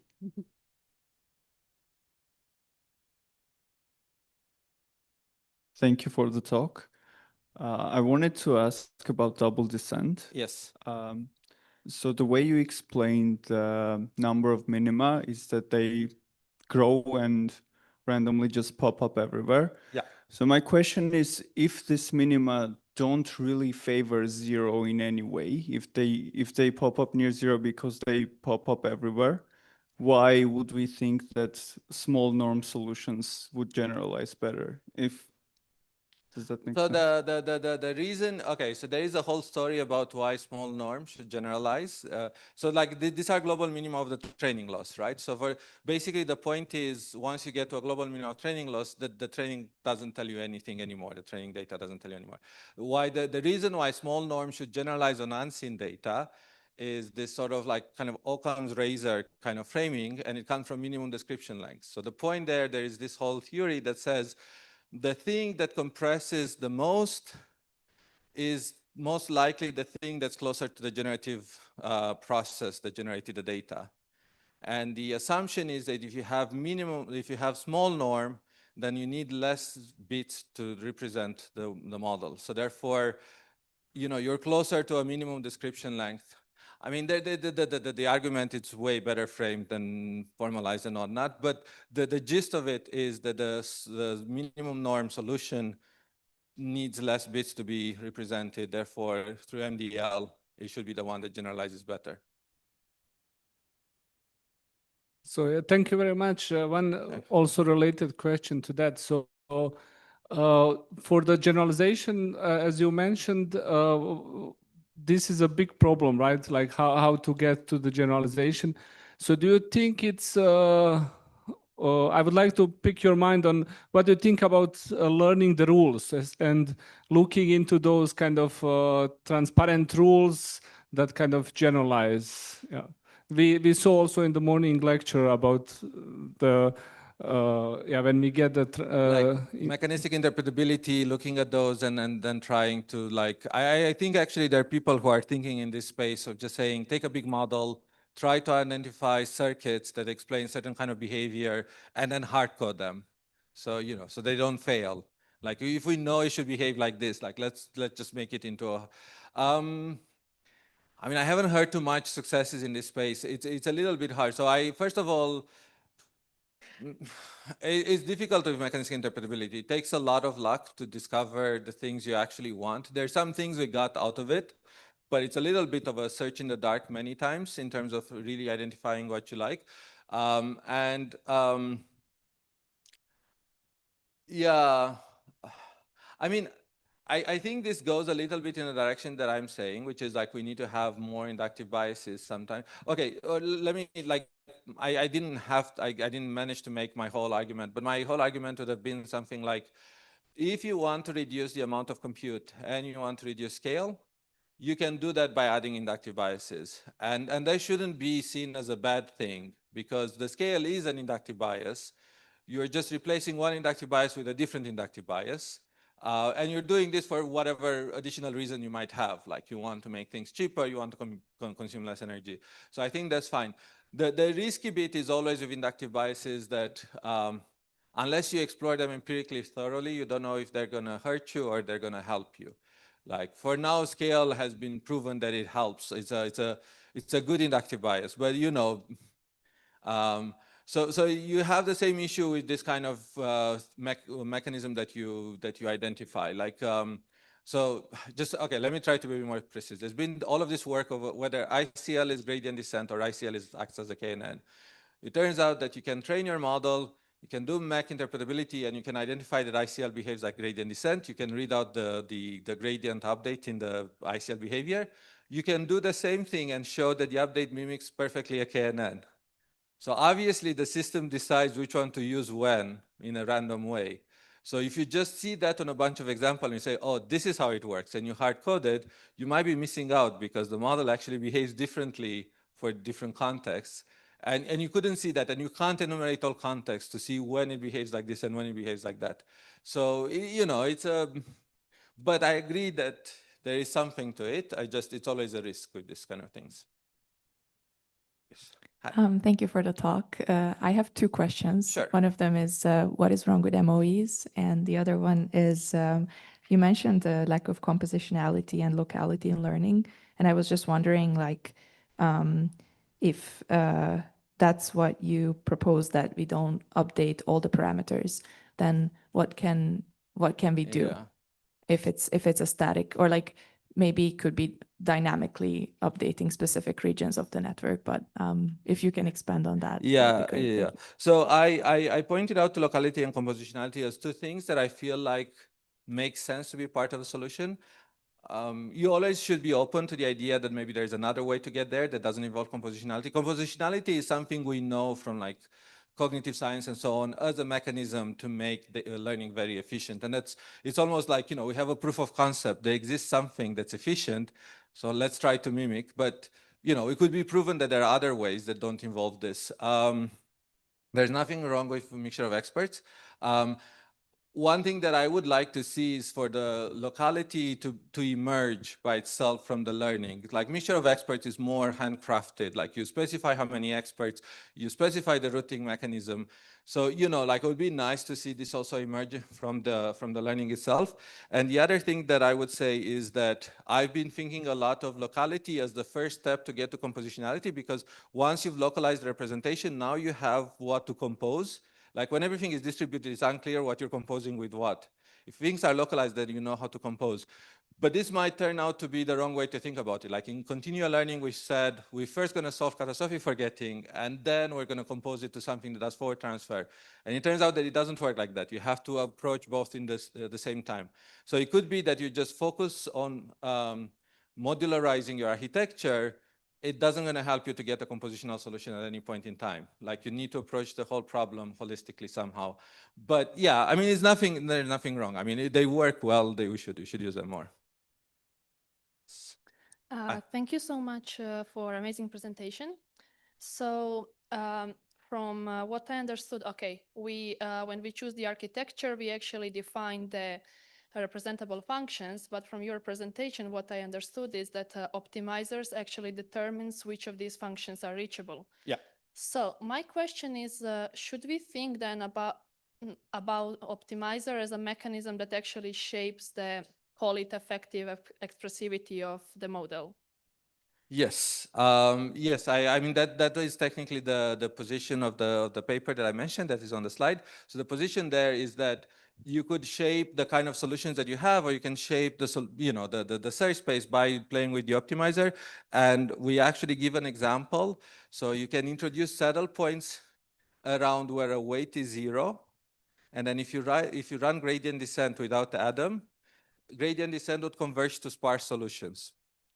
So, you now introduce an inductive bias, which is sparsity, not through the architecture or through the data or anything else, purely through the optimizer. This optimizer only likes to converge to sparse solutions because of how the dynamics of learning. I mean, it's more explicit in the paper, and I can talk about if anyone is interested. But the whole point is you can introduce inductive biases through the optimizer. The big question is it easier or is it harder? And that's a case by case. Sometimes maybe the architecture is the right place to do it. Sometimes data is the right place. Sometimes the optimizer is the right place.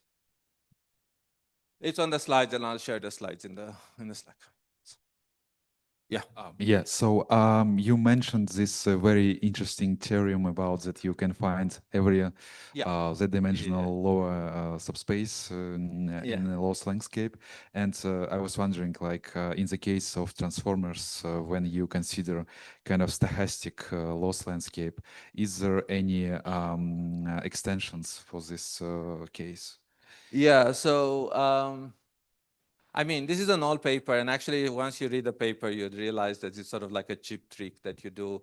I believe you can do that for transformers as well. What you actually do is you break the connection between the input and the output, and then you use the biases of the model to create whatever surface that you want.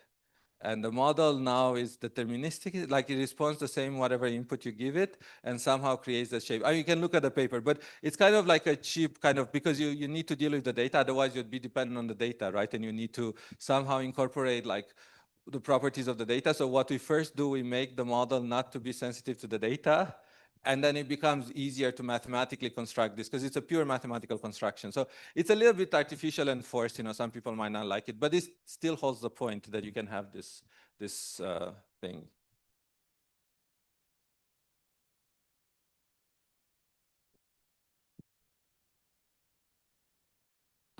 My question would be about the interference between data samples. Sorry, yeah? The interference between data samples to find the common pattern and so on. Do you think some sort of solution or initial steps would be to, for example, avoid that tug of war? So for example, I saw one approach where they don't really optimize the mean of the gradients, but they try to optimize all of them at once, like to somehow not hurt any for the advantage of others, and somehow like optimize all of them at once. I mean, I don't know about this work. It sounds interesting. I'd be curious to see how they're doing. But yeah, I mean, there are things you can do with gradients to fix it, and this is one thing. The other thing is some kind of like orthogonalization between them, or you can, like for example, one cheap trick that you can do to reduce interference is you compute your update, and then you sparsify it. You just keep top 10 entries, and you just use that. And if you do that, you'll see that you'll still converge. Technically, you have a preconditioner that's semi-positive definite. So you lose the guarantee of convergence because it needs to be positive definite for it to converge. Now you have 0 eigenvalues, so you don't have any guarantees. In practice, if you're not too aggressive with the sparsity, it works just fine.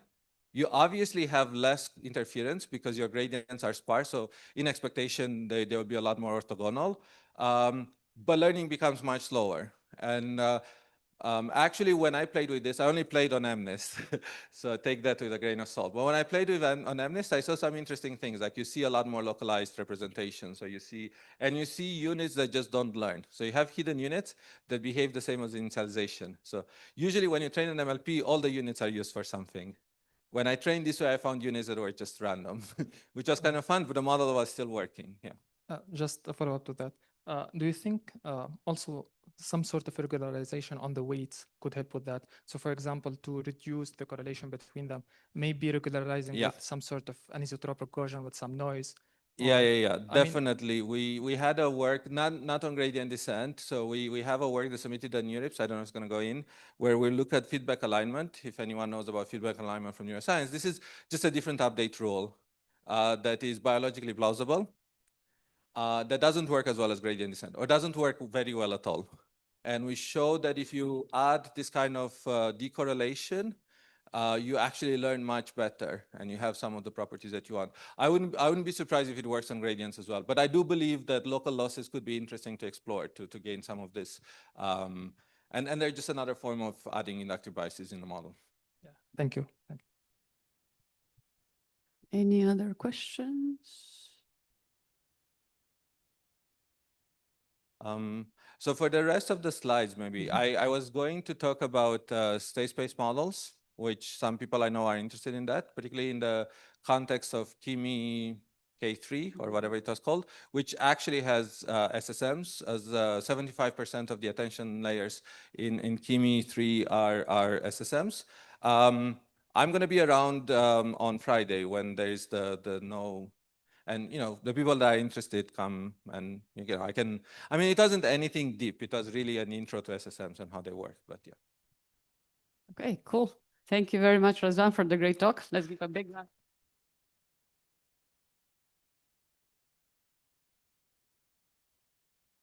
Okay, now there's a short coffee break, and then we'll start the tutorial on mechanistic interpretability. As Razvan announced at the beginning, today we are switching groups. So people who were before here in Grand, today they go to the municipality, and the other way around.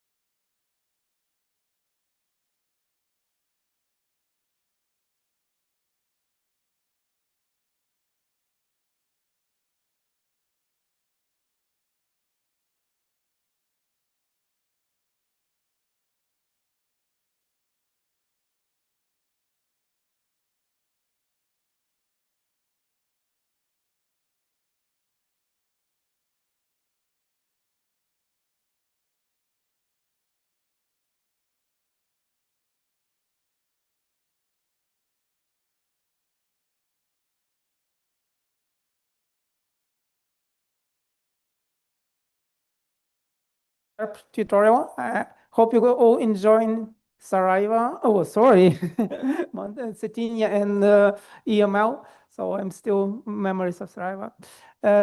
First of all, I want to great thank you for organizers and TAs. So we have amazing TAs, Elizabeth, Dan, Christian, Raika, and Peter here. First and foremost, it's going to be slightly different than other tutorials. It's mostly self-contained. So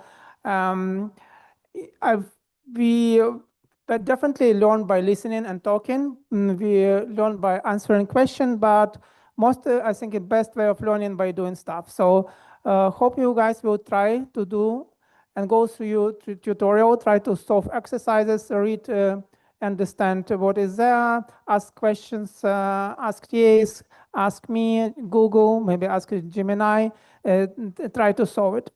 And acknowledgement, this tutorial was originally created by Federico, and I think it's here, and Arthur, and it's heavily based on ARENA, this Alignment Research Engineer Accelerator by Calum, and it does rely on a bunch of libraries, and first and foremost is transform events created by New Nanda, which I think is a very nice library. Yeah, I think I forgot to introduce myself. My name is Alex. I'm a research engineer in DeepMind. I'm working on deep learning and reinforcement learning, so I'm much more practical than Razwan and other guys, but it's kind of other side of the spectrum. I guess you all have a Wi-Fi already. Probably let's try to set up and run setup code. So I already sent link to co-op tutorial in general channel. So if you can try to open it and run setup, would be great. It may ask, because it updates NumPy, it may ask to restart kernel. Just please do it. And let's maybe pause for a few minutes. And I really want to everybody to follow. So just give you a few minutes to run initialization, and we will check out in a few minutes. So you would need GPU, so it's T4. So if it does not use it by default, you can change runtime tab. Yeah, that's basically it for the start.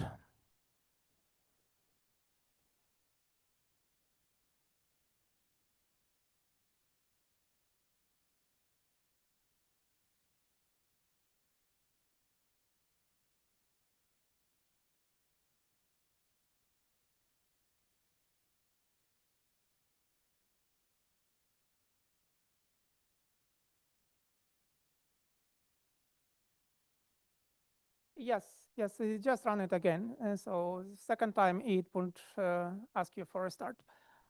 So it's basically just NumPy incompatibilities, and unfortunately you have to restart it, but hope it should work.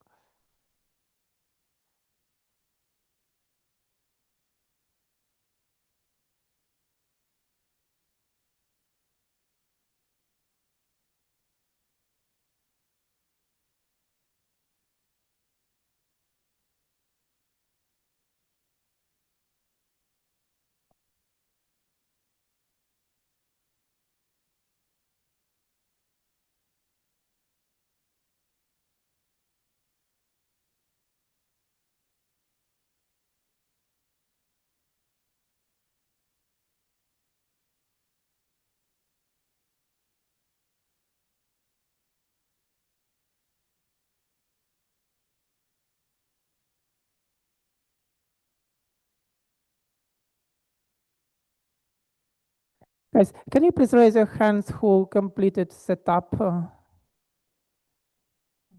Perfect. Perfect. So I think as I said, co-op is self-contained. So please take your time, read through. There's absolutely no hurry. I would definitely in the favor to understand maybe few things well than like trying to accomplish everything. We do know that there's a huge range of backgrounds. So here's high schoolers, and on one hand, on the other hand, maybe PhD students who specialize in Macinterp. So you don't be afraid if you do slower than your neighbor. It's absolutely fine. It's more about learning, making, trying to do stuff, and maybe make friends on the way as well. So just enjoy. When you going and trying to solve it, I maybe just I would be mostly silent during tutorial. I just maybe add few bits here and there and answer your questions. So just maybe a little bit background why I think Mercinterp is a very nice area. It's kind of, my opinion, it's kind of neuroscience for AI. So if you have, if you manage to understand how neural network works, you can diagnose, you can intervene, you can maybe improve performance. It's also huge implications for safety when you have guarantees, but you can also use your knowledge when you develop intuition, and you can use knowledge to develop maybe better systems. So I think it's fun area to work on.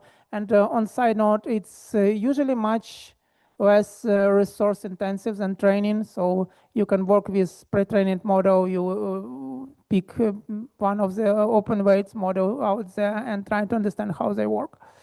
So I think it's a cool, fun area.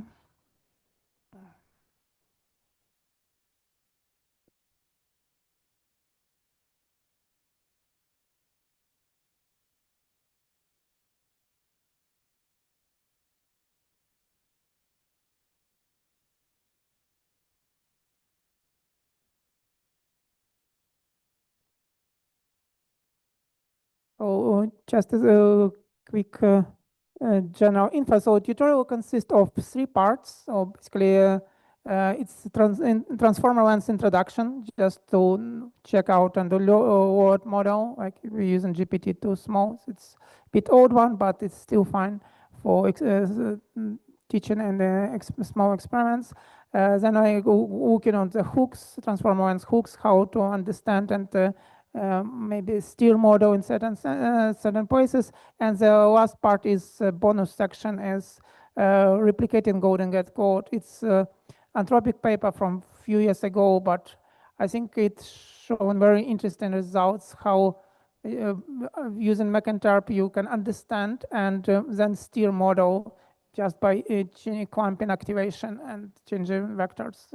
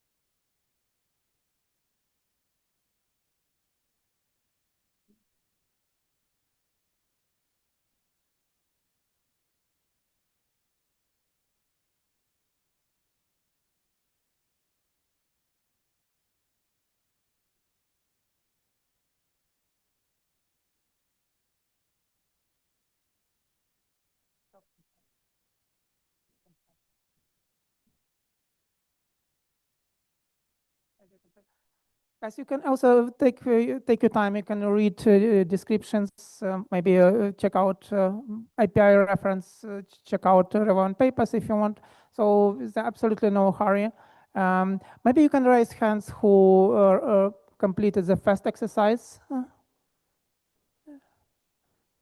Okay, so okay. Just take your time. I think the first one is kind of learning model and see configuration of it. It's kind of fun to dig into specific model, understand its structure, even on the highest level. For example, how many layers you have, how many heads, And usually it is most advanced or most from the whole the spectrum. You can start from digging in, understanding maybe basics about it. So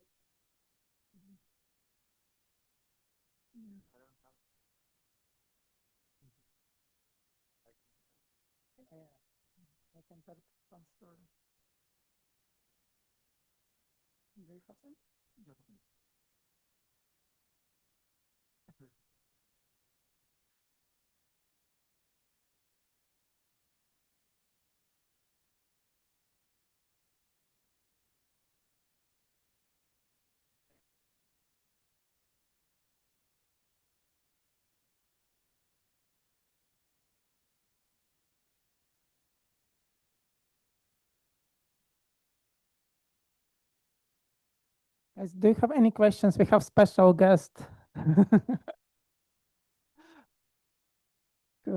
Word level specialist in Macinterp right now. So-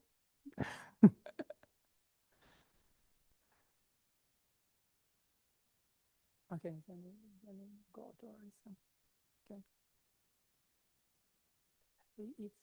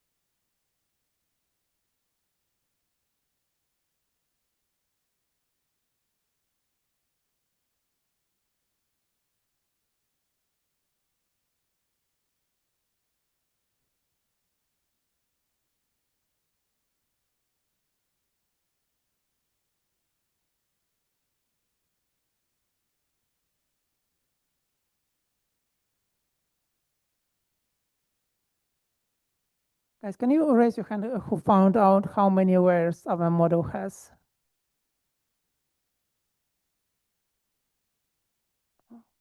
Okay.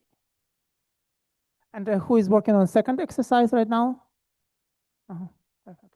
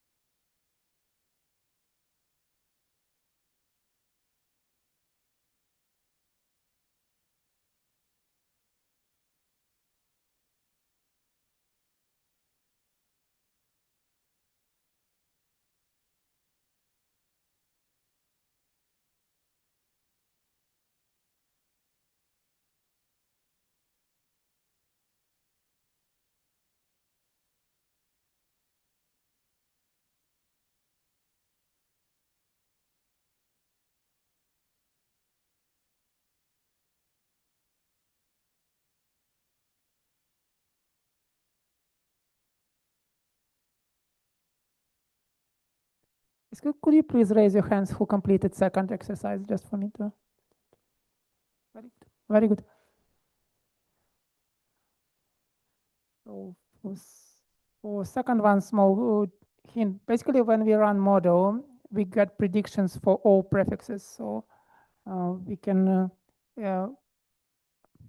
so we have prediction for all prefixes. So we have widgets. For each prefix, we can just select highest probability, and this is what with greedy sampling, this is what token would it generate. So using this information, you basically can calculate statistics.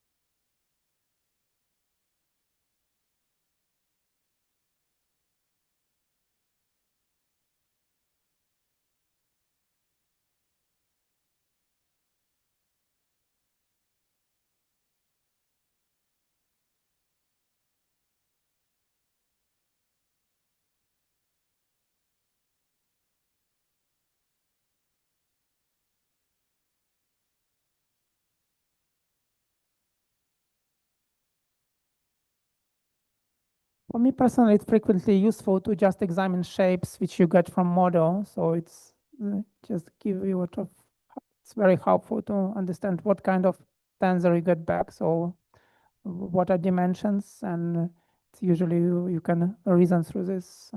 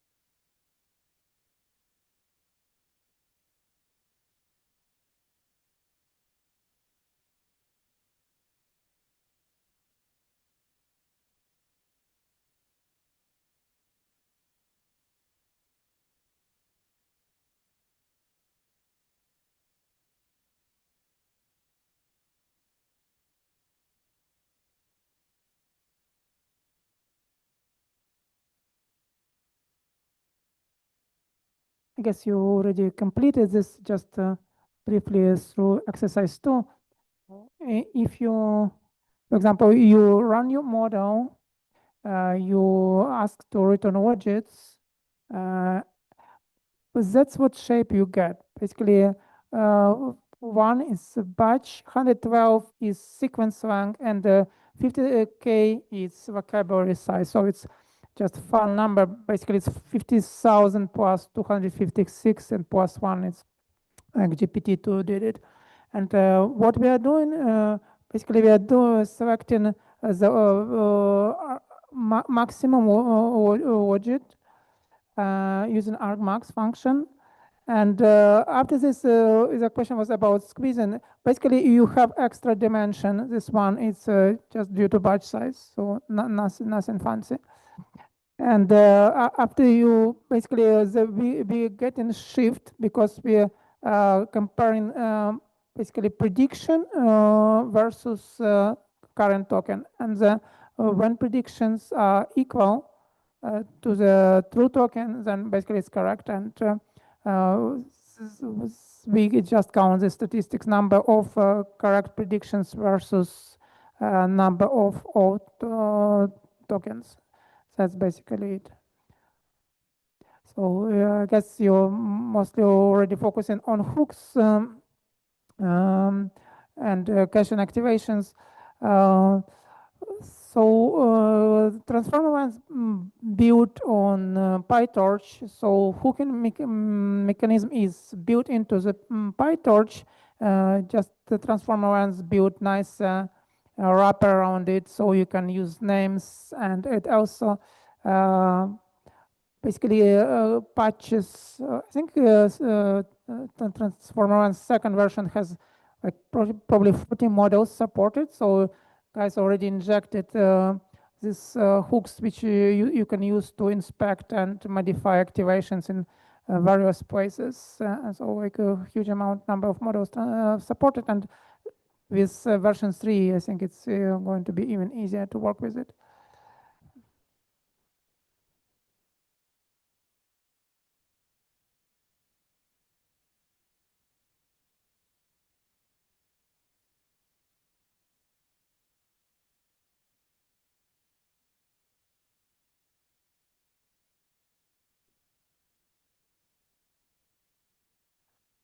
So in exercise 3, it's about caching activations.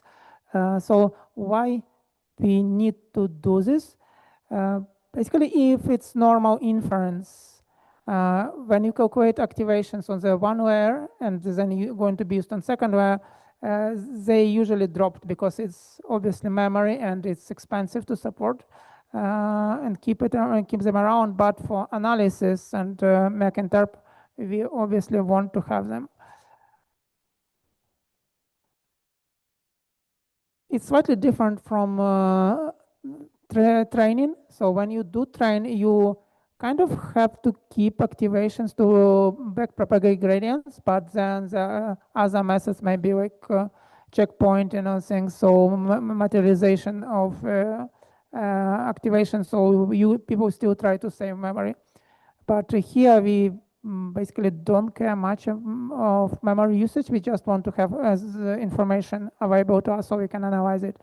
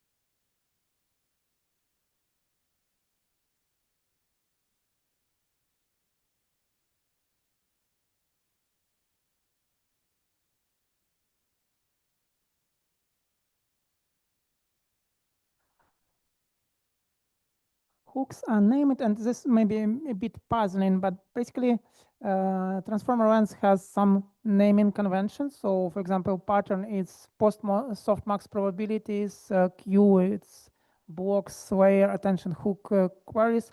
Yeah, I'm not sure that it's documented very well. So, but in source code, you can check it out, or maybe you can ask Gemini as well. So it, I think it would provide list of most common strings which are used for naming different hooks like Q, K, V, or Z, maybe.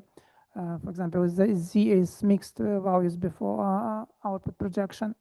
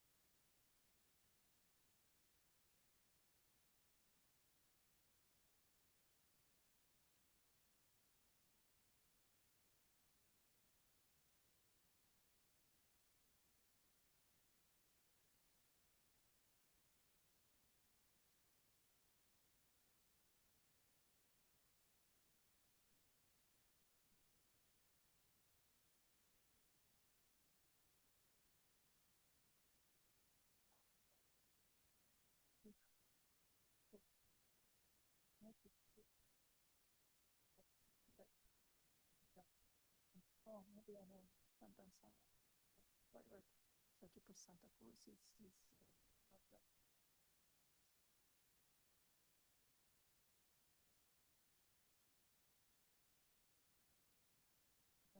What is next? And I guess the model does not know anything because it's okay there.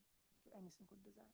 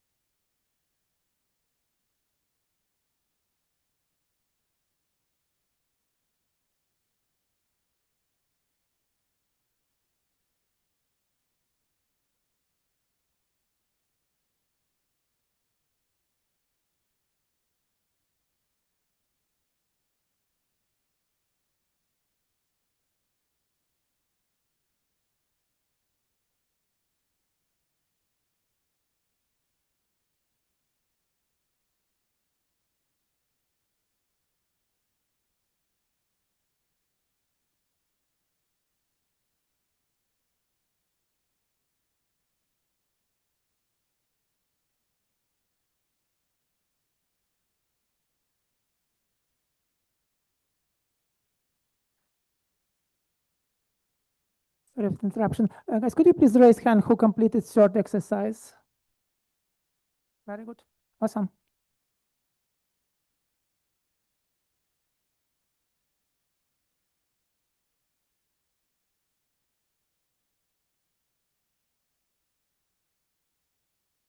So basically, in short, we verify that hooking system works kind of correctly. So we can intercept in different places. So we can extract intercept querying keys, and we can intercept already calculated attention probabilities. So pattern is attention probabilities, which intercepted from our transformer. And then we try to recalculate using query and keys. So basically we extract Q and key from cache. And this is a very nice magic line from IronOps. Performs basically Einstein summation and multiplication. So here you specify a dimension of the first answer, specify dimension of the second answer, and it's basically the dimension which is not present in output here. It's you going to multiply and sum against it. So we have sequence lengths, we have number of heads, I think, and hidden size, and then basically as output we have just a sequence ones query lengths and key lengths. So we have basically a squared matrix. Oh, okay, sorry, and I think it's batch size. Yeah, and then we calculate basically adding mask. So because it's a causal transformer, so we create triangle mask and fill in with huge negative numbers because we are going to use softmax. It's basically like removing entries which is up a triangle, and this is hat size is just standard normalization. So why it's necessary? It's so a bit of nice math behind it, but basically if you have a random Gaussian, so if you want to keep norms the same after layers and layers multiplication, you have to normalize to make it stable. And so this is a standard formula for attention. So you have Q multiplied by queries multiplied by keys transformed, calculate softmax and normalized by square root of head size, and this our attention scores. And surprisingly, it works nicely, so we can be sure that information we intercepted before attention calculation and after is aligned, so it works nicely.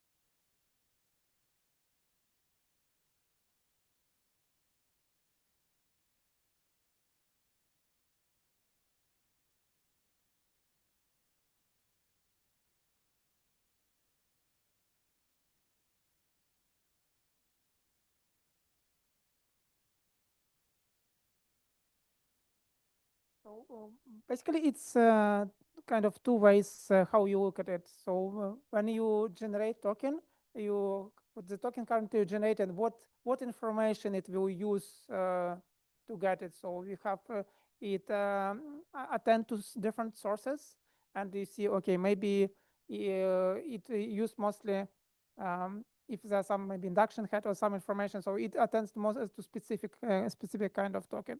And other way, when you reverse, and basically you will look in opposite.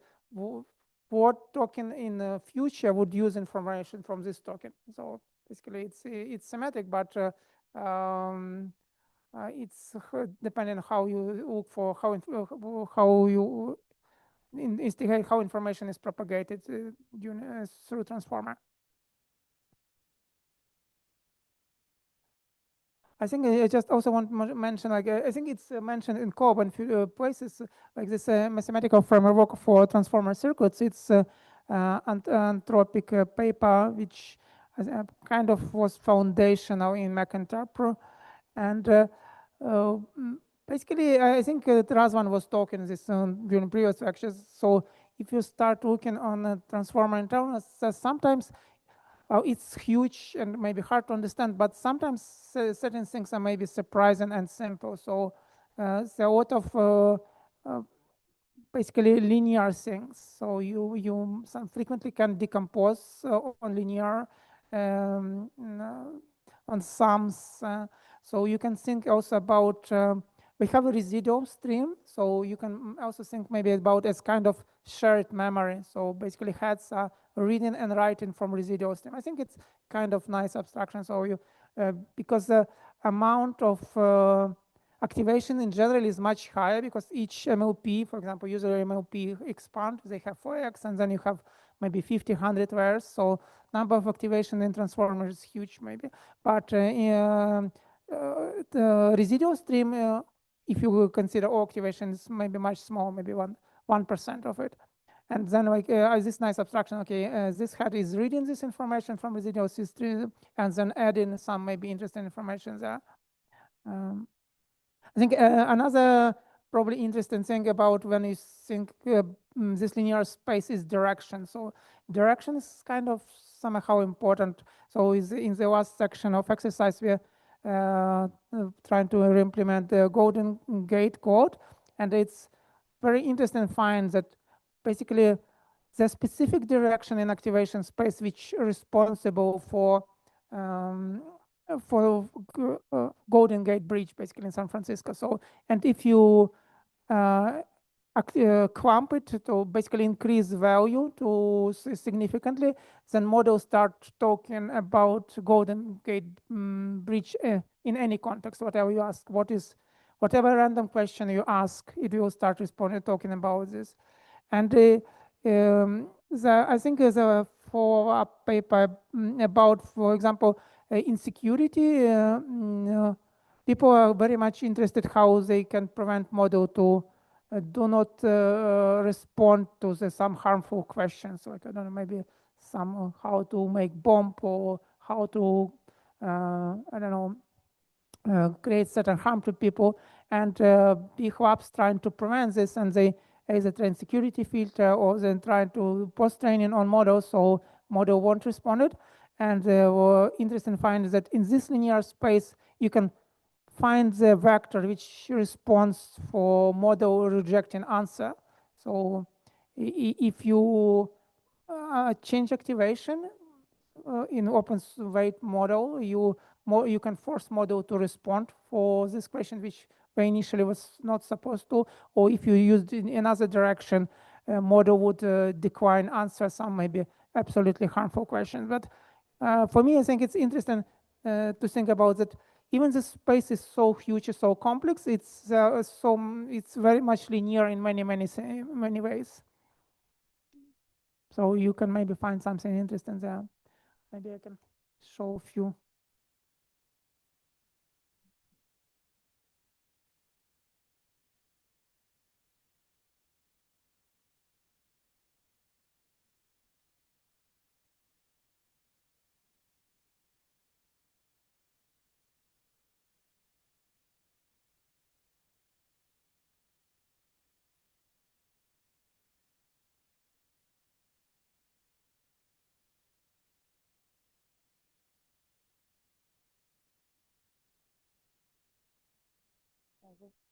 basically what I mentioned about the Golden Gate code.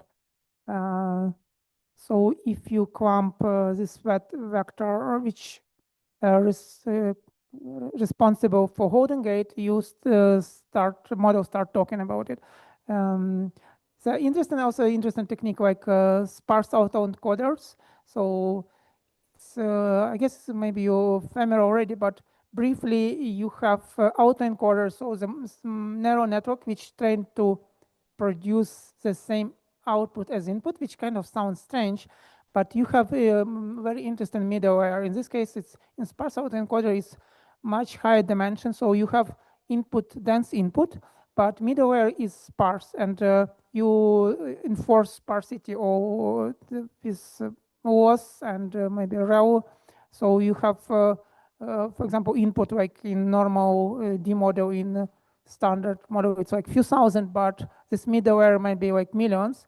And because it's sparse, you can find out, oh, certain neurons are responsible for certain concepts. Like in this case, one neuron is responsible to golden code, and you find mapping from this one in sparse space to the dense space in activation. And then you can tweak model behavior by just clumping activation in a reader model. So it's fun thing because you don't need to retrain, you don't need to fine tune it, you just work with activation during inference and change behavior. So it's like real-time brain surgery.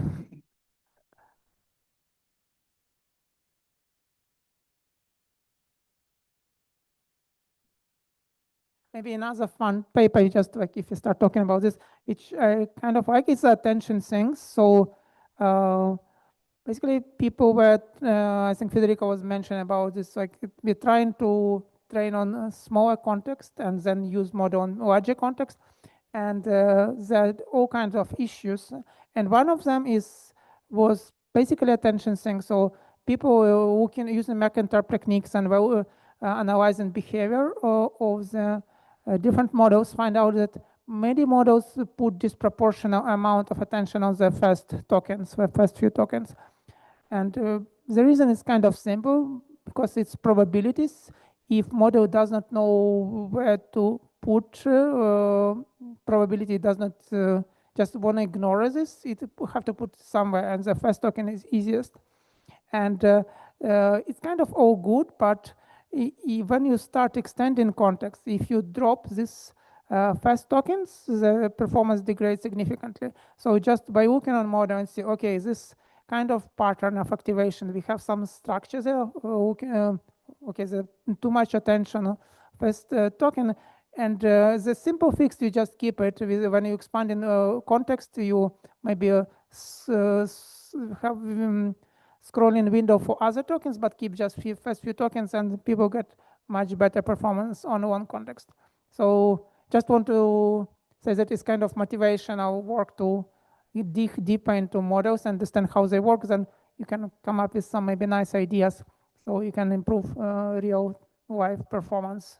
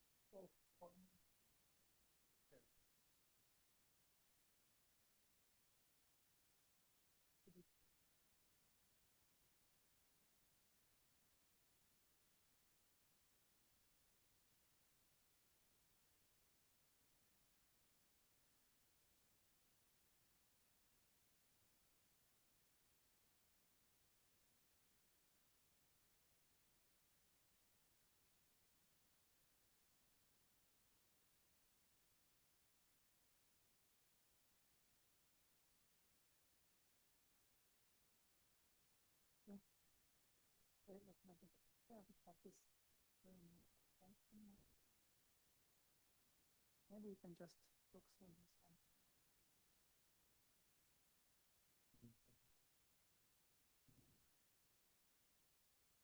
Also, students and patterns and so transforming classes.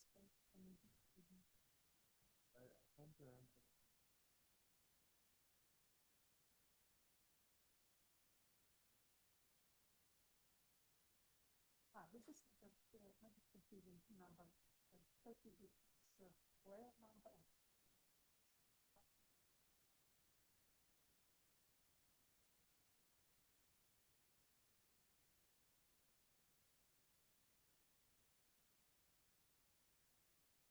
Yeah, it's not perfect, that's for sure. That's very interesting. Basically, on one hand, you have, for example, here I think it's 1K is the embed, right? And on another hand, like model tries to pack everything in this space.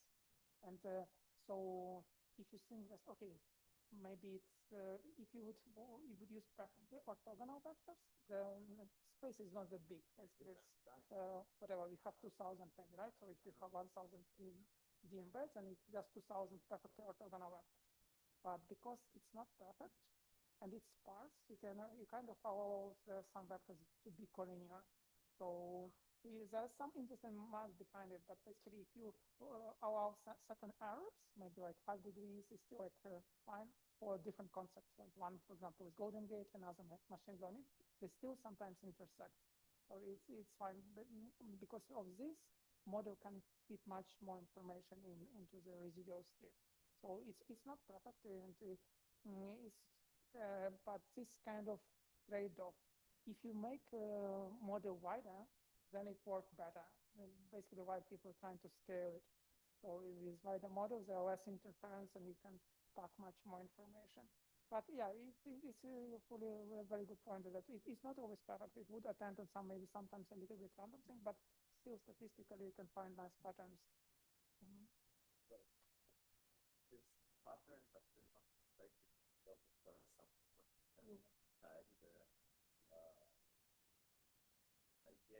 Yes, right. So sometimes when you look on these patterns, you can find some paths. Okay, this one maybe I can only to the first token. Maybe you can find induction path which assigned to the previous token, for example. You know, induction path. It's kind of a diagram, but if diagram is global statistic, induction is what makes in context learning possible. So it finds, okay, you have A, B in the past, and then we have A. Probably the next is going to be B, but you don't have global statistics, or you have only your context. So you need to find this A token in the context and then extract what is next. So it's also another interesting paper about induction heads, so how it works. So it's definitely a lot of things are unexplainable yet, but that's maybe nice you can find out. But there are a lot of interesting patterns. Sometimes if you think. Thank you for the question. Please do more.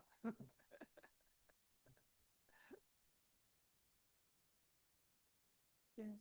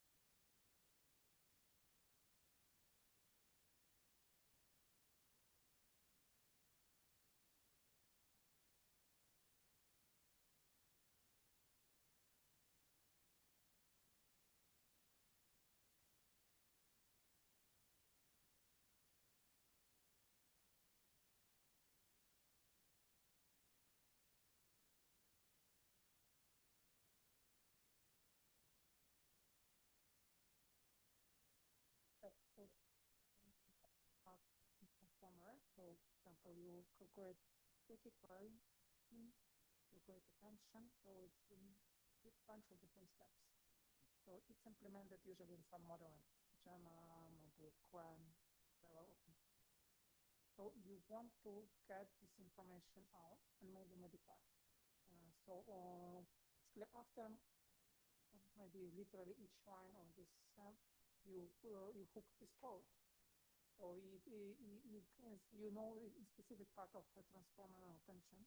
So this kind of functional pointer. So you got code when the certain masses calculate. For example, you start at calculating attention. You can say, okay, now we have such this value of query, this value.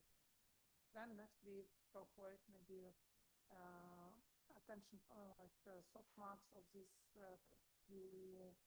transpose. We got attention probabilities. Now we have another point. So basically, it's callbacks which you get from PyTorch on each step of calculation. And you get tensors which you have at this point of time, and you can also modify them. You can steer.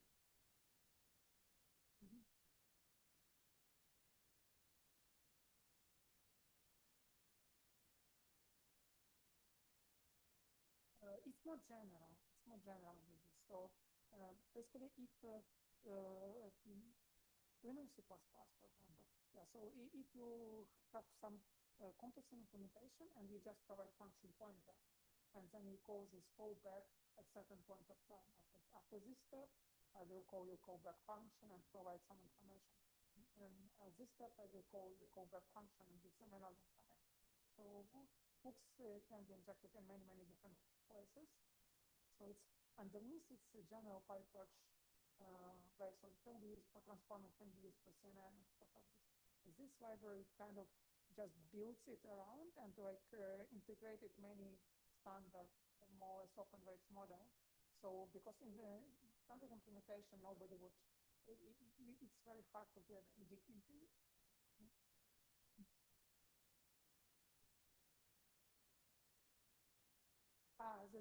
You're not setting hook itself, you're setting weights, but so basically you just want to disable head. So you get tensor and you just zero out tensor for one specific head. So this head will effectively won't do anything. So and you're using hook for doing this because basically transform implementation will call this head, calculate attention weights for this head, that bunch of heads, right? And for one head, you say, okay, let's try to disable this head completely. How can you do it? One way is utilize this hook mechanism. So you plug into your model, and when PyTorch does calculation, it calls your callback function. And in your callback function, say, okay, let's zero out this tensor for which calculates weights attention and pass it to the model back. So after hook is completed, basically one of the attention weights for specific head is zero out. So what effectively we're doing, kind of doing an ablation study. What would happen if we just disable this head? So we're using hook API for this to modify behavior of transformer. Typically just disable this head. No, just one head. We can specify which. So maybe this you're talking about this maybe exercise 5, right? Yeah. So this basically your callback function, right? And Z is a tensor which it gets access and it's just used per torch. So you have this huge tensor for the specific head, and you just set attention weights to zero everywhere. So you basically kill one head. And this, if you look, for example, weight set. So when you register hook, basically, this one you run models with hook, and this specify in which place you wanna So this is just tensor mechanism, but basically Z is specify in which part of your transform implementation you insert hook, which hook you're using, because there may be certain hook on in MLP, right? You can have hook in multi-layer perceptron, for example, which you modify MLP calculation or monitor what is going on there. Or you can hook in attention or maybe on the beginning calculation or other place. So Z just specify where you hook it, and then you have your hook hook function. It's basically this is just function partial what does. Doing partial derivative, right? No. It's just a Python syntax. So function partial, basically you can specify part of parameters to your function, and they would be binded. So you create new function, but certain parameters are fixed. So also we are kind of like, if we have like a full index, we are kind of disabling some of them, and like we are kind of pointing or like hooking the like some of the attention heads we want to attend to. In whole, yes, but in general, you're talking about this, yes, correctly, but just talking about the specific lines of code. So function partial, you create another function. So you have, you see here that's what you were talking about. Are we disabling everything or not? So this is head index aberration. You see this parameter, right? This is parameter to our function, and we fix it with value hat. So I just maybe probably just need to check the Python syntax a little bit, but basically function partial creates another function which with one parameter already having default value. So so which languages are you usually using? I also use Python, C++. Okay, so you use Python. So yeah, you use I haven't used partial before. No, okay. No, basically just you can think about you creating another function, but is it iterator like? No, it's maybe you can try another. But basically you have function with 5 parameters, right? Okay. You can type values every time you call function, but you maybe become lazy. You can create another function which certain parameters already have default values. Okay. And this one exactly what when it happens. So basically you specify head aberration index. You see, this is parameter of function, and we fix it to the value head. So this is index of head which we want to disable basically. Oh, okay. So for each of the layers, we are finding the heads, and for each of the heads, we are kind of fixing exactly. So for so we it's absolutely right. So for each of the layer, you find heads and you disable this. So and when we run it, okay, maybe we can have visualization. Maybe I don't know. But basically, we try to disable each head, but only one head. But we do this for all heads, and then we see, okay, we try to disable head 1, head 2, head 3, head 4, and then we get results, right? And then we see, okay, if we disable these heads, maybe nothing changes much. And if we disable this head, this seems kind of most important head. So if we disable this head like breaks everything. So it's always a super important head. So we're trying to disable, basically going through, like as you said, through each head, disable it, run our computation and see if it works or not, and then we can put nice graph. Okay, we have this 2 layers, right? And we have how many, like 16 heads. And then what happens if we disable this head? Okay, since it's fine, we can live without it. What happens if we disable this head? Everything breaks. So it's kind of nice way of finding out what head is most important in our transformer for this specific task. So okay, it's good to something to understand. And as Federico said, okay, maybe in certain cases we can maybe get rid of something, maybe compressed model, or we can just know and analyze how this head is working. So this is how people basically found this induction heads pattern. So this head learned to attend to the previous work. So now we can learn in context learning and stuff like this. So we at least some understanding of how a transformer works. And with aberration, it's easy because you do intervention and you see what will happen. So like when you're calculating the importance of this head, like are we just calculating a single head, or like are we in a perspective or in respect to its neighbors or like? Here it's basically we just queue it and see and calculate score. If it and each this digit is if you queue what would happen if you queue if disable this hash. So how much perplexity whatever it would affect if you disable this hash. So it's in this it's yes in this if you look on this graph it's relative, right? So if you see that this one is most important one, this is least important one. Okay, so like we have some tokens. Yeah, we have to run exactly. We have to run a second token, so we need to have some input. So it's with respect to this input. So on other input, yeah. So depending on your data set, it may be slightly different results. So maybe this hat is super useless for other tasks, but maybe in different language. It's still necessary. So when you do activations, yeah, you have to supply input. So it's only with respect to this input. So you have to have maybe data which covers enough, or you can be confident to make some conclusions. Yeah. Okay, so like as it goes positive, as the number increases, that may be kind of important, right? Like, but like the negative one, what does like? It's yeah. This. What's the range like? Approaches. Are we setting the range or like it comes? So I think it's basically when you calculate loss. So it's we check the difference in losses. Difference.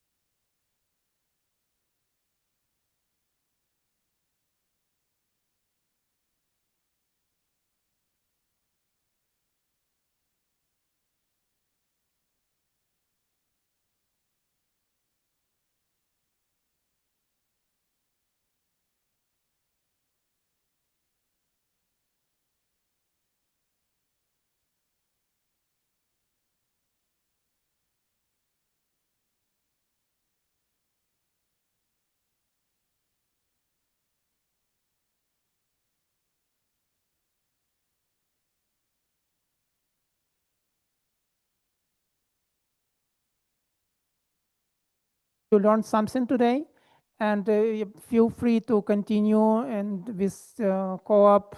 It's going to be publicly available after, and good luck with other tutorials and tomorrow. Thank you.